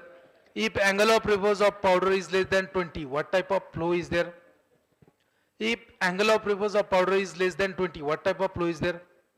Excellent. If it is between 20 to 30, good flow, 30 to 40, passable, more than 40, poor flow or cohesive powder. So same thing they are going to ask you in a GPAT, NIPO, drug inspector. Same thing is applicable for your Cars index, Hausner's ratio, different type of densities, right?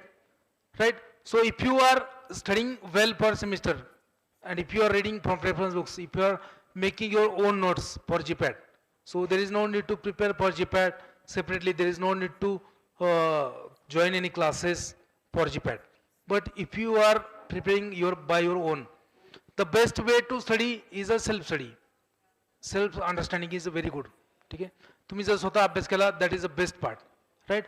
Now, how to make your own notes for GPAT and various exams?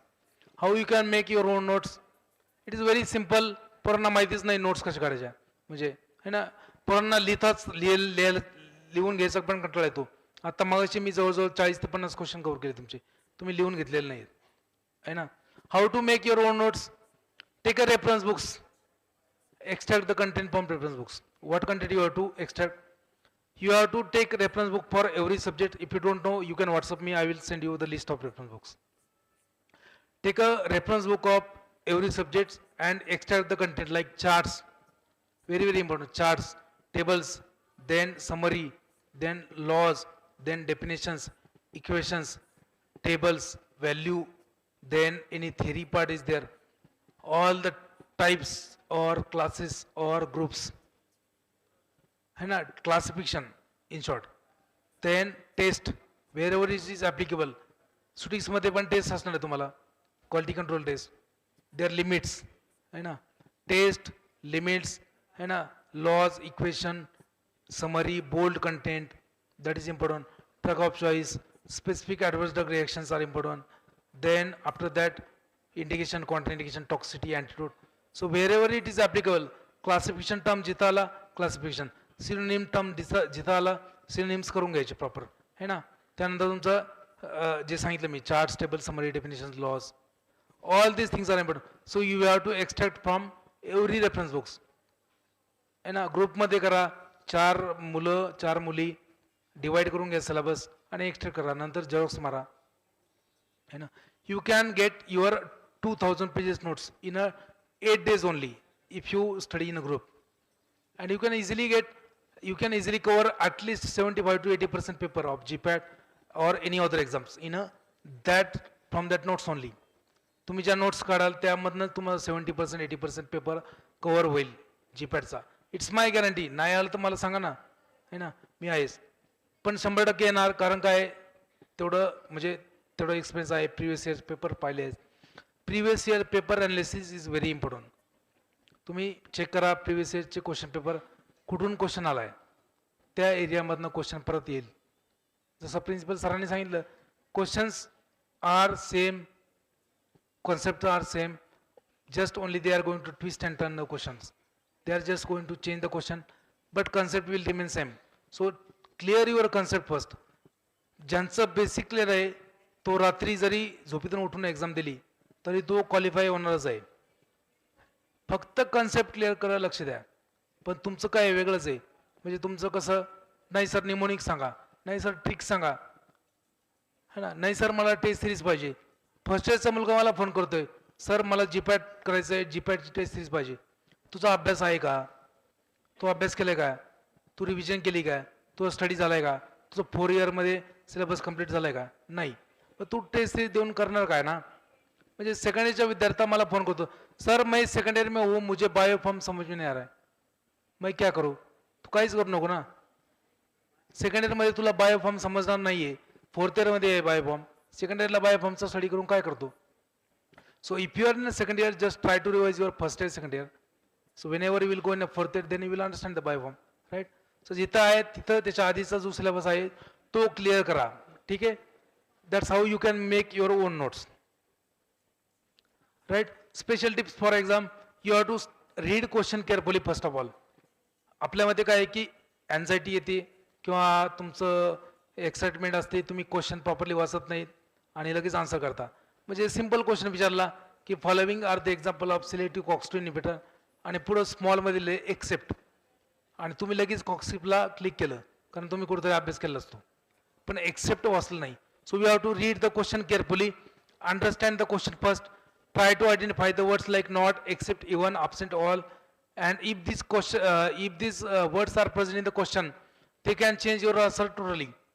So totally answer will be changed just by single word all or not or except, even.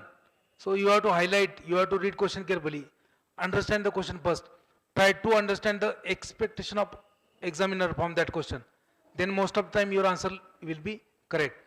Then you have to decide according to your goal, according to your study, according to your preparation, what you are expecting from GPAT exam. Whether you are just want to qualify the exam, whether you want to qualify with good rank, whether you want to qualify with the top 10 rank, top 25 rank. So depending on that number of questions you have to solve. If you just simply want to qualify, just target easy questions. Out of 125, 60 question might be easy, 40 question might be easy, 50 question might be easy. So solve that question with 100% accuracy, you will easily get qualified. If you want to get good rank, you have to go up to 80 questions. Again, maintain 90% accuracy in that, you will get a very good rank. If you want to top in the exam, go for 90 to 100 questions. There is no need to solve 125 questions at all. 125 question पैकी 125 question solve करायचे नाहीयेत. नाहीतर मग काय होतं, दोन मित्रामध्ये paper झाला का मित्र म्हणतो कसा केला पेपर, तो म्हणतो भाऊ 1 नंबर, भावा 1 नंबर, जाळून दूर संकटच काढलाय, आहे ना, नाद करायचं नाही आपला, 1 नंबर पेपर केलाय. जीपॅट क्वालिफाय होतोच मी, जीपॅटचा रिझल्ट आला का भाऊ गायब, कारण भावाचं सगळं निगेटिव्ह मध्ये गेलं. कारण भावाने पेपर सोडला कसा, है ना, जय माता दी ए, बजरंग बली की बी, चंडी माता की सी, दुर्गा माता की डी, असा पेपर सोडून नाही होणार ना क्वालिफाय, है ना. कारण तुम्ही कुठेतरी पाहिलं असतं युट्यूबला, है ना, व्हिडिओ सही तरीके से तुक्का कैसे लगाने का, है ना. तर तुक्का नका लावू, कन्सेप्ट क्लिअर करा, तुम्हाला कुठल्याही क्वेश्चन अवघड जाणार नाही. They are not going to ask you only theoretical questions, they will ask you some calculation problems like child dose calculation, allocation method, proof spirit. कारण वेळ नाही त्यामुळे मी थोडंसं फास्ट सांगतोय, बाकी काही नाही. सो तुम्ही शांत बसा, ऐकून घ्या, कारण वेळ नाहीये. I want to share much content with you. जेवढं माझं एक दुसरं वर्कशॉप असतो तेवढं content I will try to share with you. तुम्ही फक्त शांत बसले तर आवाज येईल तुम्हाला प्रॉपरली. ठीक आहे. They are not going to ask you only theoretical questions, they will ask you some calculation problems like a child dose calculation, allocation method, proof spirit, isotonicity, displacement value. Such kind of questions, they are easy, you can calculate by using pen and paper.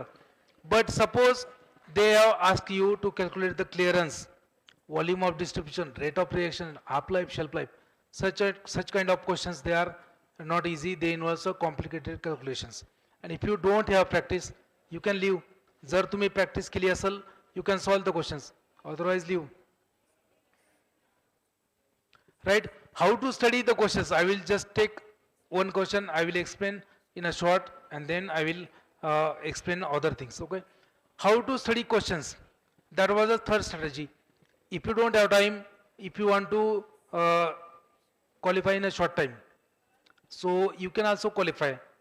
by studying the questions. But the way of studying questions should be proper. तुमचं practice काय असती की तुम्ही question वाचता, option वाचता, answer माहिती आहे, okay नाही माहिती तर तुम्ही आन्सर की चेक करता आणि next question. That is a wrong practice है ना.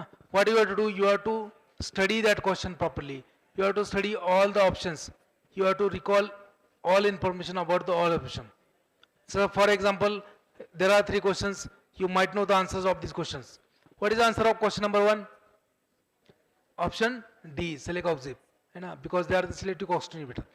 But you have to recall all information about the all options. Now tell me, what is acetaminophen? It is a paracetamol, it is a paracetamol, right? Sorry. Now what is a paracetamol, what is a class of paracetamol? कुठला class आहे? It is an analgesic antipyretic. What is the chemical class of paracetamol? Sanga. What is the chemical class of paracetamol? Para-amino phenol derivative, right? What is the mechanism of action of paracetamol? What is the mechanism? Sanga.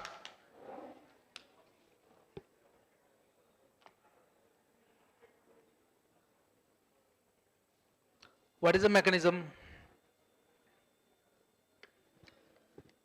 Sanga. Yes. आता बघा, फार्मसीमध्ये admission घेतल्यावर पहिला drug कुठला येतो आपल्या समोर?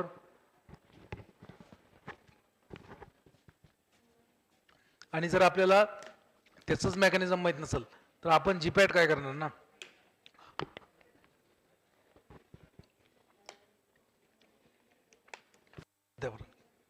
खोलून दे, खोलून नाही हातात दे माझ्या. अरे इथं थांब रे राजा, पाणी पिणी प्यायचं असते मला, नाही तो देईल. पाणी दे ते लवकर, चल वेळ कमी आहे आपल्याकडं.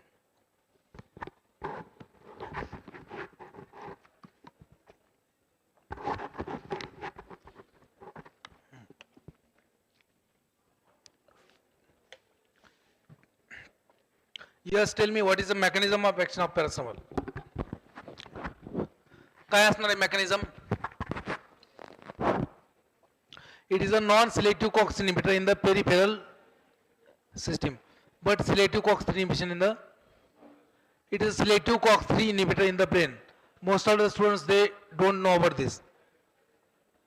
आता मग इथं COX term आला, तो what is COX? What are the isoenzymes of COX? What are the isoenzymes? COX1, COX2, COX3. What is COX1? It is a physiological enzyme. Has a housekeeping function involving the tissue repair. What is a COX2? It is inducible. What is COX3? It is present in the brain. Likewise that. है ना, म्हणजे त्याच्याविषयी पूर्ण वाचा, right? Adverse effect काय? What is the major adverse effect of paracetamol? Yes, liver. But when there will be liver toxicity, if I take paracetamol 500 milligram or 650 milligram once a day, twice a day, thrice a day, whether I am going to have a liver toxicity or not? Yes or no? No. Then what is the toxic dose? So if you take paracetamol beyond 4 gram, 5 gram per day, that is going to be affect the liver. Yes, आवाज करू नका, आवाज. Yes, if toxicity is there, what is the antidote? Yes, what is the antidote? कोणाला माहिती आहे? Simple आहे. कोणाला माहिती का antidote? कुठला? N-acetylcysteine, है ना. Now if N-acetylcysteine is not available, then suppose N-acetylcysteine is not available, then what is the alternate antidote? You have to ask question to yourself like this, कि प्रत्येक ऑप्शन विषयी वाचा, कि what is the name, what is the synonym, what is the class, what is the chemical class, what is the therapeutic class, what is use, what is the mechanism of action, what is the contraindication, what is the adverse effect, what is the toxicity, what is the antidote. You have to recall information about the all options, and if you can study 5 questions per day in this manner, you can easily qualify the exam, right? So I will not take other questions. I will directly move to the main other part. हे पण काही घेणार नाही मी. एक questions आहेत, हे पण घेत नाही. ठीक है. You can WhatsApp me on this number if you have any kind of doubt. If you want a reference book list, if you want to join my free lectures, I have more than 500 lectures free of cost in my application. And if you want to join the course also, you can join. Okay. And okay.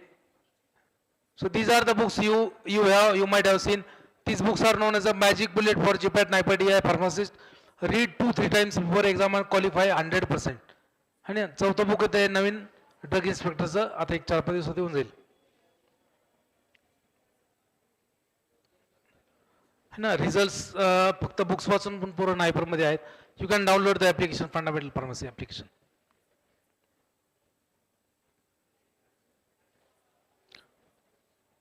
किती दीड वाजलाय. Can I take for half an hour more? Will take an half an hour, after that will leave. चालेल sir? Okay. एक 2 वाजेपर्यंत घेतलं चालेल ना?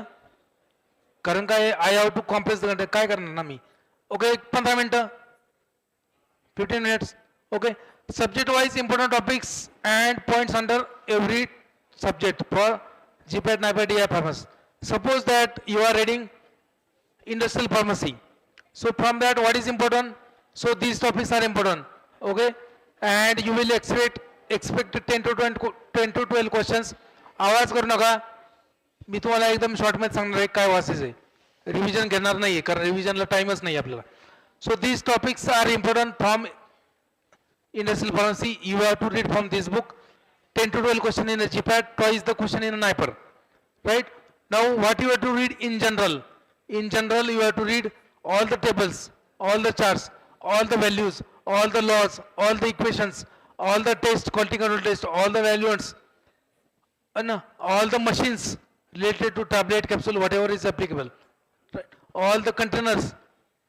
जसं एरोझोलचं कंटेनर, एरोझोल मध्ये कंटेनर्स आहेत किंवा क्लासिफिकेशन जिथं कुठे ॲप्लिकेबल आहे. Classification of tablet, classification of diluent, classification of propellants, classification of your suspending agent, classification of emulsifying agent. So all these things are important in short. So tables, chart, values, laws, equations, then classes, then quality control test, then diluents, then your limits, then synonyms, then machines and its part, machines and its uses. Then in short, these things, all these things are important. Okay? In short, 10 to 12 question from IP. From pharmaceutical engineering, you can expect 2 to 4 questions, double the question in the NIPER. You have to read from this book. These topics are important. Out of these, most important topics are nothing but the size reduction, size separation, drying, evaporation, distillation, crystallization, then material concentration. These are the most important topics. You will find at least 4 questions from these topics. Right? So again, what is important? Same thing. Charts, tables, laws, machines, their advantages, disadvantages, machines and their variants, then theory, laws, Dalton's law, then Raoult's law is there, then Newton, Reynolds numbers is there. Okay, that is important. आता याच्यामध्ये भरपूर questions वगैरे आपण विचारले असते, concept तुम्हाला सांगितलं असतं, पण आता वेळ नाही तेवढा. That's why I use to have a full day workshop, 2 days workshop, because morning 3 hours, afternoon 3 hours. ठीक आहे. But you can read from this book, same content. From physical pharmacy, you can expect 5 to 6 questions and double the question in the NIPER exam. And most important topics are nothing but the rheology, micrometrics, then phase rule, colloids, then chemical analytics, and one more chapter is there, colligative property. That are the most important chapters. म्हणजे त्याच्यामधनं जास्त question येतील, बाकी chapter महत्त्वाचे आहेत, 1 किंवा 2 question येतील. Right. Again, from dispensing, you can expect 1 or 2 questions. Most of the questions will be from child dose calculations, then allegation method, part of prescription, incompatibilities, and some Latin terms. This is most important for DI, pharmacist exams. But 1 or 2 questions might be in a GPAT every year. Double the question in the NIPER. जेवढे GPAT मध्ये question असते त्यापेक्षा double NIPER मध्ये असणार आहेत. From biopharm, you can study ADME of biopharm with the pharmacology in a hybrid manner, and in vitro correlation, is important. त्याच्यामधनं दरवर्षी at least 1 किंवा 2 क्वेश्चन असतात. आणि बायो अवेलेबिलिटी बायोकेलस त्याच्यामधनं 1 किंवा 2 question. So totally you can expect 4 to 5 question from biopharm, double the question in the NIPER. You have to read from this book. Just by reading the charts in this book, you can cover 2 questions, minimum 2 questions. फक्त बुकमध्ये जेवढे charts दिलेत, फक्त charts जरी वाचले 2 question cover होणार आहेत. आणि बाकी जर तुम्ही डेफिनेशन्स, लॉ किंवा बाकी कंटेंट सांगितलं ते वाचलं तर मग बाकी सगळे क्वेश्चन कव्हर होतील. Everything is important from pharmacology. Just expected questions from general pharmacology R5. 5 question तुम्हाला 100% जनरल फार्माकोलॉजी मधून असणार. चार्ट्स जसं तुमचं आहे डेफिनेशन्स, जसं ऑर्फन ड्रगचं विचारतात किंवा इसेन्शियल ड्रग लिस्ट विचारतात किंवा फादर ऑफ फार्माकोलॉजी विचारतात किंवा बायो अवेलेबिलिटीवरती क्वेश्चन विचारतात किंवा फार्मास्युटिकल इक्विव्हलंट म्हणजे काय किंवा what do you mean by bio equivalent, what do you mean by therapeutic equivalent, what do you mean by chemical equivalent, right. Types of रिसेप्टर्सचा एक table भेटतो तुम्हाला प्रत्येक रेफरन्स बुकमध्ये, इम्पॉर्टंट आहे. Can I revise that? Tell me the types of receptor. कारण आता रिव्हिजनला वेळ नाही, अदरवाईज पूर्ण रिसेप्टर रिव्हिजन घेतलं असतं, पूर्ण ॲडव्हर्स ड्रग रिएक्शनची रिव्हिजन घेतली असती, पूर्ण रूट ऑफ ॲडमिनिस्ट्रेशनवरती क्वेश्चन किती आले ते सांगितलं असतं किंवा पूर्ण तुमचं ADMEचं रिव्हिजन घेतलं असतं. पण आता वेळच नाही, ते करणं काय. सिम्पल आहे. What body does with the drug is known as a काय असतं, what body does with the drug is called as, what a body does with the drug is known as a kinetics. Body will absorb, distribute, metabolize and eliminate the drug. So body will do with something with the drug. That is a kinetics. What drug with the body? Dynamics. What do you mean by drug deposition? Drug deposition. Drug deposition. So last 3 process of kinetics: distribution, metabolism and elimination, known as a drug deposition process. असे भरपूर concept आहेत, तुम्हाला मी सांगितलं असतं तुम्हाला, but now we don't have time. But do charts. आता एक chart आहे बघा रिसेप्टरचा, त्याच्यावरती आतापर्यंत एक 10 ते 12 वेळेस क्वेश्चन आलाय. त्याचं 1 मोर चार्ट क्लिनिकल ट्रायल्स, आतापर्यंत 15 ते 20 वेळेस क्वेश्चन आलाय. क्लिनिकल ट्रायलचा एक चार्ट आहे, ठीक आहे. सच काइंड ऑफ चार्ट्स आहे, जसं for example adverse drug reactions, hyper sensitivity, किंवा मी मागे सांगितलं तुम्हाला अँटीओटचं चार्ट आहे ना, किंवा आणखी चार्ट्स आहेत, जसं प्रोड्रग्सचा एक चार्ट आहे. That is important. त्याच्यावरती भरपूर वेळेस क्वेश्चन आलेत, म्हणजे तुम्ही लिमिटच नाही त्याच्यावरती क्वेश्चन येतात है ना. Charts of prodrug, charts of antidote, charts of ADR, charts of hypersensitivity, त्याचं डिटेलमध्ये वाचा है ना. टॅकेफायलॅक्सिस म्हणजे काय असतं, what do mean by tachyphylaxis, what do mean by drug tolerance, असे क्वेश्चन विचारतात. बाकी इंडिव्हिज्युअल चॅप्टरमध्ये काय वाचायचं, classification, some historical points, classification, then mechanism of action, then adverse effect, then toxicity, antidote, specific indication, contraindications. That's it. From HAP, I have told you about the blood. भरपूर घेतलं असतं पण आता घेता येत नाही. बाकी चॅप्टर मधनं पण तेच वाचायचे.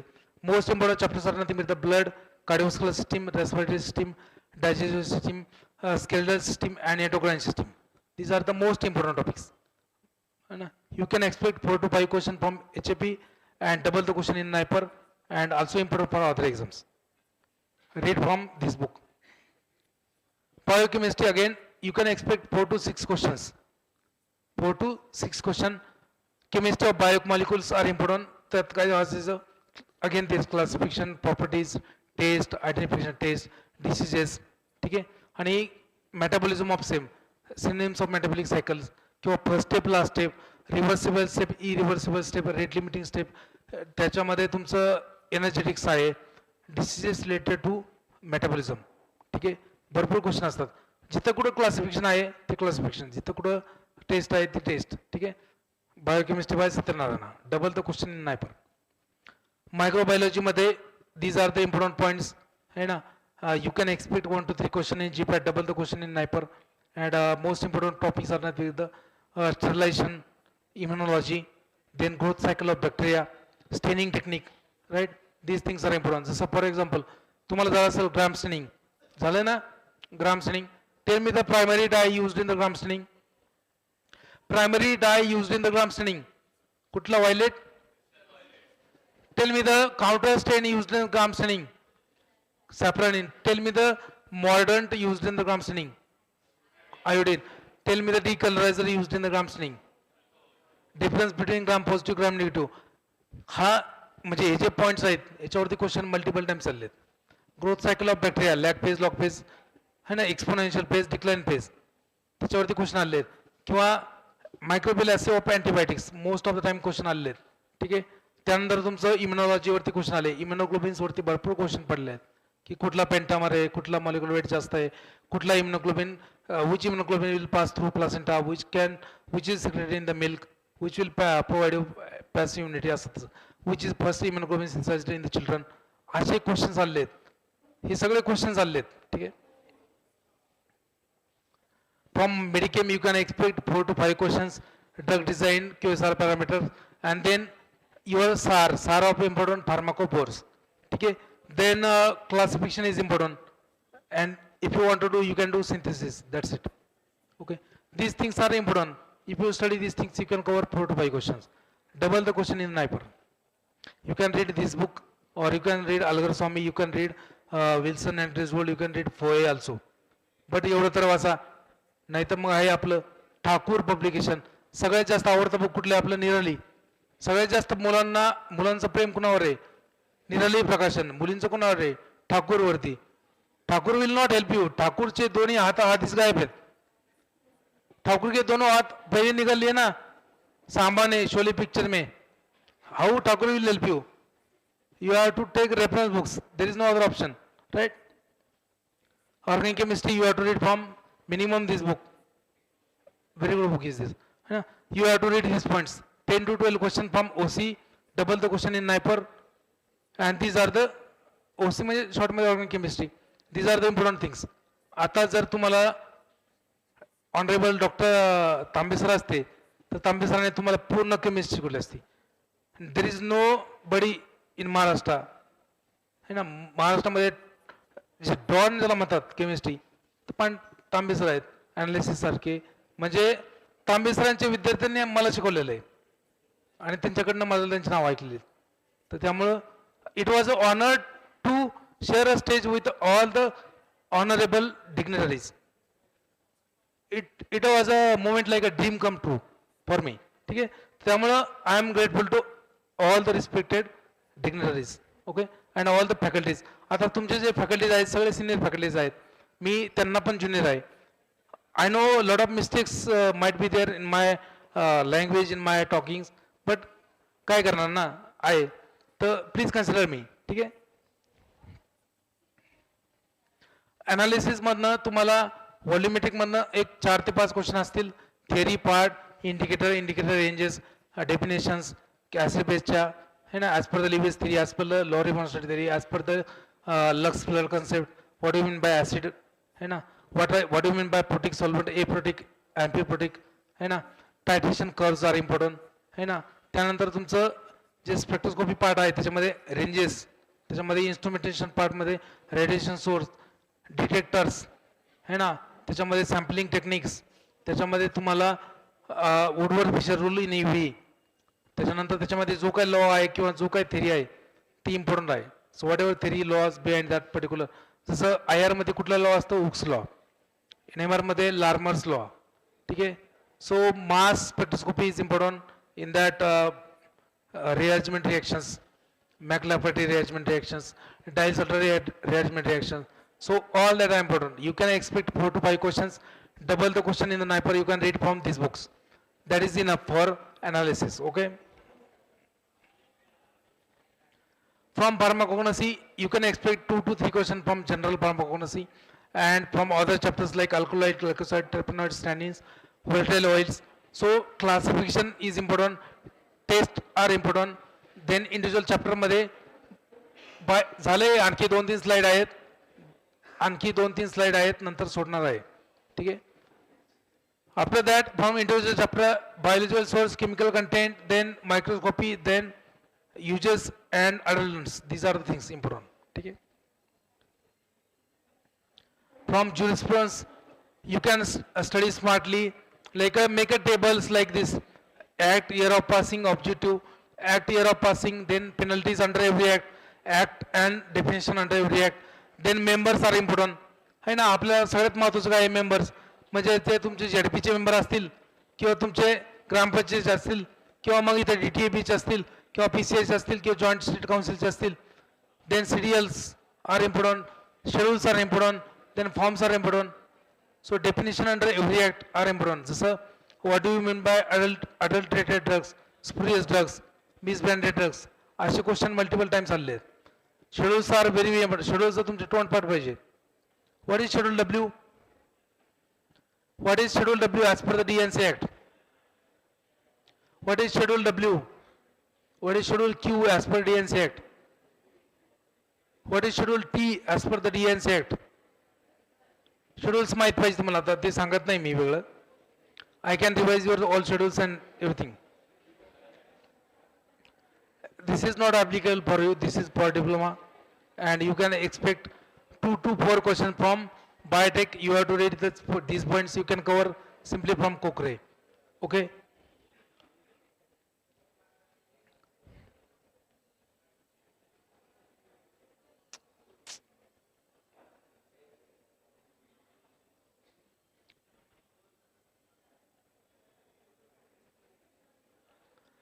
Remember, you can cover at least believe me, 70 to 80 questions in the upcoming GPAT exam just by reading these things.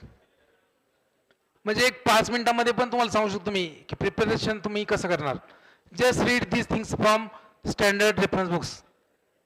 Just read these things from standard reference books. Charts, table, summary, definitions, laws, values, bold content, classes, then test, synonyms, classifications, wherever it is applicable. Just read these things. You can easily get good rank in the GPAT. But nobody will tell you. Nobody will explain you how to make your own notes. जर कारण त्यांनी जर explain केलं की तुम्ही तुमच्या notes कशा काढायच्या रेफरन्स बुकमधनं, तर मग आमचे बुक्स कोण घेईल हा प्रश्न आहे ना. जर तुम्ही स्वतःचे नोट्स काढले तर मग आमचे बुक्स कोण घेईल? जर तुम्ही अभ्यास केला तर मग क्लासेस कसे चालतील? But I use to share you everything. तुम्ही नोट्स काढा, कशा काढा.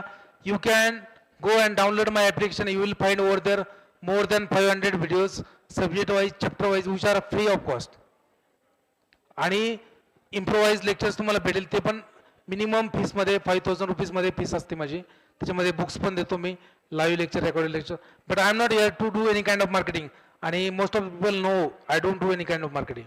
Okay, but you can WhatsApp me, you can remain in a contact with me for guidance. ठीक आहे. I hope you have enjoyed this session and this session is fruitful for you. I know it is a short session. आवडले सगळ्यांना? नक्की? Okay, will conclude sir. आमचं कार्यकर्ता कुठे गेला? गेले बाबा, झालंय सेशन. फोटो वगैरे घेतले? चला मग. फोटो महत्वाचे आहेत ना, कारण तुमच्या कॉलेजचे फोटो पाहून आणखी 2 कॉलेज मला बोलतील ना. माझं चाललं पाहिजे ना थोडंफार. Oh, yes. Thank you so much, sir, for guiding us on the path of resilience and inspiring us to increase above all the odds in life. I'm sure that this session will truly help and motivate all the GPAT aspirants present here.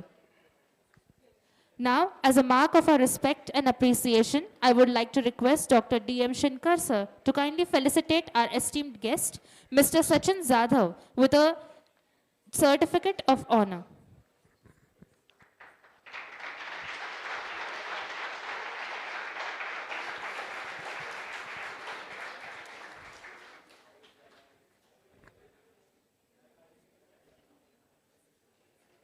Thank you, sir. Thank you. Thank you so much, sir. Now I would like to request Dr. D.M. Shinkar, sir, to kindly propose the vote of thanks of first session. आपलं charger laptop. Hello. Hello. Good afternoon, everyone. On behalf of Sir Dr. M.S.Gosavi, College of Pharmaceutical Education and Research, and organizing team, it's my privilege to deliver the vote of thanks after this insightful session of Mr. Sachin Zadhav on concise guidance for GPAT preparation.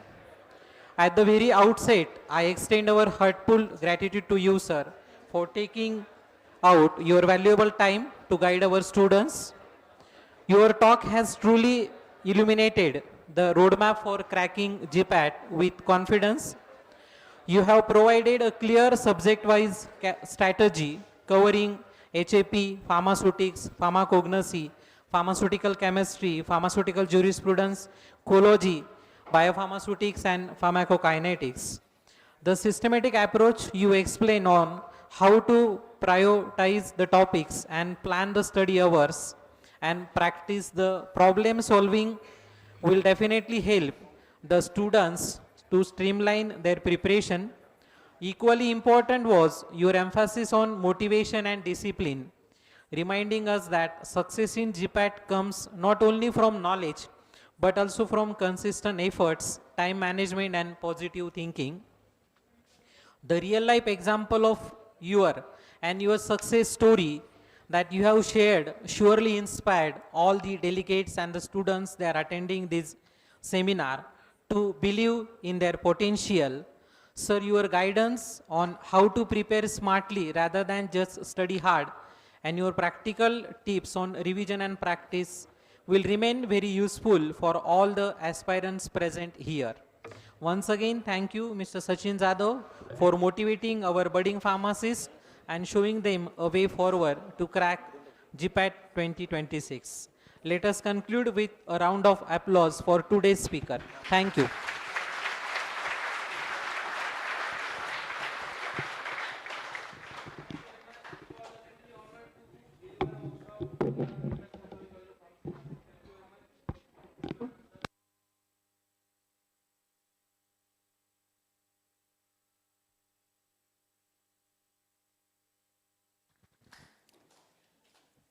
Thank you, sir. Now let's take a pause to refresh ourselves. It's time for the lunch break. Let's relax, recharge, and be back energized for the next session. We request all the student delegates from other colleges to kindly proceed to the first floor seminar hall of MSGCOPER building for the lunch first. I request all the delegates to reassemble by 3 p.m. sharp for the second technical session. Our college students are requested to wait for a while and allow the guests to be served first. The certificates will be delivered after the conclusion of second session.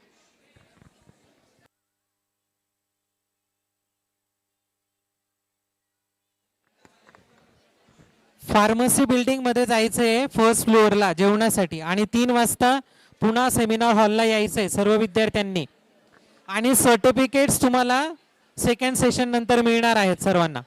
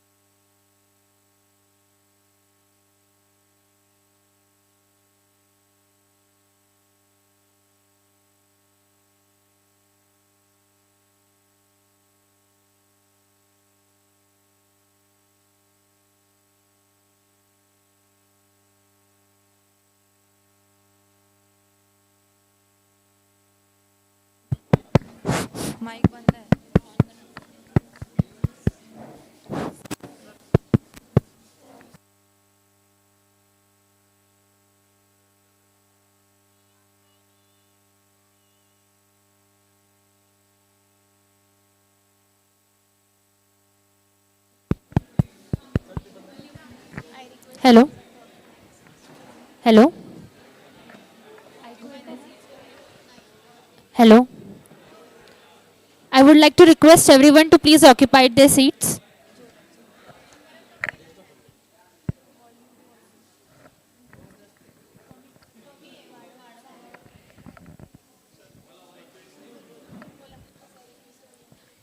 I request everyone to please occupy their seats.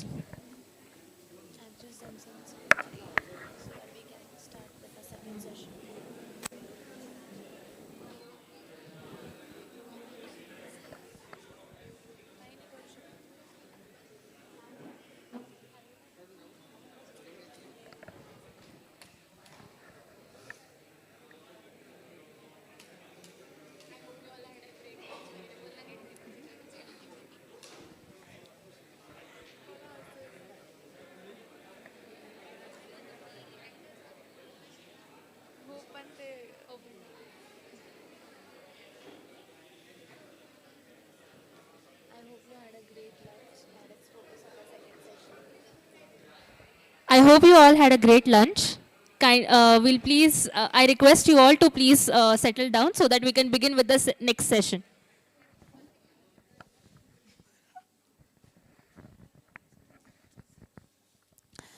Welcome back, everyone. We are now going to begin with our second technical session. Adding another start to today's gathering, we are privileged to have with us Dr. Chetan Yevle sir, research scientist, Glenmark Pharmaceuticals, as our second guest speaker. Now, I would like to humbly request Dr. R.N. Kachwe sir to kindly felicitate Dr. Chetan Yevle sir with a token of gratitude.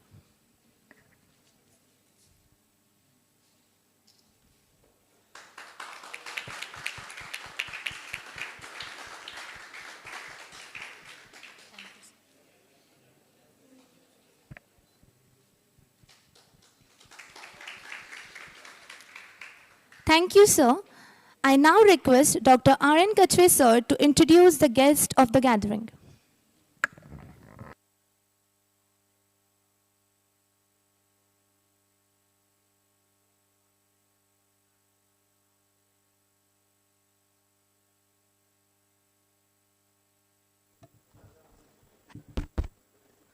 Good afternoon, everyone. Welcome to all of you. I am Dr. Ramanlal Narayan Kachwe, Professor, Department of Pharmaceutical Chemistry. As you already know, we have organized one-day seminar on concise guidance on GPAT 2026. For this, we have a wonderful personality, Dr. Chetan Yevle, research scientist, Glenmark Pharmaceutical Limited, Sinnar, Nashik. I take this opportunity to welcome today's guest, Dr. Chetan Yevle. It is my great privilege to introduce to you our second session speaker, Dr. Chetan Yevle. Chetan Yevle is a distinguished pharmaceutical scientist with over 14 years of extensive experience in the field of formulation development and novel drug delivery system. He holds PhD in pharmaceutical science from the Maharaja Sayajirao University, Baroda, along with an M.Pharm from Pune University and B.Pharm from North Maharashtra University. His academic and research reflects a strong foundation in advanced drug delivery research, particularly in protein-conjugated drug delivery system for breast cancer targeting. Professionally, Dr. Yevle has significant contribution to the development of respiratory dosage form, nasal spray, nebulizers, soft mist inhalers, etc. He has worked with leading pharmaceutical organizations, including Glenmark Pharmaceutical, Intas Pharmaceutical, Dr. Reddy's, and ICMR projects, where he successfully executed multiple ANDA and NDA projects from initiation to product filing for highly regulated markets such as US, Europe, Russia, Brazil, and other emerging markets. He is well versed in quality by design, principles, project management, and technology transfer process with proven expertise in handling activities of formulation study to scale up, validation, and regulatory documentation. Dr. Evle has impressive academic and research output with over 20 peer-reviewed international publications, 4 published books, and more than 10 provisional patent applications. His research interest is nanotechnology-based drug delivery, respiratory therapeutics, and oncology-focused targeted drug delivery system. His commitment to innovation, regulatory compliance, and global product development highlights his ability to bridge the gap between laboratory research and clinical market needs, establishing him as prolific researcher, innovator, and leader in pharmaceutical science. We have such eminent, renowned, and dynamic personality with us. Now I request to Dr. Chetan Evle, please guide the students on topic of concise guidance on GPAT 2026. Sir, please, sir.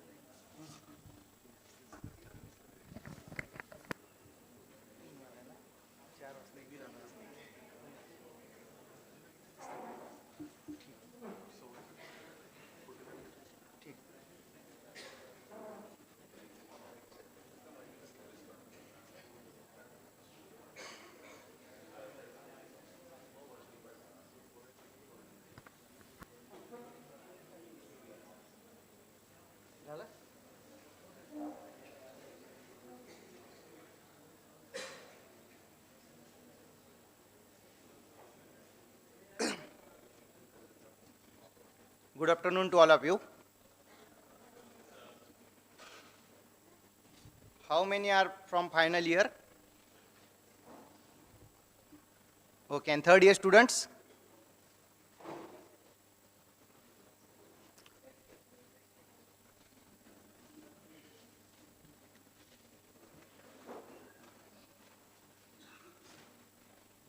Very first question.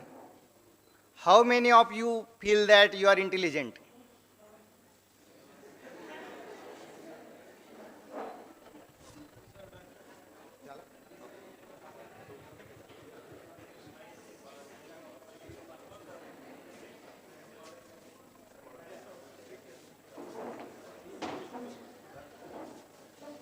तुमच्यापैकी कोणाकोणाला वाटतं की तुम्ही हुशार आहात? हां दे.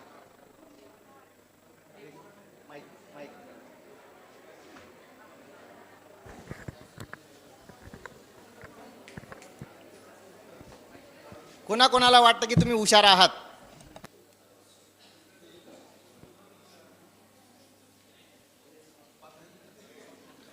कोणालाच नाही? Then how you are in final year of B.Pharm?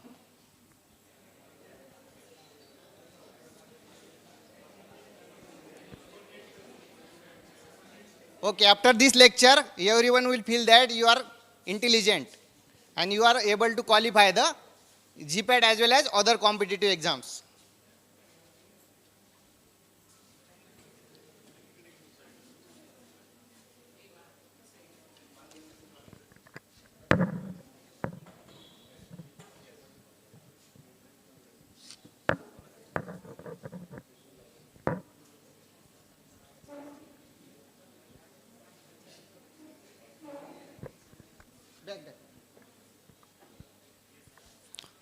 What you are able to see in this picture?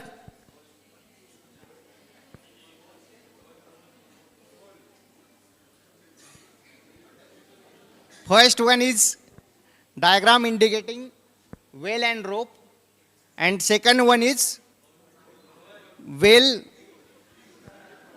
with some impact of rope. It really indicates that if you are consistently putting the efforts, you will able to create the mark even on the well also. So for the competitive exam, you have to work consistently as well as with the intensity to get positive result. Next one. What are the key factors for the success? First one, strategic study plan. Okay, once you are able to understand the syllabus, you have to make the proper study plan, so that how much weightage I have to give to the particular subject. Like your important subjects are pharmaceutics, pharmaceutical chemistry, pharmacology and pharmacognosy. Then next one is a effective time management. How much time you have to give for the particular subject as well as on a particular day. Next one is positive mindset. At every time when you are studying for the particular subject, your mindset should be positive. Next one is be consistent. If you are doing study at 1 hour, 2 hour daily, that is also good, but sufficient study required on a every day. And last one, next, scientific and logical technique of solving MCQ. This is most important. Now first 4 factors having weightage around 50% and last point having weightage of additional 50%.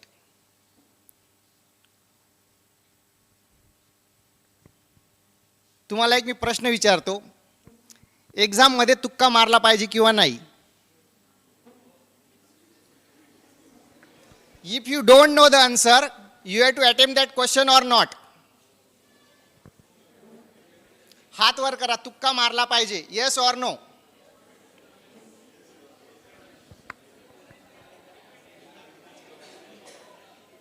Yes or no? How many yes?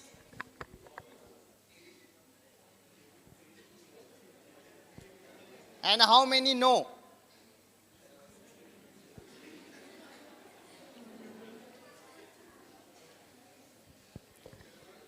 Now I will tell you the best technique how to solve the competitive exam paper. Okay? But first study is important, and after that how to solve the question paper. Okay?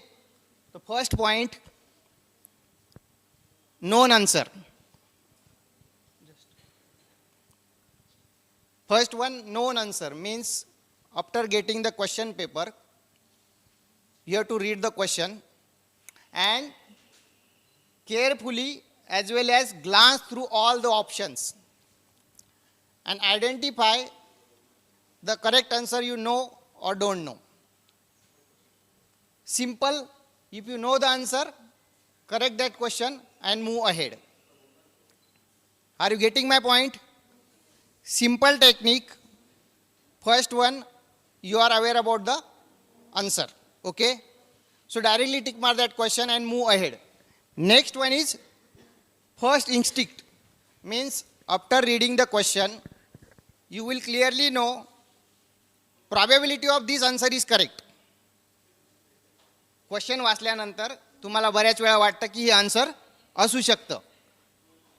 जेव्हा तुम्हाला असं वाटत आहे की हे answer असू शकतं, जास्त विचार करायचा नाही. कधीच असा विचार करायचा नाही की क्वेश्चन पेपर सेट करताना मला कन्फ्यूज करण्यासाठी दुसरे आन्सर ठेवलेले आहेत. If your first instinct says this will be the answer, then directly tick mark that answer.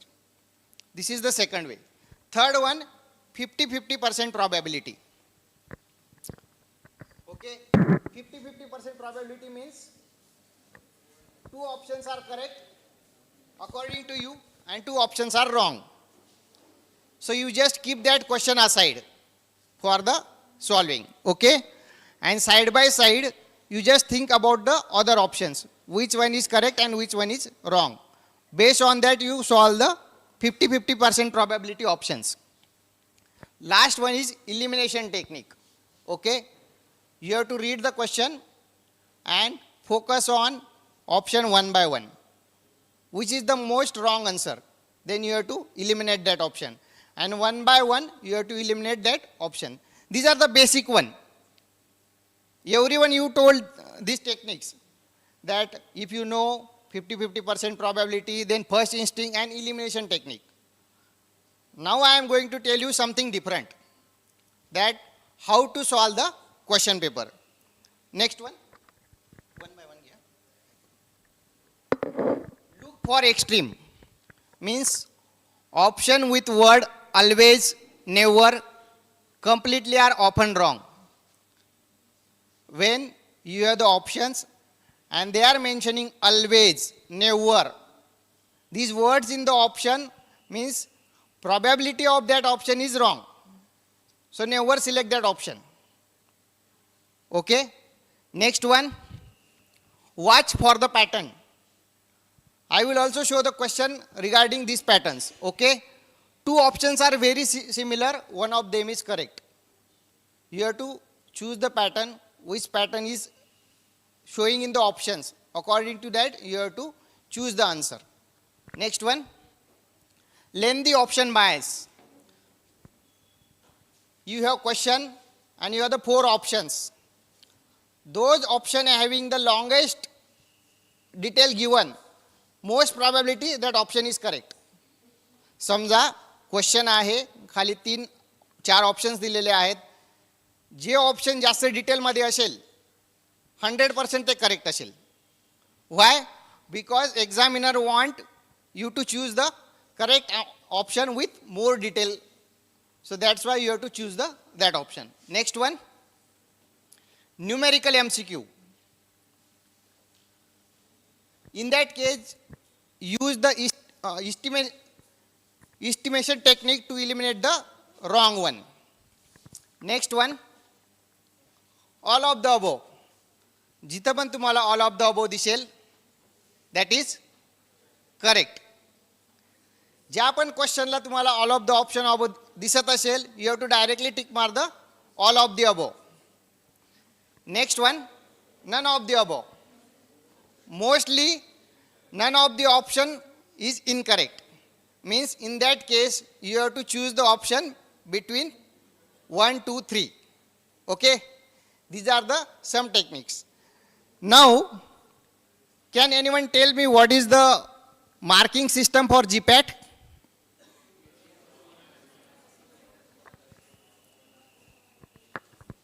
Yes, for correct answer how many marks you are getting? And for wrong one, -1. Okay, means if one question is correct, you are getting 4 marks, and after 4 wrong answers, you are getting 4 marks. Okay, -4 means you have attempted 5 questions, 4 are correct, 1 correct, 4 wrong. Your figure will be 0. Okay, so now I am telling you the one mathematics as well as a scientific study. If you don't know the answer, still you have to attempt the question. How? I will going to tell you the technique. Once again I am asking you, exam मध्ये तुक्का लावला पाहिजे किंवा नाही? How many questions?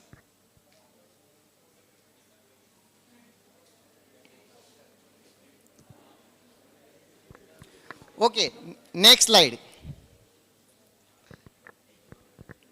You have to attempt the MCQ without knowing the answer. Okay?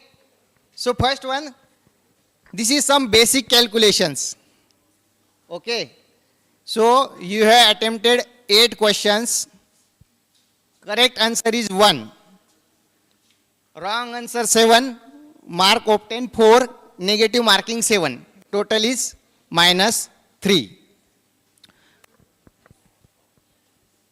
As per probability, if you have attempted 4 questions having 4 options, what is the probability?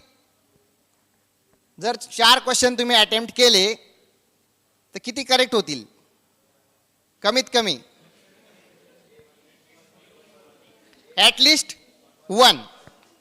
This is option probability. Okay, means you have attempted 4 questions, minimum 1 will be the correct and 3 will wrong.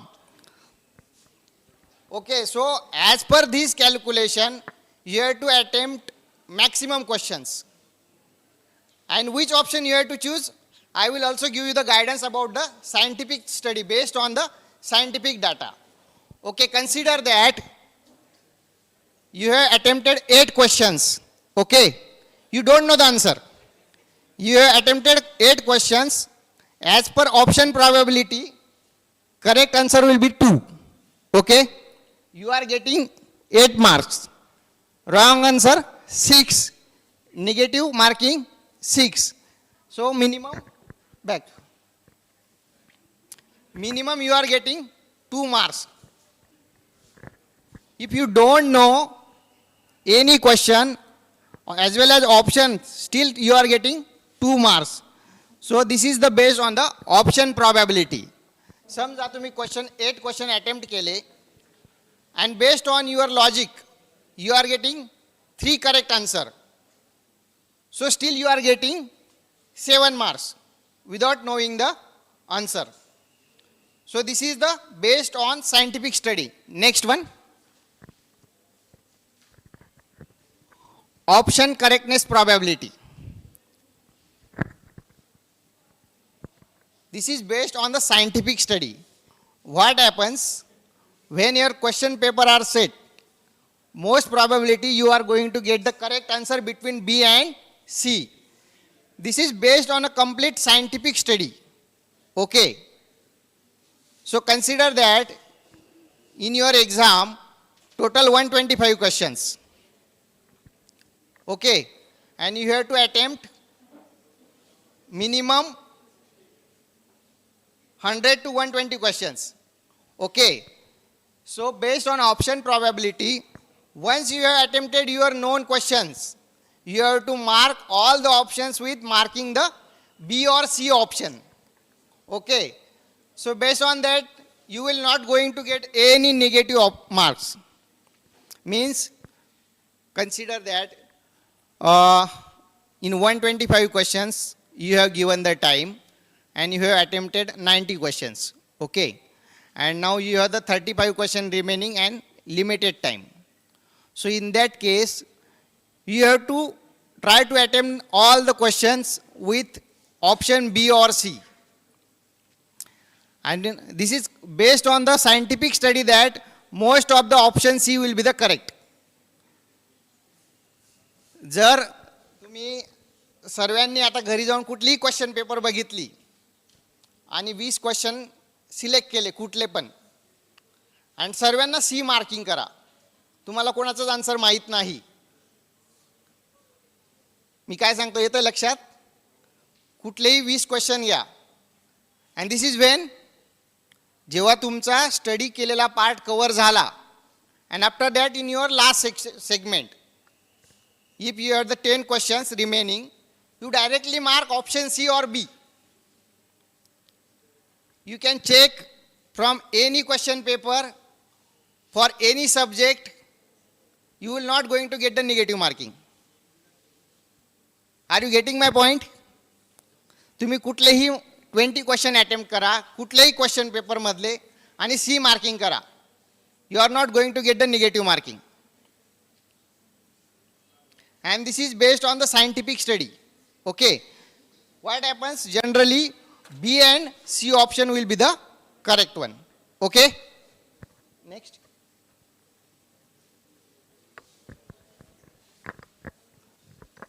Look for the extreme. Can anyone read this question?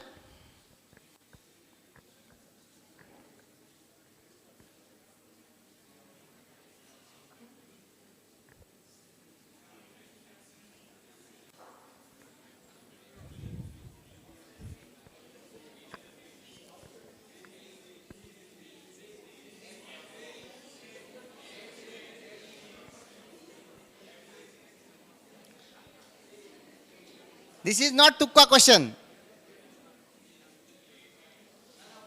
This is based on the logical. Look for extreme means at which condition will the drug exhibit maximum half-life? What is as per your study? Second one, minimum temperature. And other options are maximum, maximum, maximum. So this is official question. Okay. So look for extreme means in the option you have to select the something different one. And that is based on your logic. Next one. Watch for the pattern. Which of the following is not method of particle size determination?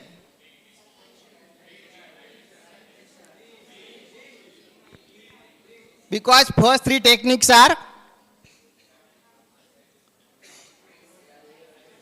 related to the particle size determination and last one is related to the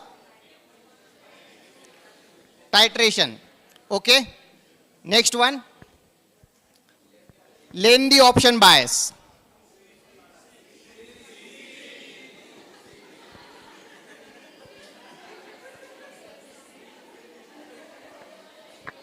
Same you will find in your exam also. If some option given minor detail, maximum probability is that that option is correct. Because examiner trying to give the details for each and every point to cover that, so that student will not get misleading options. That's why they are giving more detail. Next one, numerical MCQ.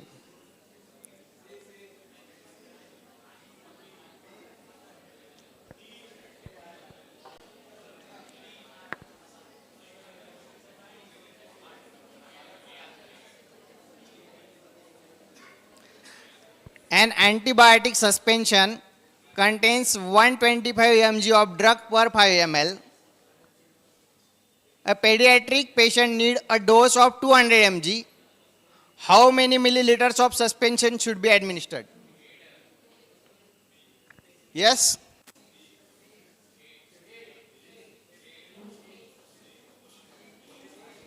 In case of numerical MCQ, you try to solve the question paper by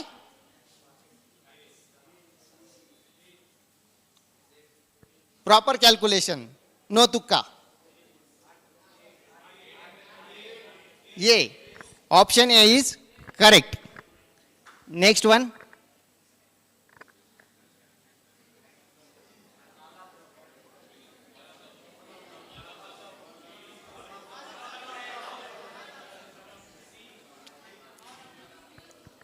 So, whenever question with all of the above option, you have to directly mark all of the above. In 95% cases, all of the above option will be the correct one. None of the above, don't select none of the above. All of the above, maximum probability that 100% will be correct. Now, I am giving you some basics about the time management. Okay. How many questions in your GPAT? 125. What is your target? 125. Question 125, target also 125. As per time, how many minutes? 180 minutes, okay? And you have to solve the 125 questions. हे जे मी सांगणार आहे शेवटचे 10 मिनिटं खूप महत्त्वाचं आहे. तुम्हाला path भेटेल how to solve the exam. First one, start your study.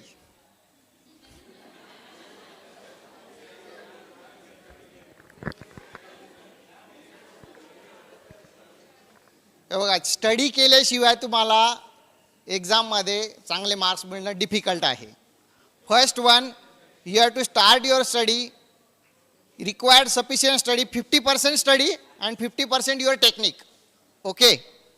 So first one, whatever study you are doing, try to revise. Means consider that today you are studying for 2 hours, give the last 15 minutes for the revision. Okay. So now it is not necessary you have to complete your 100% syllabus. Try to focus on 70 or 80% syllabus only. Once you have completed the syllabus, next focus is on solving the question papers. Okay. Solving the question paper. Next one is during your exam. Do not try to jump on next question so fast. Okay. Your focus should be only try to attempt 80 or 90 question. First one. Okay. What will happen? जर तुम्ही जास्त question read करण्याचा प्रयत्न कराल तर focus राहणार नाही. So try to attempt 90 question only, 90 to 95. Okay. approximately give 2 minutes for the each question. Okay. So if you are going 2 minutes, maximum probability that you will understand the question as well as options. Now you have consider that 80-85 question attempted and now you have only 15 to 20 minutes. Okay. If exam is section wise, there also you try to give the 2 minutes for each question, remaining for the logical. Okay. First one, just see the question paper. If all of the above option is there, directly mark all of the above. Okay. Next one, if there is a numerical MCQ, try to check the calculations. If you are getting maximum probability that in that case you will get the correct answer and correct maximum probability. Okay. Next one, after attempting your sufficient questions, if you have the limited time, this is scientific study. I am challenging you, all of you just go to the home, take any question paper, any 20 questions, mark C option, you will not going to get the negative marking. 100%. कुठलेही 20 question घ्या, सर्वांना C option mark करा, negative marking येणार नाही. What is your objective? If you don't know answer, still you are getting positive marks. जर समजा तुम्ही 90 question attempt केले, 90 क्वेश्चनमध्ये 70 करेक्ट आहेत, 90 क्वेश्चन अटेम्प्ट केले, 70 करेक्ट आहेत. How many questions are remaining? 35 questions. Or consider 40 questions are remaining. You have attempted 85 questions, 40 questions are remaining. As per calculation, how many will be the correct out of 40? As per option probability, 10 correct, 30 wrong. How many marks you are getting after attempting 40 questions? जर 10 correct असतील तर marks किती मिळणार तुम्हाला? 40. And negative 30. How many marks you are getting? These are bonus. You are not knowing answer, still you are attempting the question, and this is bonus. Additional thing is that out of 4 options you are choosing option C. What is the calculation? Maximum probability that 35 to 40% option C will be the correct. Means जर तुमचे 40 पैकी 15 ते 20 answer correct आले, 15 जरी आले, how many marks you are getting? 60 and negative 25. Out of 40, 15 questions are correct, negative 25. How many marks you are getting? 35. Without any logic. आणि मी हे scientific स्टडीच्या बेसिसवर सांगतोय. प्रत्येकाने घरी जाऊन अटेम्प्ट करा. कुठले 20 question? Option C. You are not going to get the negative marking.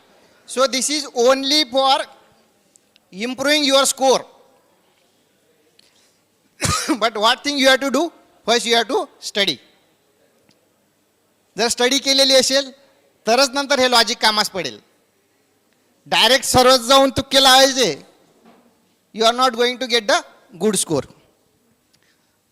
This is about how to solve the question paper. Okay. Now I am going to give some real example related to my preparation. Okay. किती वेळ आहे? 10 minutes. Okay. In 2008, okay, that time GATE was there. So I have attempted first time in 2007 and second attempt was in 2008. In 2007 I was in third year B Pharm. Okay. So I have tried to cover all the syllabus. Mainly what happens in syllabus, whatever is in third year B Pharm in chemistry, that will be in final year pharmacology. And final year pharmacology will be the third year chemistry, vice versa.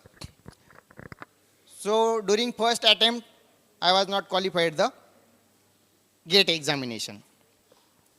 So next year, in final year B Pharm, I have started the preparation. So first 3 to 4 months, every day 3-4 hours study only. But basic was very clear to attempt the and qualify the exam, because that time donation for the M.Pharm is around 10 to 15 lakhs rupees and the family support is not there for the donation. And I have clear mindset, I have to complete the M.Pharm. So that time GATE examination was nearly about in February. Okay. So December, January, 2 months daily I have nearly studied approximately 16 hours per day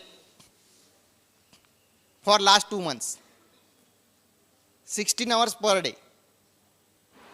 And based on that, I got the score of GATE 99.40. And how many questions attempted? All questions. So this is clear. You have to study for the competitive exam, but scientific and logical technique of solving question paper is very important. And this will help you to get the good score. But before that, you have to do the sufficient study. Means out of 90 questions, you have to get the 70 to 80 questions correct. And then you can apply these techniques for the other questions. This is clear? Any doubt related to the competitive exam?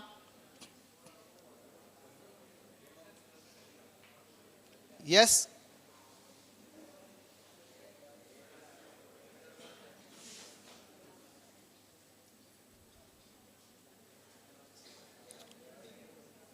Okay then.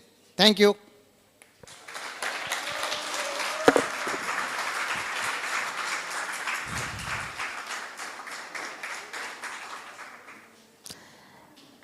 Thank you, sir. We are truly grateful for your expert insight and commentable guidance on GPAT 26 preparation. Now, as a mark of our respect and appreciation, I would like to request Dr. R. N. Kachwe, sir, to felicitate our esteemed guest, Dr. Chetan Yevli sir with a certificate of honor.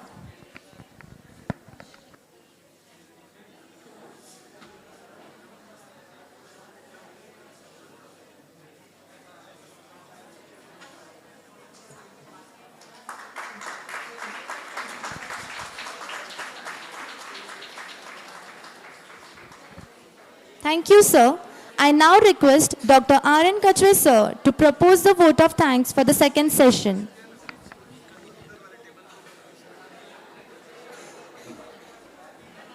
Good afternoon, everyone. Thank you very much, Dr. Chetan Yevle, sir, for delivering such comprehensive and thought-provoking session on concise guidance on GPAT preparation.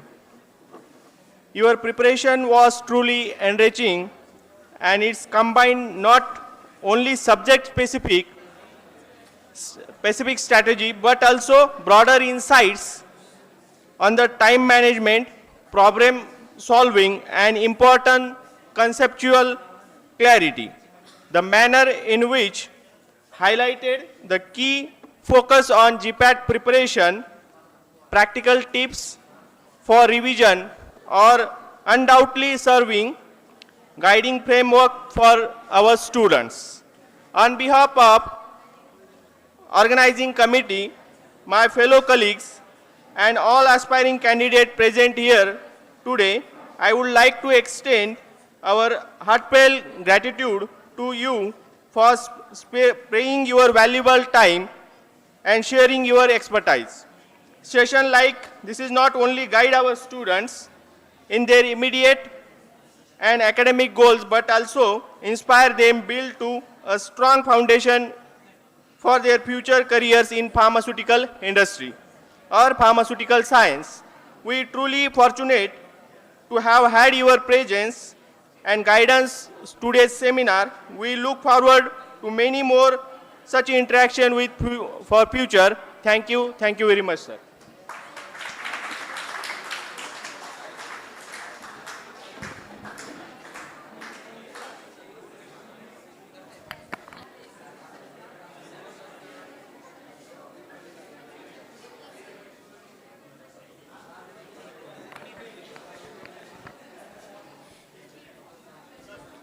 Everyone is requested to kindly be seated. We will soon be beginning with the valedictory function, and everyone will be given the certificates for the completion of the session.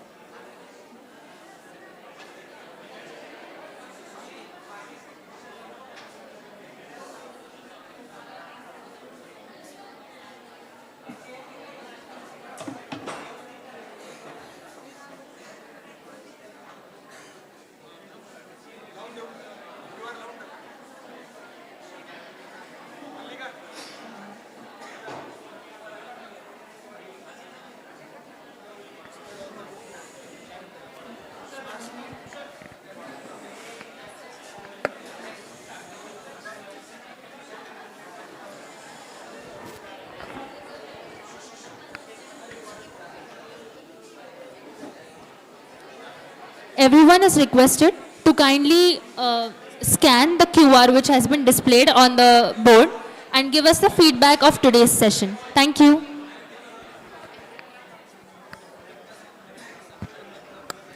I repeat, everyone is requested to kindly scan the QR which has been displayed on the smart class and give us the feedback of today's session. Thank you.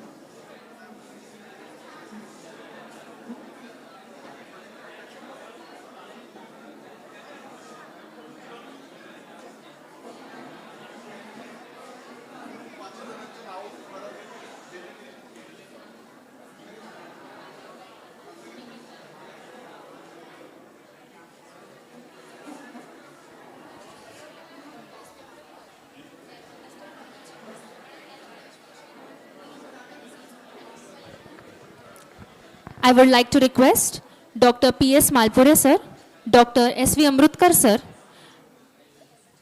Dr. Chetan Yevle sir, Mr. Hemant Chikhale sir, and Dr. Ashwini Shelke ma'am to kindly occupy the seats on the dais.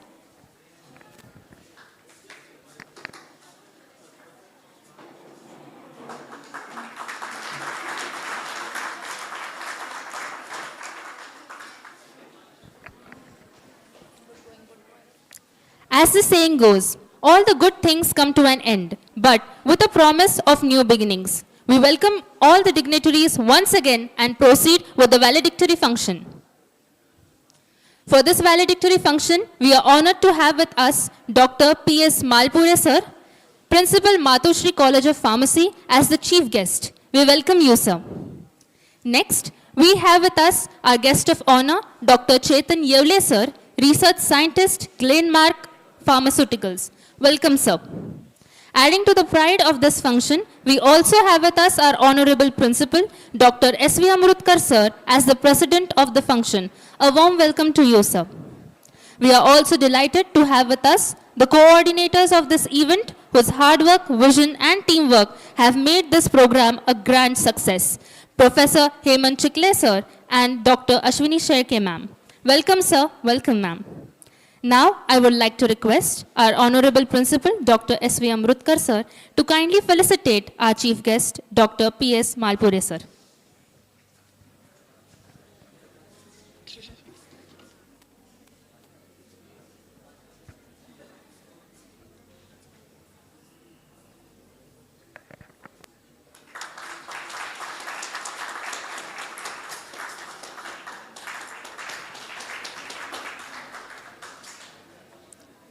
Thank you so much, sir. Now I would like to request our chief guest, Dr. P.S. Malpure sir, to kindly felicitate Dr. Chetan Yevle sir, our guest of honor.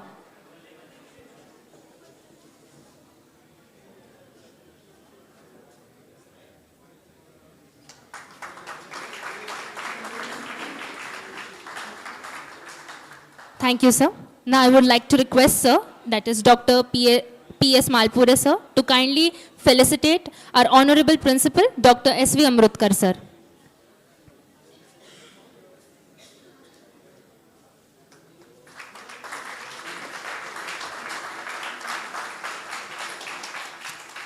Thank you so much, sir. Now I would like to request Dr. Chetan Yevle sir to kindly felicitate Professor Hemant Chikhale sir.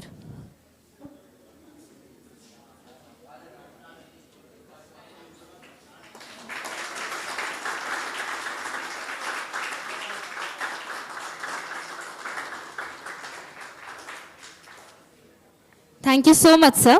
Now I would like to request our Honorable Principal, Dr. S.V. Amrutkar sir, to kindly felicitate Dr. Ashwini Shelke ma'am.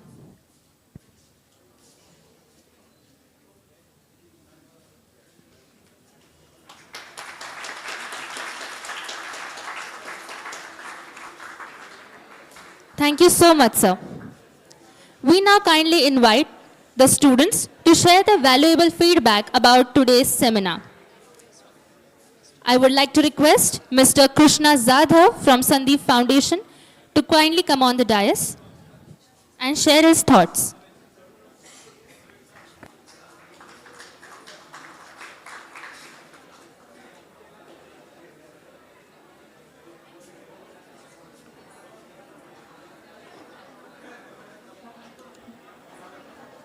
Good evening to one and all, respected dais, all the dignitaries, and to the respected principal sir, and to all the faculty members present here, and to all my dear friends. I would like to thank to the principal sir, the Chikhale sir, and Shelke ma'am for organizing such a thoughtful seminar for us. So this seminar will definitely boost up our confidence and build up us for the future GPAT competition. As a budding pharmacist and the aspiring candidate for the GPAT, I will definitely say that this seminar will definitely motivate us and help us for our preparation. And few faces are familiar to here. Hemant Chikhale sir are familiar to me, and I would like to thank him. I would like to thank our respected principal sir, Lakshmikant Bose sir, respected Lard sir for letting us know about this seminar. And I will definitely say this seminar was a lot of fun. I have learned a lot. I have experienced so many things. And thanks to all of you.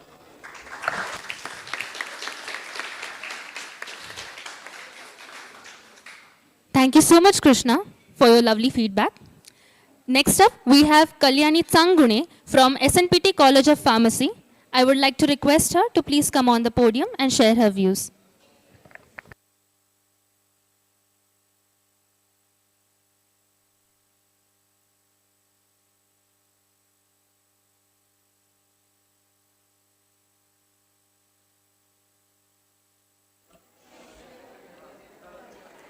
Good evening, everyone. I sincerely thank you. You are providing us with such valuable guidance regarding the GPAT examination.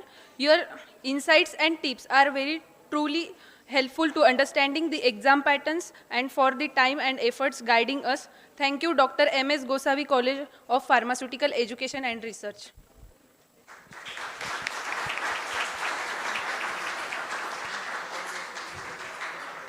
Thank you so much, Kalyani, for the lovely feedback. If anyone wishes to add his or her opinion about today's seminar, are welcomed.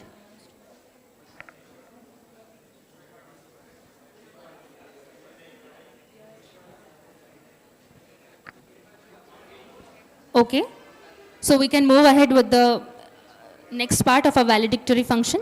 Now I would like to request Dr. P.S. Malpura sir to kindly address the gathering.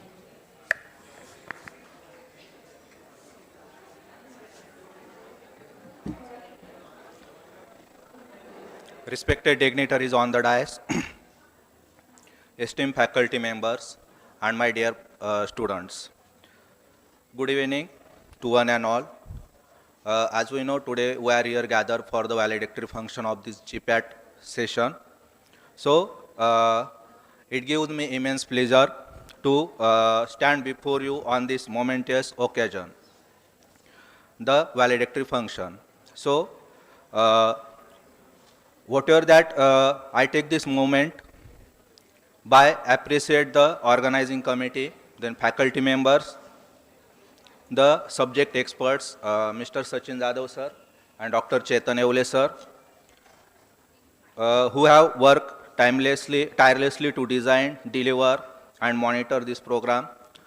This dedication has ensured that the sessions were not just academic, but also the interactive, energetics, and motivating. Now, to all the students who participated in today's this session, I just want to say that GPAT is not an exam, but it is the, or we can say that it is a entry of a, or it is a door to entry into a new journey of research. So, if we look like that, that means if we just look like it is an exam, then it is very difficult to crack it. But if we look like it is a entry of the heaven or entry of the new life of our journey. So definitely all the students easily crack this GPAT exam. Okay, so best of luck to all the participants. Thank you. Thank you all.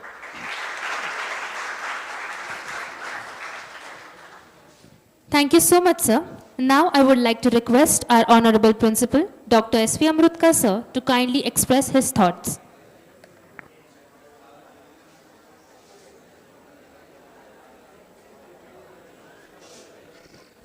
Good evening. Today Chief Guest, Dr. Prashant Malpure, Dr. Tivule, my colleagues, Mr. Chikhale and Dr. Shelke, all my staff colleagues and dear students.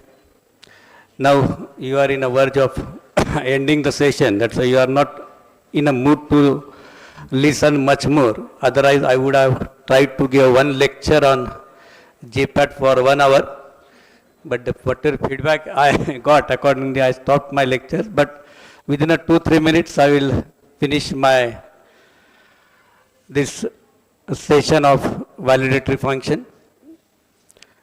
As we have been organizing this kind of events from so many years, and every time students are responding well, and that's why I'm very much thankful to the students who are coming or who are participating, and more thankful to the principals of those colleges, because they are allowing a student to come and join this session, and that's why this platform is very useful for me to convey. So you should convey through that principal sir has given a thank to all your principals for your motivation, and definitely GPAT examination is a very crucial examination for every B.Pharm graduate student. As we have seen, the first session was of Dr. Sanjay Jadhav. I was not here. You might have thought that sir was not here, but I was continuously watching because this today's session was also live on YouTube.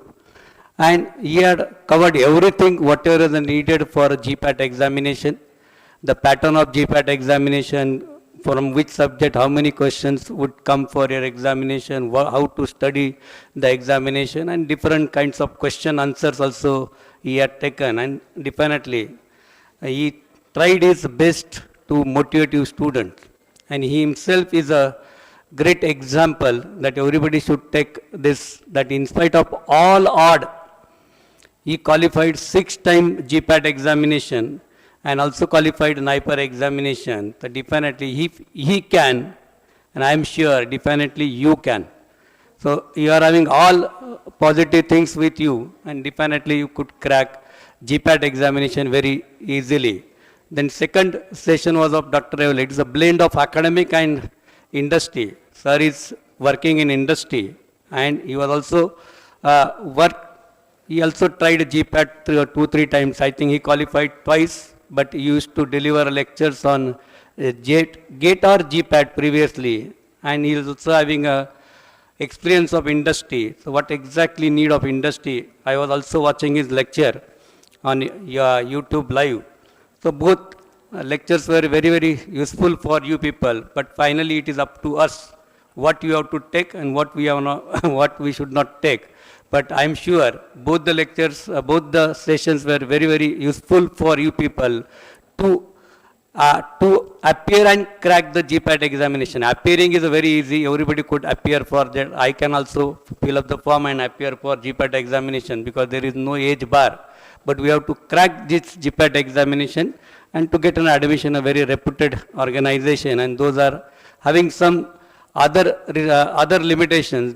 If they crack, then your higher study could be very easily done, and that's why lastly I would say you take it positively and do your best, and definitely I am sure out of these 150 or 200 students, most of the students would crack this GPAT examination, and after result, please do come and report us, sir, we have cracked this examination. That could be the best day for all of us. Whatever we have been doing from 6, 7, 8 years, that is the actual result of this exercise, which is useful for students.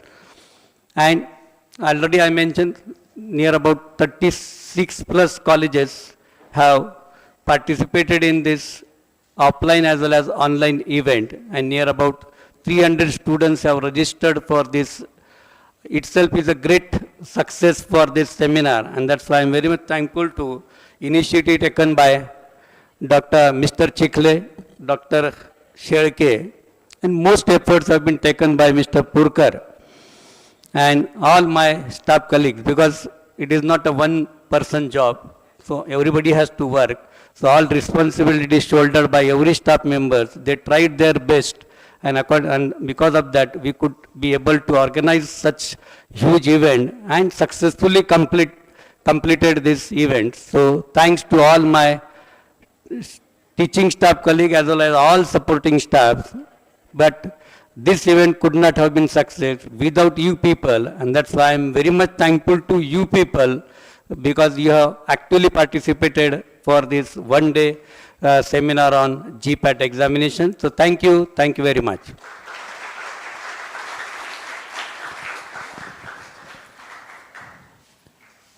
Thank you so much, sir. Now let us move forward into our valedictory function. Now we are going to begin with the certificate distribution. Before we move on, I would like to give a short disclaimer. I would like to request that one representative from each college will come upon the stage and take the certificates on behalf of the entire college. Now, I would like to request Dr. P.S. Malpure sir to kindly present the certificates to the college representatives of SNPT College of Pharmacy.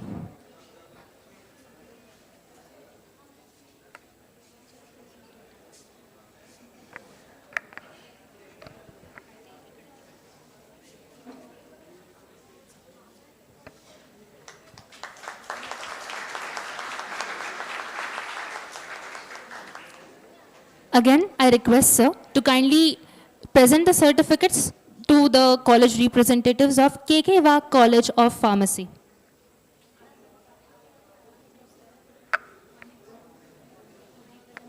Any one representative from KK College are requested to please come on the stage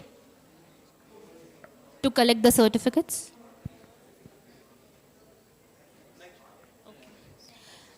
Moving on, I would like to request Dr. Chetan Yevle sir to kindly felicitate the college representatives of M.G.V College of Pharmacy.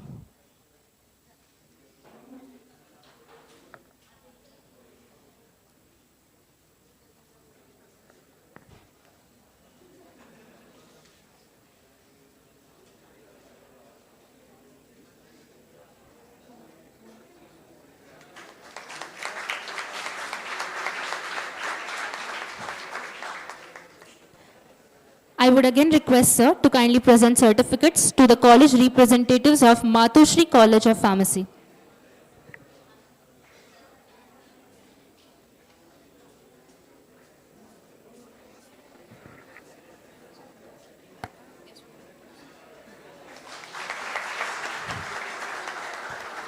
Thank you, sir. Now I would like to request Dr. S.V. Amrutkar sir to kindly present certificates to the college representatives of Asian Institute of Pharmacy.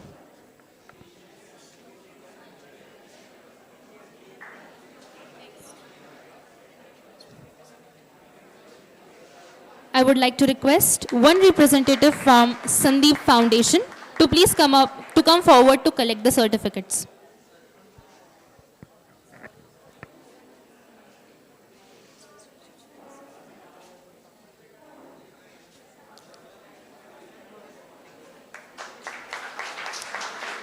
Thank you, sir. I would now like to request Mr. Hemant U sir to kindly felicitate the college representatives of Pravara College of Pharmacy. Any representative from Pravara College of Pharmacy? Okay, moving on. I would like to request Professor Hemant U sir to kindly present certificates to the college representatives of S&D College of Pharmacy.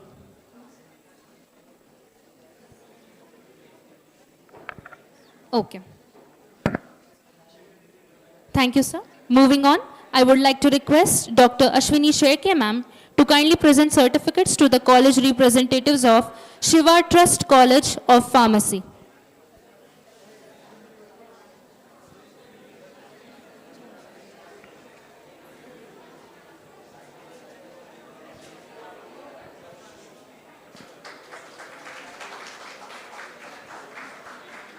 I would again request ma'am to kindly felicitate the representatives of Loknet Dr. J.D. Pawar College of Pharmacy.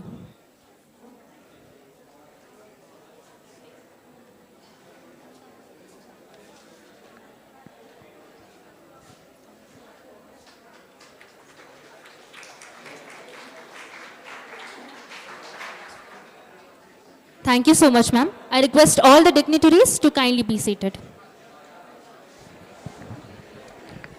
I now request to invite coordinator of the seminar, Dr. A.V. Shelke ma'am, to present the seminar report and deliver the vote of thanks.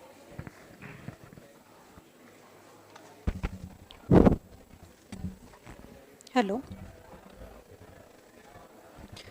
A very good evening to all.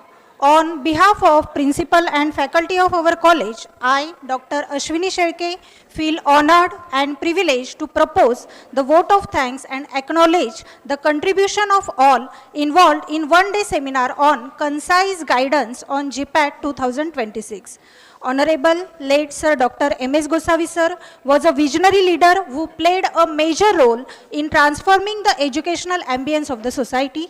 He created many generations with the vision of student-centric education. For his significant contributions in the field of education, on the occasion of birth anniversary of Sir, we have started this series of GPAT guidance from last about 10 years. The seminar aims to guide, support and inspire pharmacy students in their preparation for the graduate pharmacy aptitude test. With this motto, by considering the participation and response of the students, I can say we have successfully achieved this motto. For today's program, we had most valued chief guest, Dr. Santosh Tambe sir, Principal of M.G.V Pharmacy College, Nashik. Then Dr. Prashant Malpure sir, Principal of Matoshri College of Pharmacy, who blessed us with his motivational and holistic words. I mention our deep sense of appreciation to them. Our sincere gratitude goes to resource persons of the today's program, today's seminar, Honorable Mr. Sachin Jadhav sir and Dr. Chetan Yevle sir, for sparing their valuable time with us from their busy schedule and enlightening the students by sharing their knowledge, experience and motivating our delegates. Thank you, sir. I am sure students will definitely get benefited in their study. I take this opportunity to pay my heartfelt gratitude to Dr. Dipti Deshpande ma'am, Secretary and Director HR of Gokhale Education Society. I am also grateful to Shri P.M. Deshpande sir, Project Director, Gokhale Education Society and President for today's program, for accepting the invitation and gracing the occasion. I am also thankful to Dr. R.P. Deshpande sir, President and Joint Treasurer, Gokhale Education Society, for moral support and guidance. Then Dr. R.M. Kulkarni sir, Zonal Secretary, for gracing the occasion. I must mention our deep sense of appreciation to Mr. Shailesh Gosavi sir, Establishment Director, Gokhale Education Society, for his motivation, guidance and providing all the facilities throughout the program. I am thankful to Dr. S.V. Amrutkar sir, Principal of our college, for his enormous motivation and cooperation in organization of this event. I convey my big thanks to convener Dr. P.L. Pingre sir, Vice Principal, IQAC Coordinator, for providing immense support to make the seminar successful. I also extend my thanks to coordinators of seminar, Mr. Hemant Chikhale sir, Mr. Sandeep Purkar sir, for smooth conduction of seminar. I convey a big thank to all the members of organizing committee and all my colleagues who have been involved in this particular event for their kind support. I am thankful to supporting staff of the college for their enormous efforts. Because of them, only such functions occur smoothly. Finally, I am thankful to all the delegates from other colleges for coming to Gokhale Education Society and my dear students for their kind attention. With these warm words and kind message, we move to the end of today's seminar. Thank you very much.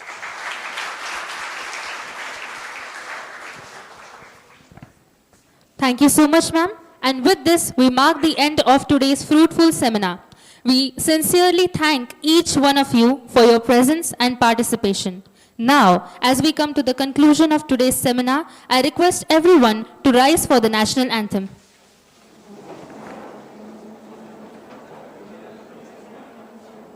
मन अधिनायक जय हे भारत भाग्य विधाता पंजाब सिंध गुजरात मराठा द्राविड़ उत्कल बंग विंध्य हिमाचल यमुना गंगा उज्ज्वल जलधि तरंग तव शुभ नामे जागे तव शुभ आशीष मांगे गाहे तव जय गाथा जनगण मंगलदायक जय हे भारत भाग्य विधाता जय हे जय हे जय हे जय जय जय जय हे